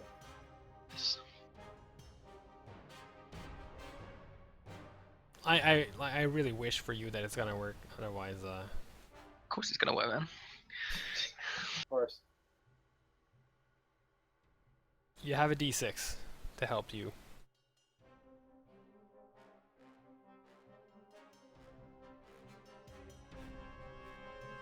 Oh, nice. So I just run in and say kill Steeled, and then Ultra! and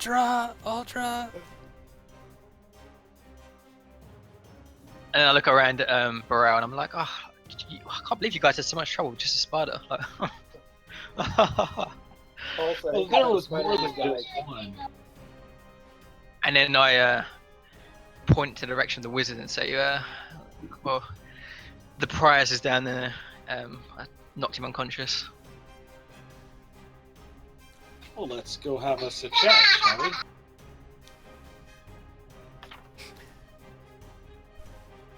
At this point, we're getting close to the top of the hour. I do have to leave pretty close to the top of the hour on this one. Does anybody need to take any quick breaks while we like? Obviously, we're pretty darn close to finishing things off here. Does anybody need any quick breaks before we role play this out?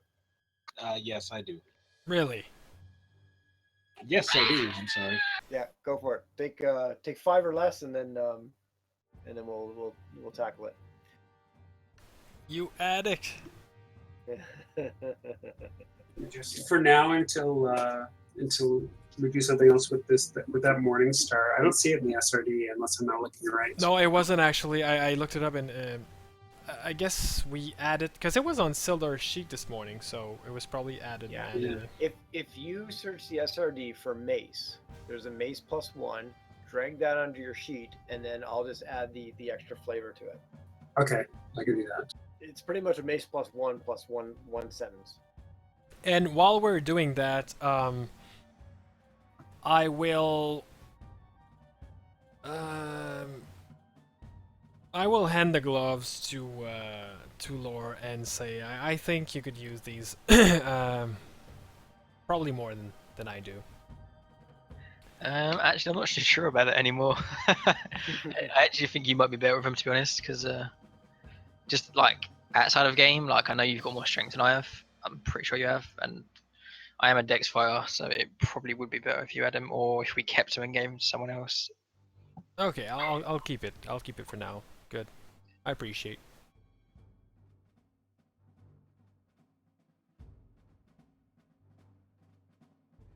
Man, I'm going to be able to like those gloves with the boots. Fuck the mules, man. Like, I can be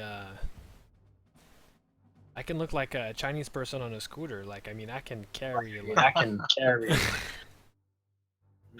Yuvarian's been working out. Yeah.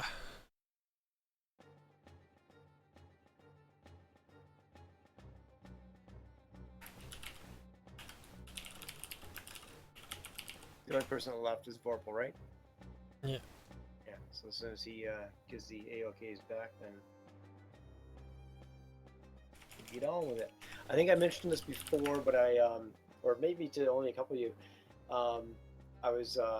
I planned to once we're done to kind of overlay everything in the adventure and to give you some ideas of and what I did a week or so ago is I actually recorded that when I was driving around and I will post once we are truly officially done with Lost Mines. I will post a audio recording and you can hear me chat about the adventure and what you may or may not have picked up on or missed. There's some things that I won't go into detail on because I believe I might use them in future adventures. And if you decide to crack open the actual read it all the way through, which of course you can, there might be some information in there that you'll know 80 90, and just for fun as players to what the whole, there's been some fun times when you guys have been guessing at certain things. It's interesting to hear your guesses and knowing whether. So I'll post that recording once we're officially done Lost Mines, and you guys can enjoy that. Like all of the things we missed because we killed people like too quickly. Yeah. Exactly. Well, one funny, and I can give you this now. One funny part was a couple sessions ago. You guys came through that cavern with the waterfall and stuff like that, where the drow / doppelganger was with the bugbears. And after you killed them, you would notice that there's a stairwell up into the northwest corner. Well, if you'd gone up there, you would have ended up here. There was another time that you guys were fighting the flame skull, and Ghost Yuvarian backtracked through that cavern area again. And I wasn't trying to make a suggestion, just for fun. I just said, hey, Yuvarian, it's your turn to, you can go this way back and get back to the party and fight, or if you wanted to explore, you can go up these stairs up here. And you just kind of laughed it off and moved on. But again, if you went up those stairs, you would have been smack in the middle of all this crap. So it was fun to see how close you were to this area, but never got to it until actually pretty much the last spot that you guys It is actually pretty funny that like it Moseying happened around. like that. Because we were looking for that and then we circle all the way all around and then yeah. I was really like, I really wanted to go into this room when we was down. You know, when we was fighting that one skeleton, and like after we finished it off, and then Yavarian was like, I want to go to the east. I was like, but this room's like right here. Like we should just go in it there. And then in hindsight, it's probably better that we went east first, because then we come back around to finish off with this fight. But I was really tempted to just like, hey, let's go in this room and just go and open the door myself. Vorpal, you back? I am now back. Yes. Right on. Okay, you guys ended the fight, and you're walking over to the dark elf that Laura has knocked unconscious. What's the deal? and by the way, there's guys, there's a door over there that we didn't open. Should we just check it out while this guy's waking up? Yeah, let's drag him back inside the main room and go check out that other door. Okay. If you want to wait like 10 minutes, I can like do a ritual to make sure there's no magic or anything. If you guys don't mind, in the interest of time and stuff like that, I would say you don't have to worry about doing it. Yeah, just skip past through it. We got time. This guy's out for a while. Or, well, yeah, I guess the other way to do it is you do the ritual and you don't detect any magic. Oh. Nowhere in the room. Nope. Cool. So which Right. door are you? That door right there? Yeah, open this door.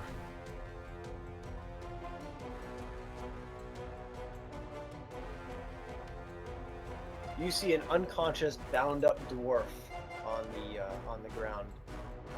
Other than that, the relatively nondescript room, bed, draperies against the wall, bed and a brazier, and this badly disheveled dwarf bound and unconscious on the cold stone floor. That must be Gundren's brother. Quickly checking me. Is he alive? I think so. He's alive and unconscious. Oh, okay. Are you sure he's alive? Maybe I should do medicine roll.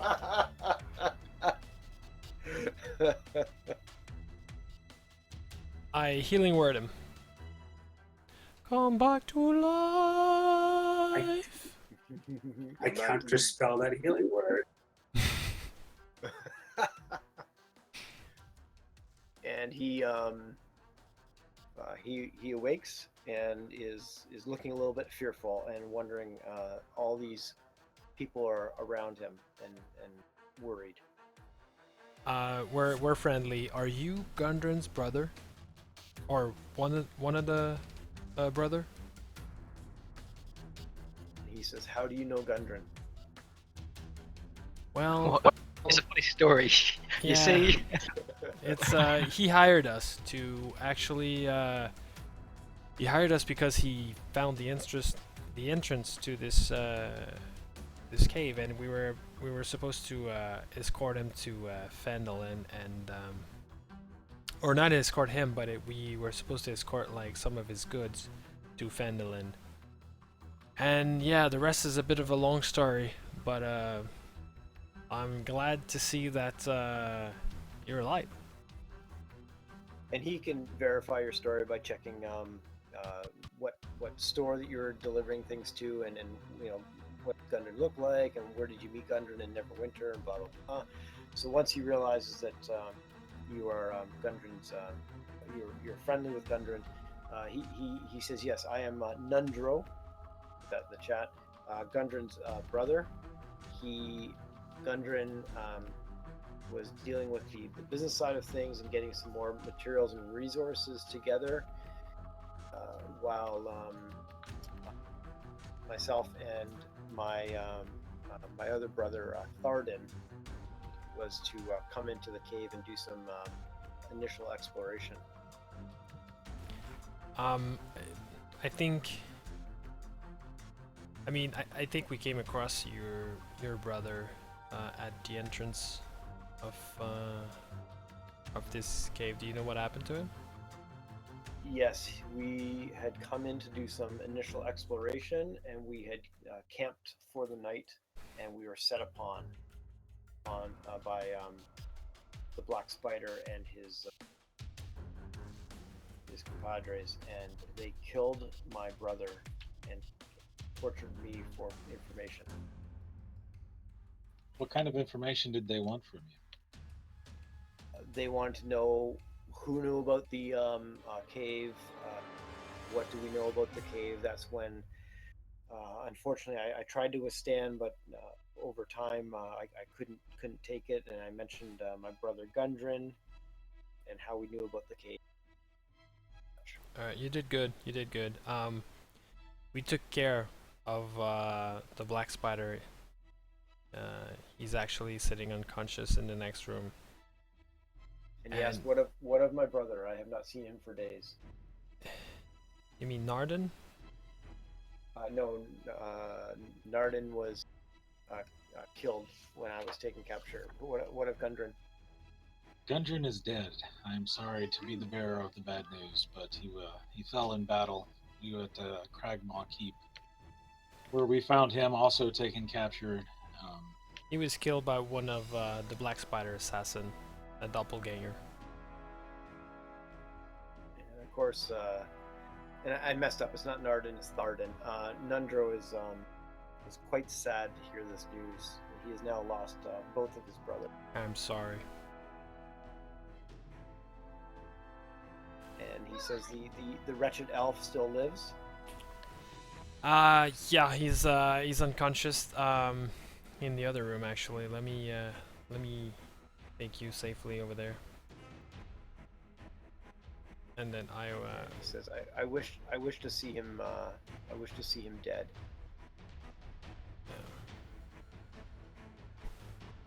I know it's a terrible dwarf token, but that's all I can find.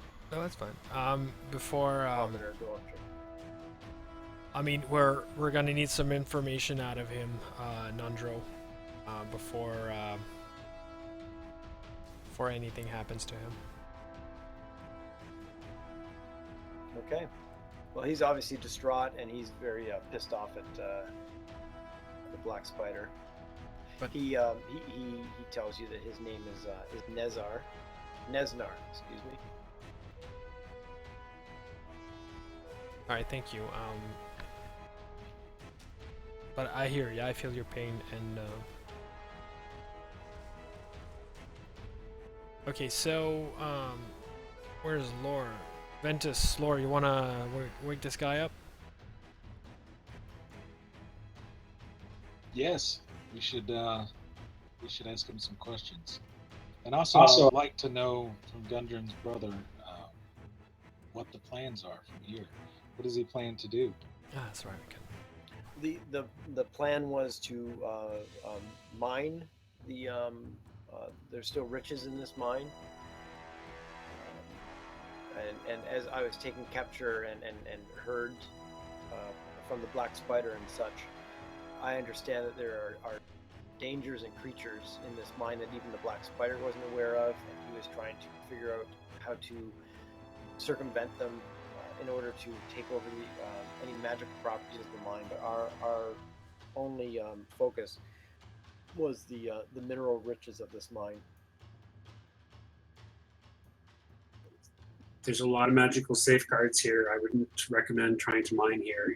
You'll be putting people at risk.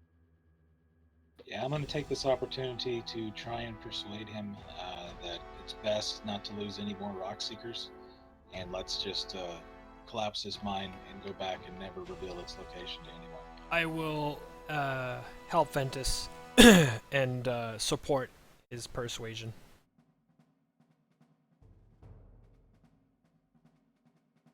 Actually, why don't we both roll persuasion and take the highest of the 4 roll? Sounds like it's going to be Ventus.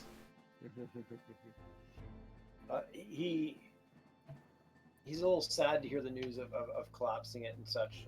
He says at this point I cannot. I've just found out that I've lost both of my brothers, and I've been tortured here. I can't really think of how to run this mine in this business on my own. I would rather just be somewhere safe and get better, and then make decisions then. Good idea. I understand, but you may not speak of this cave to anyone. And he says, obviously you know more about this cave than I do at this point. And I would, when I am of sounder mind, I would like to speak to you of this and understand what the dangers are.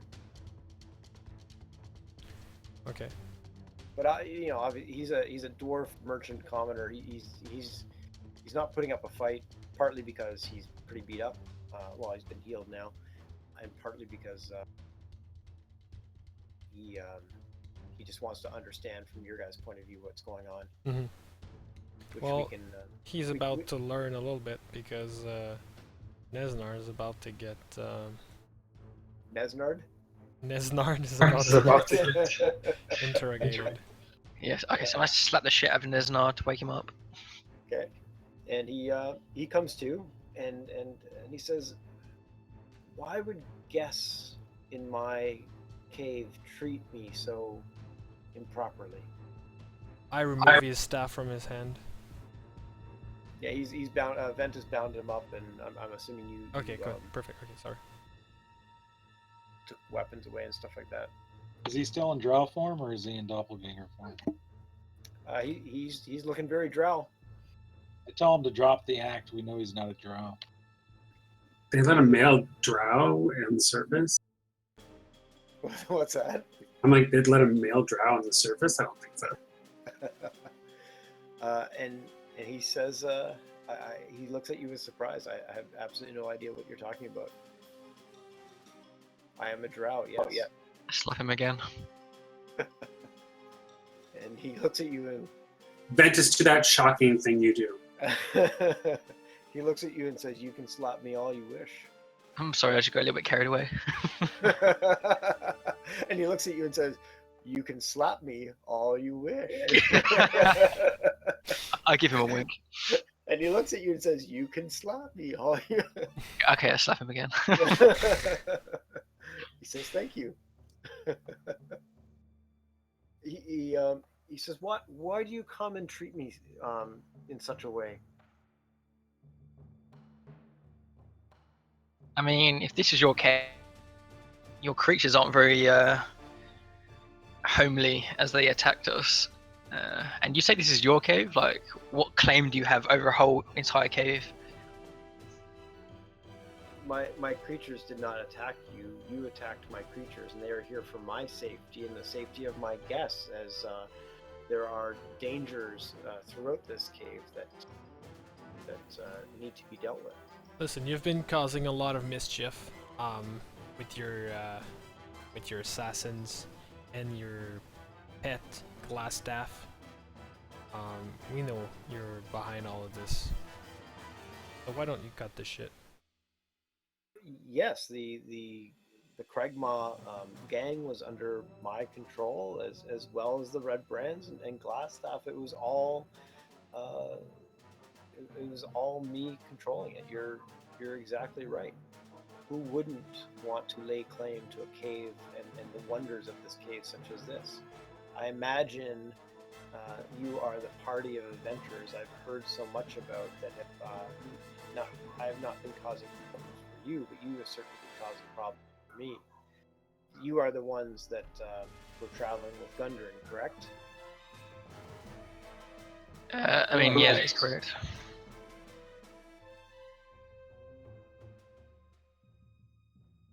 He says, what do you plan to do now?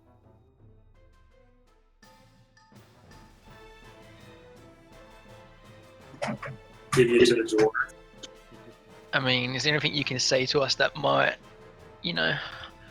sway us one way or another? I send to the party and I give the party a wink, like, hoping they don't overreact when I say that. Let me just ask, what's the relationship between the drow and the other elves? Like, is there any, animosity, or do we really even know much about that? I think that they're pretty common knowledge. Oh man, you would kill him on sight. You hate. That's what I'm guns thinking, with a right? Fucking passion, like. Especially Yeah, I think drow elves are usually like 95% evil, so Yeah, and You can make that 99, man. there's nothing wrong with a little bit of evil. No, that's not what I'm saying. is Dritz the 1%? they, from what I remember, they Paul certainly jump in, but they split from, or there was a fight amongst the elves, and they decided to live underground, or they were cast underground, or something. That was a long time ago, and basically it's a god that convinced them that they could overcome the other elves, and yeah, and she was not a spider back then. She was like a regular like elven deity, and then she yeah, she corrupted them. She convinced them they could attack the other elves, and kind of like get some benefit out of it. And it was like a huge elven war, like between the gods and the elves. Destroyed a lot of elven kingdom, and eventually the dark elves, they were just elves, so they were banished in the Underdark, and they turned black or dark over time, because it was a long, like thousands and thousands of years ago, and they've been banished. And but every elves would know that story, and every elves really hates the dark elves for that. So, sorry, go ahead. I don't know if Vivarian was raised by elves or not, but because we're both half elf. But I mean, Lore might be a little bit more zealoty. Yeah, Lore mentioned, is there anything Nesnar can say to sway them one way or the other? And he just looks at Lore and says, well, the civilized thing would be to take me into custody and have me face my justice. I just kind of look down at him, and like, all jokes aside about about the kinky stuff, like Laura is like, he's not looking at this guy like Burrow is right. Like, he's had like ever since they kind of like he's woke up and they've been speaking to him, like Laura has been like really kind of he clearly doesn't like him the way he's looking at him. It's just maybe it's because he's a drow, like maybe not.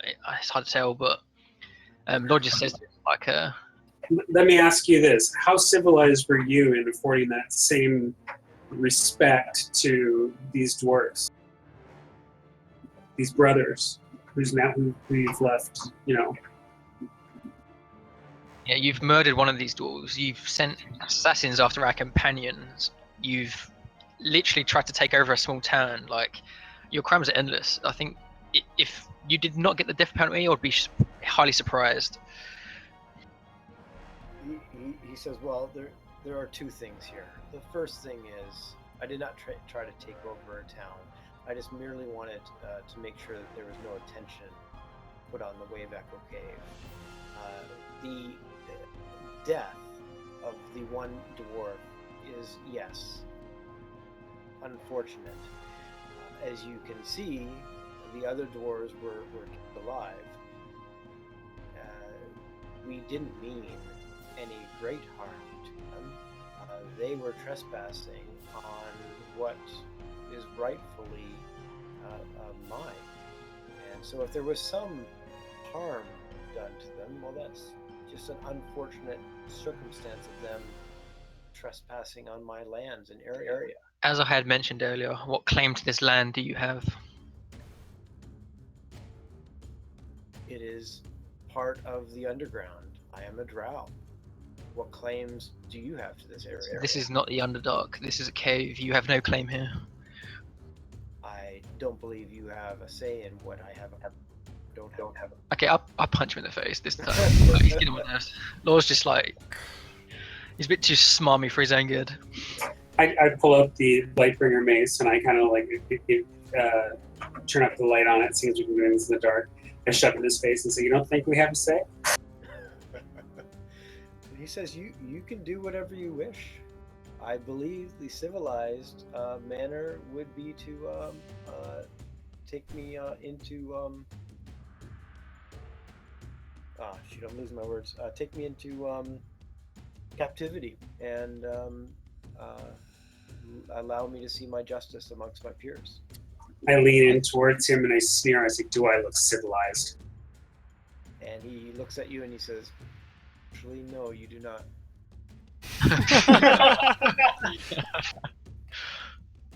Ventus says, I think I'm more interested to see if you truly are a drow. Lore? And then I just turn around and I walk over towards the dwarf, make sure he can see what's about to happen. So get you justice. Sorry, what's that? Oh, I was telling the dwarf that we're going to get him justice. Oh, okay. Encouraging Lore to violence. Okay, I look to. Oh, And- sorry. Yeah, I was just gonna say the dwarf says he deserves no less than death. I look to Yvarian and see what Yvarian's thinking at this moment. I guess as a party, you have to decide whether or not you want to be known for, it's your call. Completely out of game, not trying to break character. It's if you want to be known for running around and killing people that you've already captured, or and depending on your alignment, which I know we don't use too much, or just your character backstory. Yeah, some of you'd be like, screw it, he's bad, kill him. Others would be, yeah, he should. Like, look at Glassstaff, by the way. So I'll let you guys make the call that way. But the dwarf, Nundro, says he deserves no less than death for what he's done to me and my family. If Aryan's looking like super conflicted right now, like internally, it's easily readable on his face. And he's gonna turn to Nesnar and say, like, the only way I could see you live is if you would come up with a way to make up for the wrong you've been doing, and then like give your words that from now on you're not going to be a threat to the surface, and that you would somehow find a way to help bring peace and stability in the region instead of doing the opposite. And I don't know how I would trust you, but the only way you can make it out alive here is if you would somehow convince me. And his response to that is, I wasn't doing anything to affect the peace and stability of the area. I was only merely protecting what is mine. This is not yours. This, if anything, this belonged to the dwarves. They were the ones. The dwarves built made this, this. You have no claim. And he just says nothing. Law's like really conflicted as well. Like, on one hand, he is a drow, and Law, like, I think they've kind of gone through up to this point. Like, this guy is not apologetic at all. He is resolved. It's to the point where he thinks he's done the right by doing this, but on the other hand, it's also, he's technically still part of the Law's Alliance, and he knows that really he should be brought to justice and put forward for his crimes. So he's just kind of he's unsure what to do. Ivarian, like, from his facial expression, I kind of gave up on him. Like, according to his answer, I'm like, meh, fuck it. I don't see any good coming out of him, so I don't care what happens to him. I look to this dwarf and I'm like, I think that ultimately it should be your decision, but if we decide to leave him, we're still collapsing this cave, so he better hope he can descend into the bowels of this cave somewhere where he can get home, because he's not leaving here. Well, he's not going home. He's either dying right here or he's coming back with us. But I'm not going to let him go. And Nundro is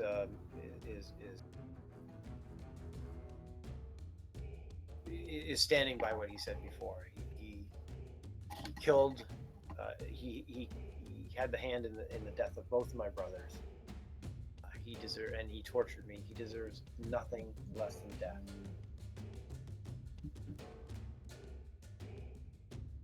I look to Nundro and I ask, would you like to kill him, or would you like one of us to do it?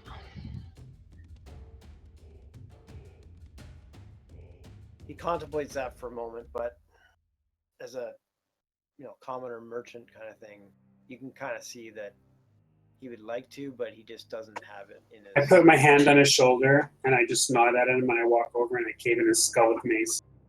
Oh, come on, man, I was going to do something cool. Is that what happens? Absolutely. Unless someone stops me. Yeah, actually, I'm going to stop him, yeah. I will just like put my hand on Bro's shoulder and just kind of like hold him back. What? You're really going to stop this? Yeah, I think so. That's a disservice to his family. It is, but it's not just his family. The people of Phandelver, as well as Sildar's family, I think they all have a say in this. And they might all wish for him to die, but I'm not sure if we should be the ones to pass judgment on him. Like, he should be brought to justice for his crimes, but I think either way, he's more than likely going to serve the death penalty. But I don't know if it's for us to deal with this. I think it's for those that he has wronged. And then, like, we came here on Gundren's behalf. And while Gundren did die, it's not really as big of a issue for us, if you know what I mean. Ral just shakes his head and like spits.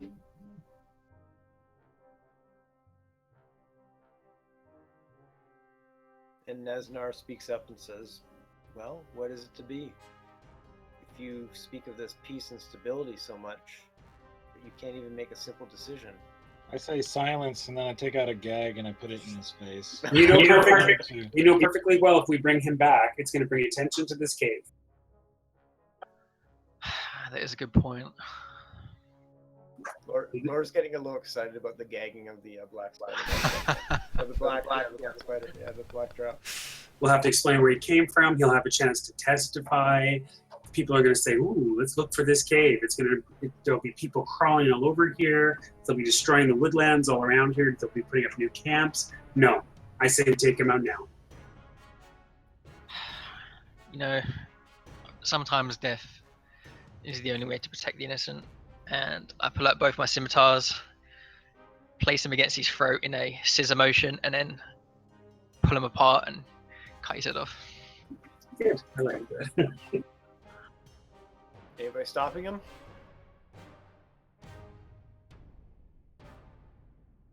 Anybody? Before I do that, can I just say to him though, like, any last words as I have the blades at his throat? He goes, Exactly. Yeah, he's gagged, so I'll lower the gag a little bit and just grunt him at least final words if he has any. And he looks at you with a little bit more sternness than he's had up till now, and he says, "You will probably regret this decision you're about to make." And what makes you say that? Because I know. And that's all he says.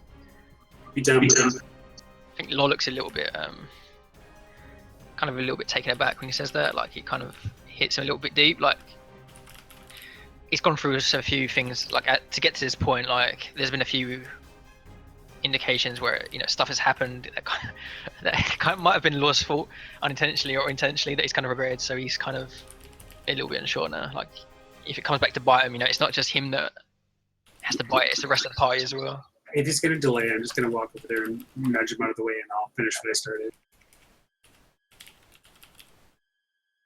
I mean, if you do that, I'm not going to stop you. And I smash him his skull. Okay. Nobody stopping Witchy? Going once? Going twice? I mean, I nudged him out of the way. Back off. I don't know. Lost so conflicted right now. Well, while he's conflicted, I smashed his skull. I'm good with that. If everybody, unless anybody's And then got I- any words. And then I turn to Laura and I say it had to be done. And then I just walk away. And Nundro looks at you, not thankfully, but yeah, in a, you know, he got what he was coming. Did And it the stay a last- drow? Stays a drow.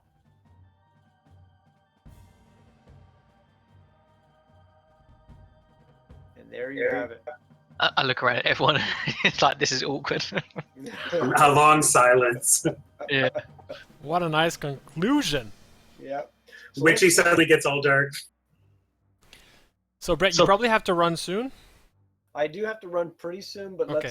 let's quickly get some XP done. Yeah, sure. And quickly, as opposed to role playing it, just kind of give you a sense of what happens when you arrive back to Phandelver.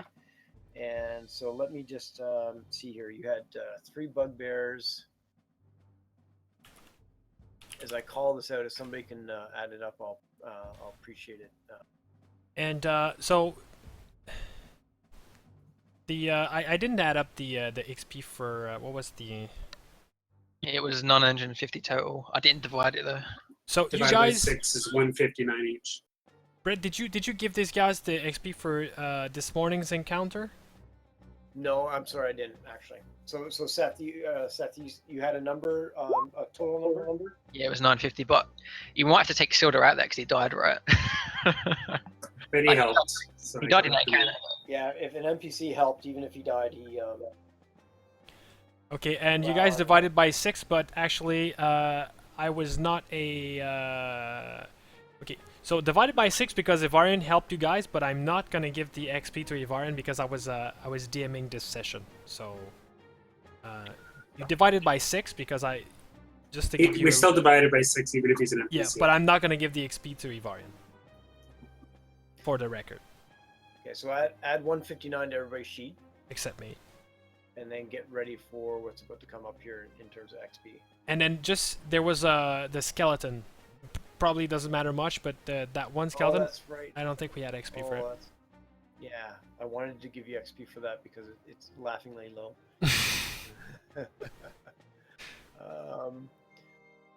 How many players do we got here? Sharing XP, four of you guys. 1, 2, 3, 4. Yeah, it was 4 of us today. So 50 divided by 4 for the Nice. skeleton. Huge. Huge. Okay, so everybody's up to speed there so far. Yar. So the bugbears, there were 3 of them. 200 times 3, 600. 600 divided by 4, 150 each for the bugbears.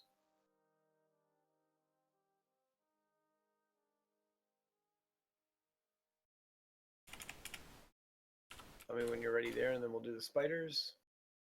Go crazy. Actually, were there 3 bugbears or 2? Anyways, I read the wrong spot, but we'll just give it to you as 3. What was the number again? I think 150 each. There's actually 2. I read the wrong part of the adventure, but anyway, 150 each. Oh, actually, it makes it easy because the spiders are the same XP, so I'll just drop the spider down by 1. So 3 of those times 200, 600. So another 150 each for the spiders.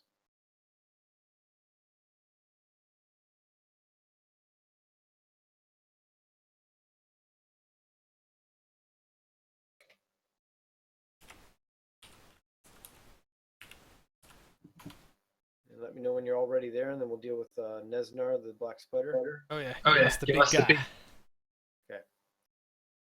Now, there's good news and bad news. Do you want the good news first or the bad news first?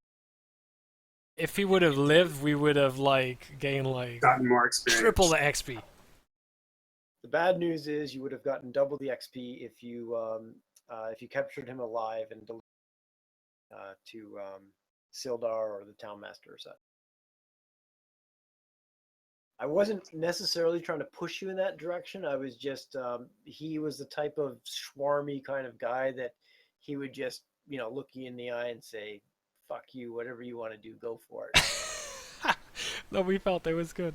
If we didn't have this dwarf here, then I would totally not have been pushing for it so much. Except for, again, it exposes the cave, and then maybe I would have. I don't know. Okay, so the bad news is you would have got double. The good news is you've 113 each. So it was 450 total. So 113 each. 113.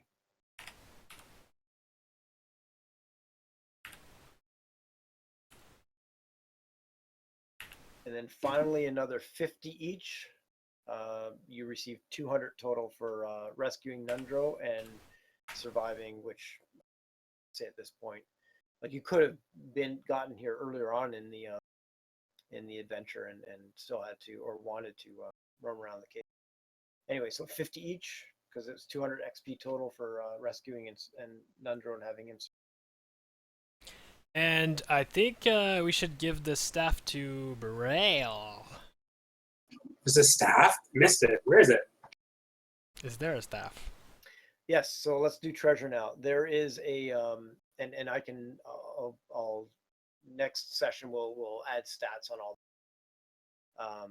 But there's a spider staff, the big black staff. Let me see if I can't really quickly. Do you want me to read it for you? I kind of like metagame because I knew you had to run, so I kind of like. Yeah, no, I got you. Like, I'm just trying to find a picture to share with you guys. do they have a picture? Yeah. If you guys click on that link in the chat, that's what he looks like, and that's what the staff looks like. Staff's cut off a little bit at the top, but it's a spider. Let's open it. Okay, so there's a spider staff, and quite frankly, I don't think it has any magical properties. It's a +1 attack, reach 5 feet, 1d6 -1 bludgeoning damage plus 1d4 poison damage. So essentially, it mimics a spider attack to a certain degree.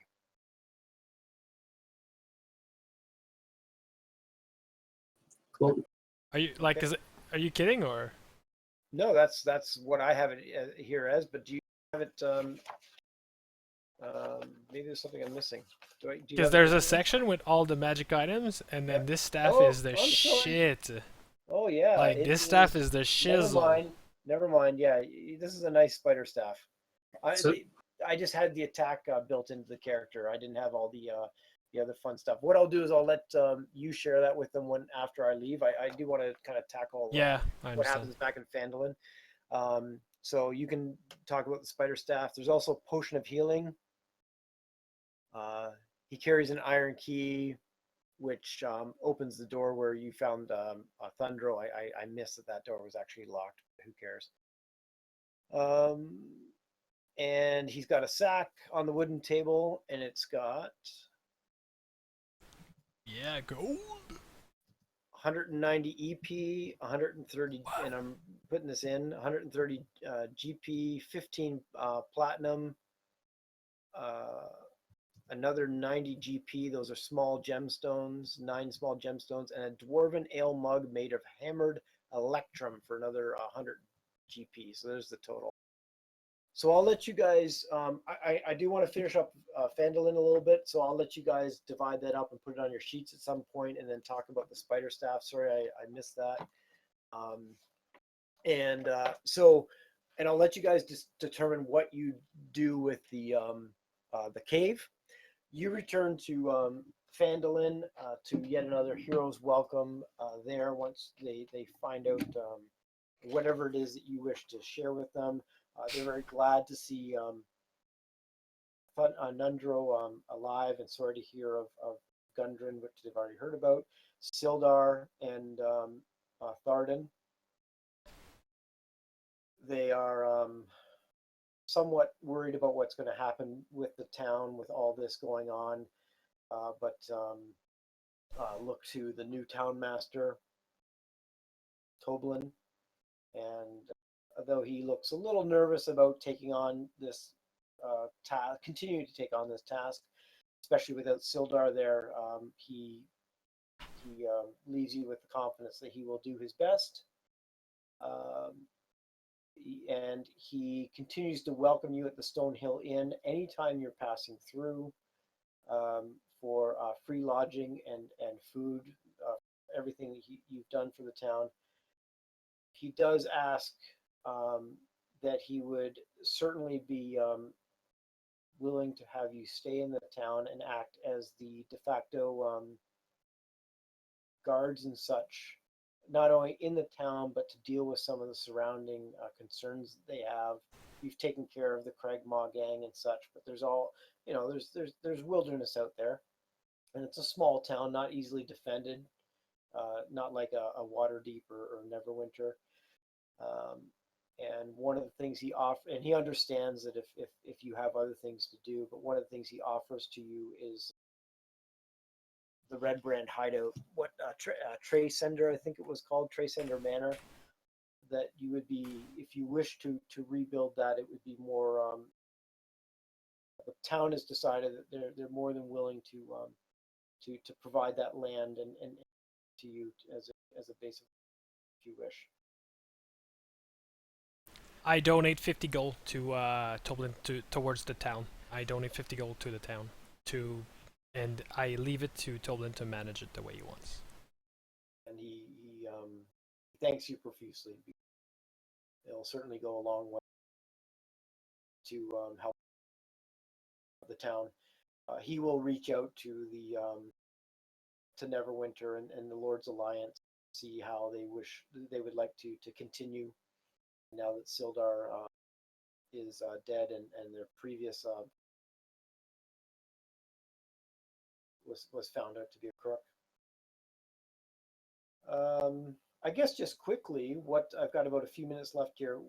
What would your plans be in terms of the cave and in terms of obviously the town is quite interested. You've come back with Gundren's brother. Gundren is dead. Sildar is dead. Like, what happened? We would have collapsed in the cave for sure. Yeah. And I would have created some overgrowth.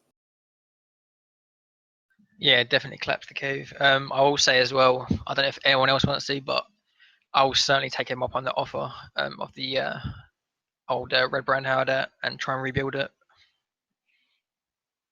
Okay. And how I'd like to play that is, if some or all of you can kind of figure out of game, and I'll also look into it too, in terms of the cost and what it would require. Like, one way to say it is poof, there it is, but the other way is to consider, what would that cost, and is it something that you guys could do in the next couple of years between now and Storm King's Thunder? I'm sure it's not completely onerous, but I know there are rules around. I think it could be cool. I think there is a rule in the DMG about like building strongholds and things like that. And you could probably look at how, like, what kind of lifestyle we're able to maintain, like as far as what kind of like profession we were able to do in downtime. For example, I'm a bard. I know I can make a pretty decent living. So it depends on what you guys took as. Sometimes it's some skill set. Sometimes it's just rolled up in your class, kind of like what bard do, Mm-hmm. Yeah, look into what, and again, we won't stop the game with this, but look into what downtime means and lifestyle like that. There's rules around. You can decrease your lifestyle over so much. So essentially, during the time that you're off, whatever lifestyle that you're accustomed to or want to be at, it's going to cost you X amount. You're figure out a way to create that money. For example, you performer, and Laura is a different performer apparently, and then on top of that, I'll look into the DMG guide right. Yeah, and I think it would have been a test for Nondrol when we walked back in Phandelver, when people asked about, like, if anyone asked about a cave or anything, like, we shut it down right away and kind of like looked for him to like shut his mouth, Yeah, so what's your discussion with Nundro and what's your discussion with the town when they ask you, like, obviously something's happened. Sildar has died. You come back with this other dwarf. So hey, no problem, Pulse. Great to meet you as well. Look forward to chatting with you down the road.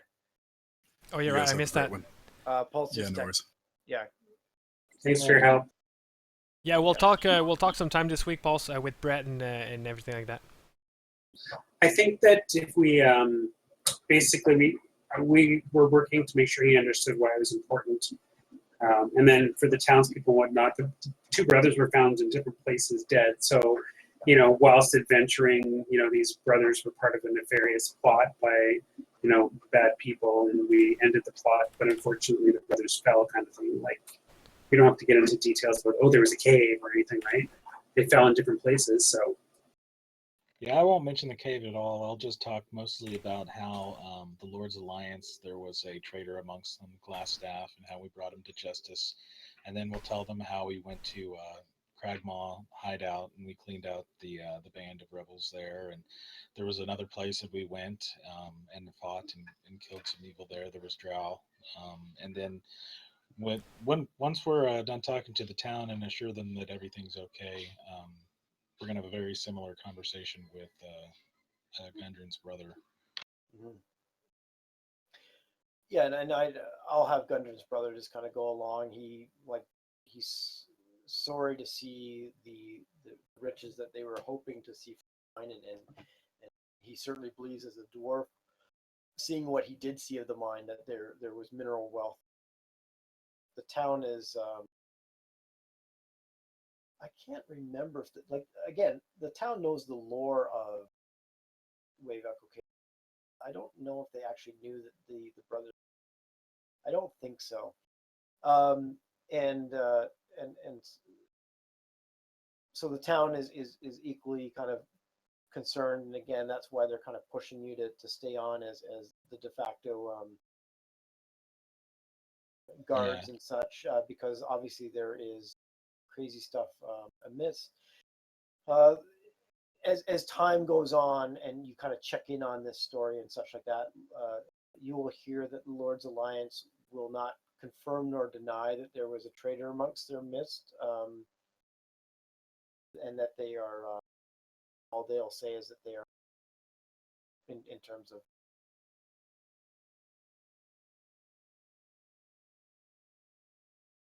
I'll also ask Nundro if he'll stay on and help us build up the stronghold, and I'll employ him and pay him. That's a good idea. That's Yeah. a great idea. He can be our storekeeper slash provisioner because he's a merchant. So. Mm-hmm. And we can keep an eye on him.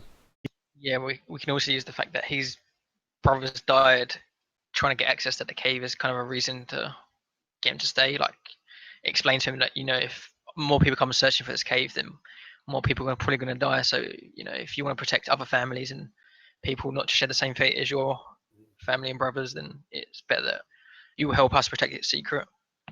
Yeah, he says, I can understand. Like, there's nothing here for me, so there's no reason for me to take on myself. Appreciate your offer. First, must get my brother back and bury him with his. I will continue to run the family business that Gundren ran so well. Probably return to my family and lodging. I do hope to see you again someday. See, staying here is not the town for me. Too many bad memories.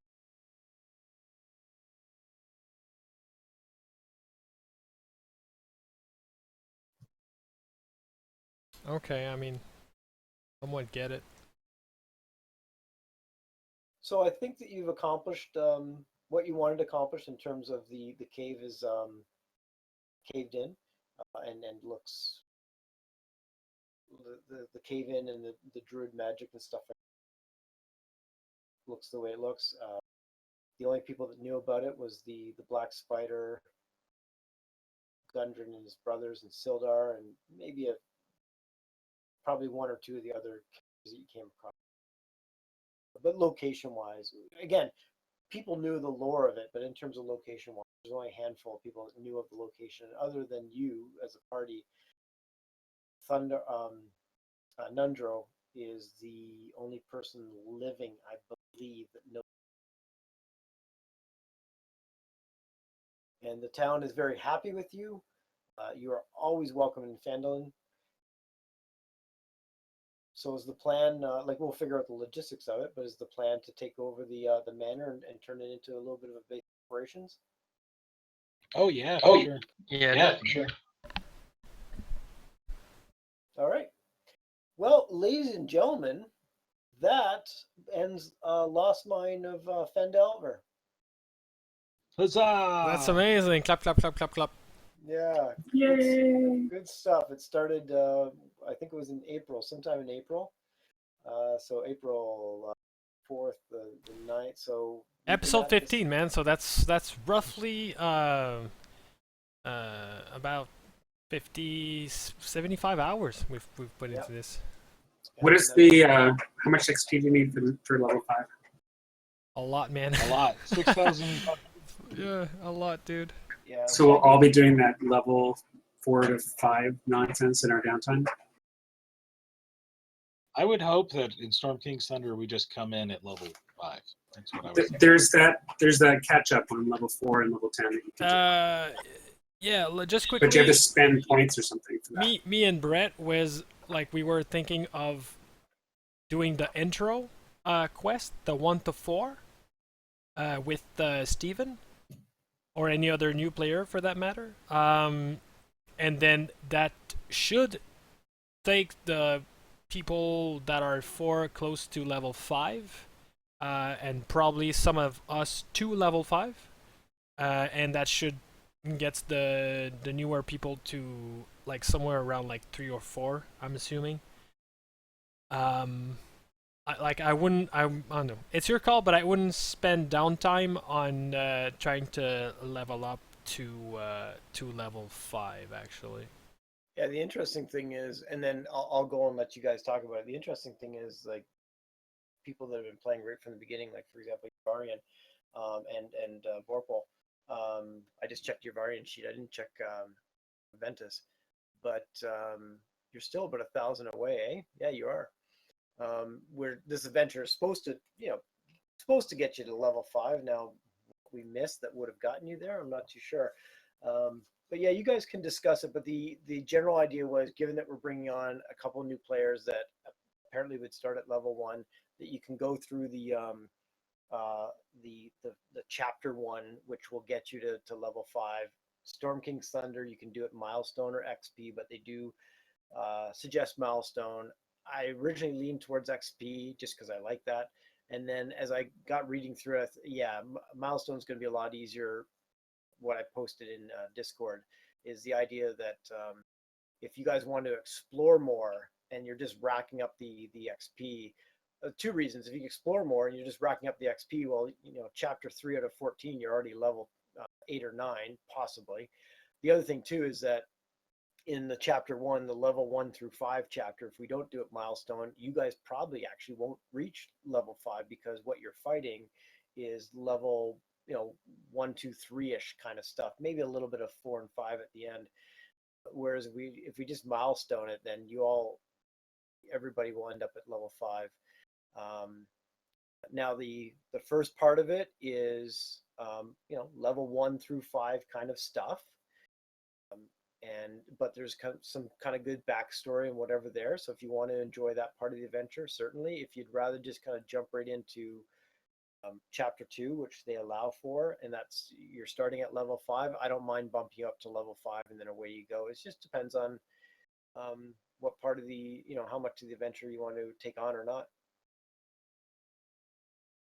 Cool. Go do your thing. All right. We want to talk about you behind your back. You go ahead and do that. Thanks, guys. Grand first adventure, and I am, as Storm Kings, I am really looking forward to Storm Kings. So Me too. yeah. Next time we're starting at 8, right? Yeah, Your time, yes. 8 Yes, Central. 8 Central. Yeah, so should we peg that right now that the next session will be at 9 Eastern Standard Time?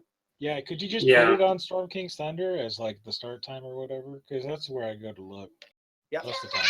that's the best place Yeah, that's that true. I would have you guys go look because it does all the calculations, especially with the UK time changes All coming that up. wonky stuff. Yeah. Yeah, it's going to help that. What's today? The 25th, right? Yeah. So the next game will be the 2nd at 9 a.m. Eastern. So once you go and look at Storm King's Thunder, it should adjust that time for you right now. Okay, all? Thank you. You're Awesome, welcome. Brad. Thank you, man. No problem. Looking forward to number 2. Yeah. Ciao. Take it easy, man. Will do. Take care, all. Ciao. Bye. Alright, guys, I have to run too. But we me have a bunch of things to discuss, so we can do it over text in Discord over the week. So Vorpal, make sure you check out like from time to time, and kind of like pitch in your ideas and your thoughts. We're gonna, I can tell you right now that I'd like to play the lower level content because I think there's gonna be a interesting backstory in there. I want to play it too, but for us having backup characters in case we need them, how are we ever going to get experience on them? What do you mean? Well, because I need to get the experience to get this guy up to 5, right? But at the same time, I wouldn't mind playing like my backup character so I can get a couple levels on it too, Well, in case this character gets killed. Right, but I can tell you right now that I don't like this approach because it's very like video gamey. Like I log this character and then I unlock this character and then I log this character and I do some auction house and then I. Oh no, I totally agree. But otherwise, what I'm thinking is like if my character dies, I just can't. You play start with at you guys level anymore. 1 and then you're fighting like level 10 creatures, so you don't want that to happen. But so according you to don't AL die. rules, I'm not even allowed to be in the party. No, you are. No, if you look at the player's guide for it, it has the hold on, where is it? The player tiers or whatever, and you can only play inside your tier. Correct. So I think that's so you can't power level lobies, basically. Yeah, because you put a level 1 with level 10s, they'll level up really quick, I guess. That makes sense. They'd probably just boost you to the lowest level possible, which I would think is 5, because it's for a 5 character. I don't know. But Maybe it's the I same think it's tier or- according to the adventure. The adventure I think is 1 to 10. Yeah. So that would make sense, right? Because So the thing I was reading about the tiers or whatever made it sound like you wouldn't be able to play low-level characters with them. Like if we had to bring one in, if they were like level 1, they wouldn't be able yeah, to play we'll with them. double It check would on that. be- You're right. There is a tier thing, but it's just that.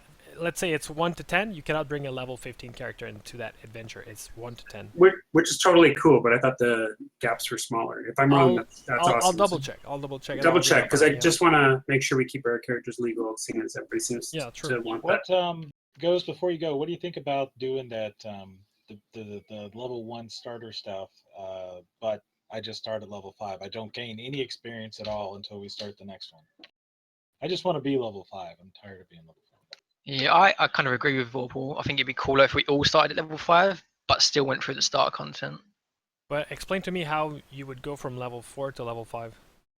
It's been 2 to 3 years. Laura and I have been traveling around doing all sorts of stuff. Yeah, but that kind of like defeats mean, the it makes purpose of sense. like D&D though. It's like, it's been 3 years and then boom, I'm like if you want to make XP, you have to play in game. Like Unless you use the downtime. because rules in otherwise level 4 to 5 like and- what are we playing, 9 you to know? 10. I Specifically can just says it starts at level 5. Specifically says it starts at level 5. All I'm asking is I'd like to play the intro stuff because it sounds cool, but I don't want to do it at level 4. No, like the adventure can start at level 1 and it has like a tie-in for higher level characters, which is roughly around level 5. It doesn't mean you start the adventure at level 5. It like the adventure doesn't give free XP and the end of Lost Mine doesn't give out, like we just got the XP that we were gonna get. Everything in between is downtime activity, and you can use your downtime if you want to level from 4 to 5. I just advised against it because I think it would be a waste of your downtime days, because as we play through the 1 to 4, we're gonna get that XP. And like once we finish the intro part of the adventure, we're probably gonna be level 5, most of us. And so therefore we're gonna keep our downtime activity days, which we can spend more wisely later on. And another thing is that I understand your excitement about level 5 because it's cool, like it's another tier, you get lots of bonuses and things like that. But then, thing of Steven, right? If we're all like level 5, we're just gonna power through these like encounter. He's probably gonna go down every fight, and then we're just gonna take care of the rest of the encounter every time, and that's not gonna be as cool for him. So I'd rather have us be all level 4, and we're still gonna be like powerful as fuck, like we just witnessed. Like we just like destroyed that encounter, which is supposed to be an encounter for like 5 players level 5, and none of us is level 5, and we're like 4 players. We totally destroyed that encounter. So That's because we played smart. you know, exactly, but we play smart. So like even like SKT, we like they say it's really deadly, but I hope it's deadly because right now we're just like plowing through, man. It's a good thing that Sildar wasn't around to leech all our experience. Right. I mean, it's so sad to hear about Sildar. And I get what you're saying, guys. But at the same time, it's it's like we all start the campaign at level 4, which is not really that much of a problem. But if we use the things, the system Brett's talking about, then by the time other players are level 4, we will still be level 4 as well. So us and the new players all get level 5 around the same time. And like I said, from that point of view, from like not wanting to overpower encounters and like demolish it for the new guys, it kind of makes us feel shitty because we've already been through a whole adventure, and then suddenly these the new players are getting to level 5, and at the same time we are, and they're going to be just as strong as we are. If that makes sense, like I like the idea. That's bound to happen anyways. The thing is, it's because of the gap between the levels. Like for example, levels 5 is like twice the XP from 1 to 4. Yeah, that's what I mean. That's what I said to Brett about you. Like, there's no point really using the thingy system because by the time if we were level 5, we wouldn't even be level 6 by the time new players got to level 5. Like, but we would still have that kind of minor advantage where we might be 1 level higher or like half a level higher, and it's just, I don't know. It's like a reward for kind of playing a whole adventure first. That's the way I see it, at least. But you have don't see it as levels. See it as experience points. You have more experience points. You have a shitload more. Yeah, but we won't be getting experience points if we do Brett's other system. Like, that's the point. I mean, we've done 15 sessions. We've been here for most of them. I think, I don't know. I feel like I've earned level 5. But personally. But you didn't. Like, you earn level 4, almost 5, and that's what like the system is about. Well, the thing that kind of annoys me about SKT is that people get to from like 1 to 4 like really fast, like a lot faster than we got to from 1 to 4, just by the way the encounters are set up. Like, if they use the system Brett mentioned, the whole like milestone system, they would get from 1 to 4 in like literally a couple of weeks. So they will be already our level within like a couple of like 3 or 4 sessions probably. Like, and it's that to me feels kind of shit because we went through, like I said, 15 sessions to get to where we are, and then suddenly a couple of guys come in and suddenly they're already like level 4 and level 5 in like a couple of weeks. Well, hold on. Like, the milestone system is that, I think, and Brett has to confirm that, but what happened is that you only get XP when you reach a certain milestone. You don't. It doesn't award level. It awards XP. No, it awards levels. Are you sure? Yeah, I'm 100% sure. Because when I played Curse of Strahd with Brett, with the other guy, it was you get to this point in the story, you get a level. Like, it's not just XP; it's you level up at this point in the story. That's the milestone thing, right? Yeah, that's what Brett's talking about. So he wants the other new players to get to the same point, same level as us. So when they get level 4, we will all still be level 4, and then when they get level 5, we will also jump to level 5. Like, we won't be using XP. The only real difference I see, though, is that we will also have more gold. We'll have more items, potentially. Yeah. I mean, so we're not quite the same, but, level. But you want to, like, understand where I'm coming from. Like, these new guys come in, and literally, it's like, Brett told me that they level up a lot faster using the milestone system in SKT because it's literally a catch-up part. So By the time it takes them to get to 1 to 4 or 1 to 5, it's gonna take literally like a couple of weeks, and that to me is what feels shitty, you know. Because it's literally like, oh, they played for like 4 weeks and they're already level 5. It's just like, wow, it took us like 15 weeks. Yeah, no, I And this understand way where we you're coming get- from. We It's get like a think couple all weeks positive. to be really cool and be like, oh look, this is level 5. This is what the cool stuff you'll be able to do, like 3rd level spells, all this cool stuff, man.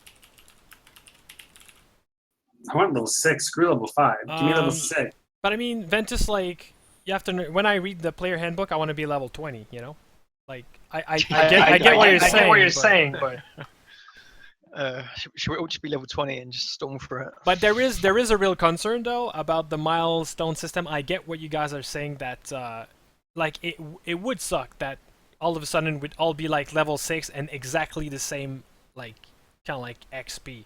And that's something we can that's something that this week we can talk about with Brett. Maybe we can come up with a hybrid system, or maybe we just go with the XP and kind of like don't abuse the system, because that's probably what we would do anyway.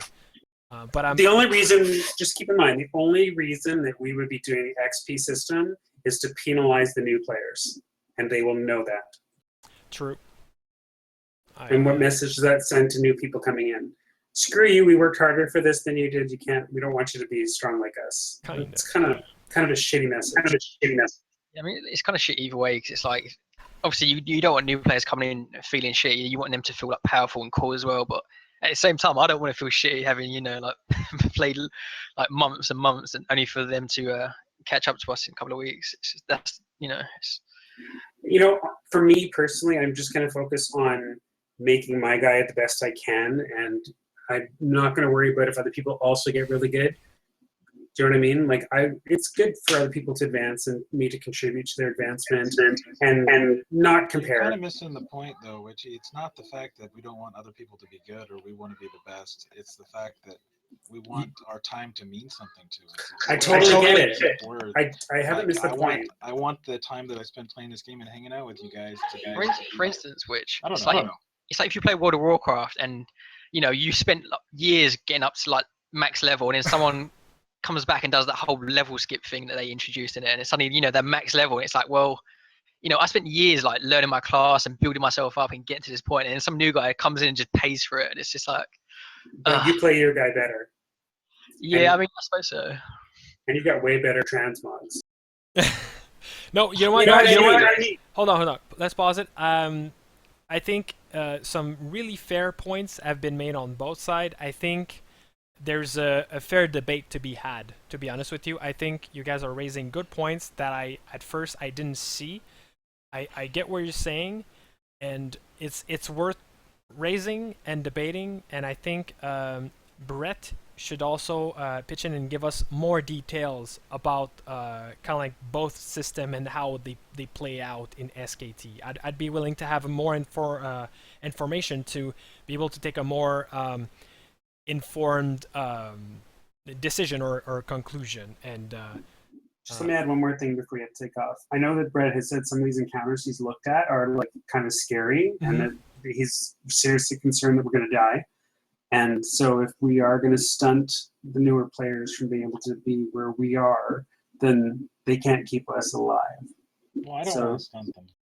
No, I know. And like I said, I know I'm not missing the point. I'm just playing devil's advocate in a way. But also, you know, the stronger the whole party is in general, the better success we'll have at being able to keep everyone alive. Yeah, this is the ultimate team Unless, game. That's why I love it. You know, unless you let me do the medicine hall.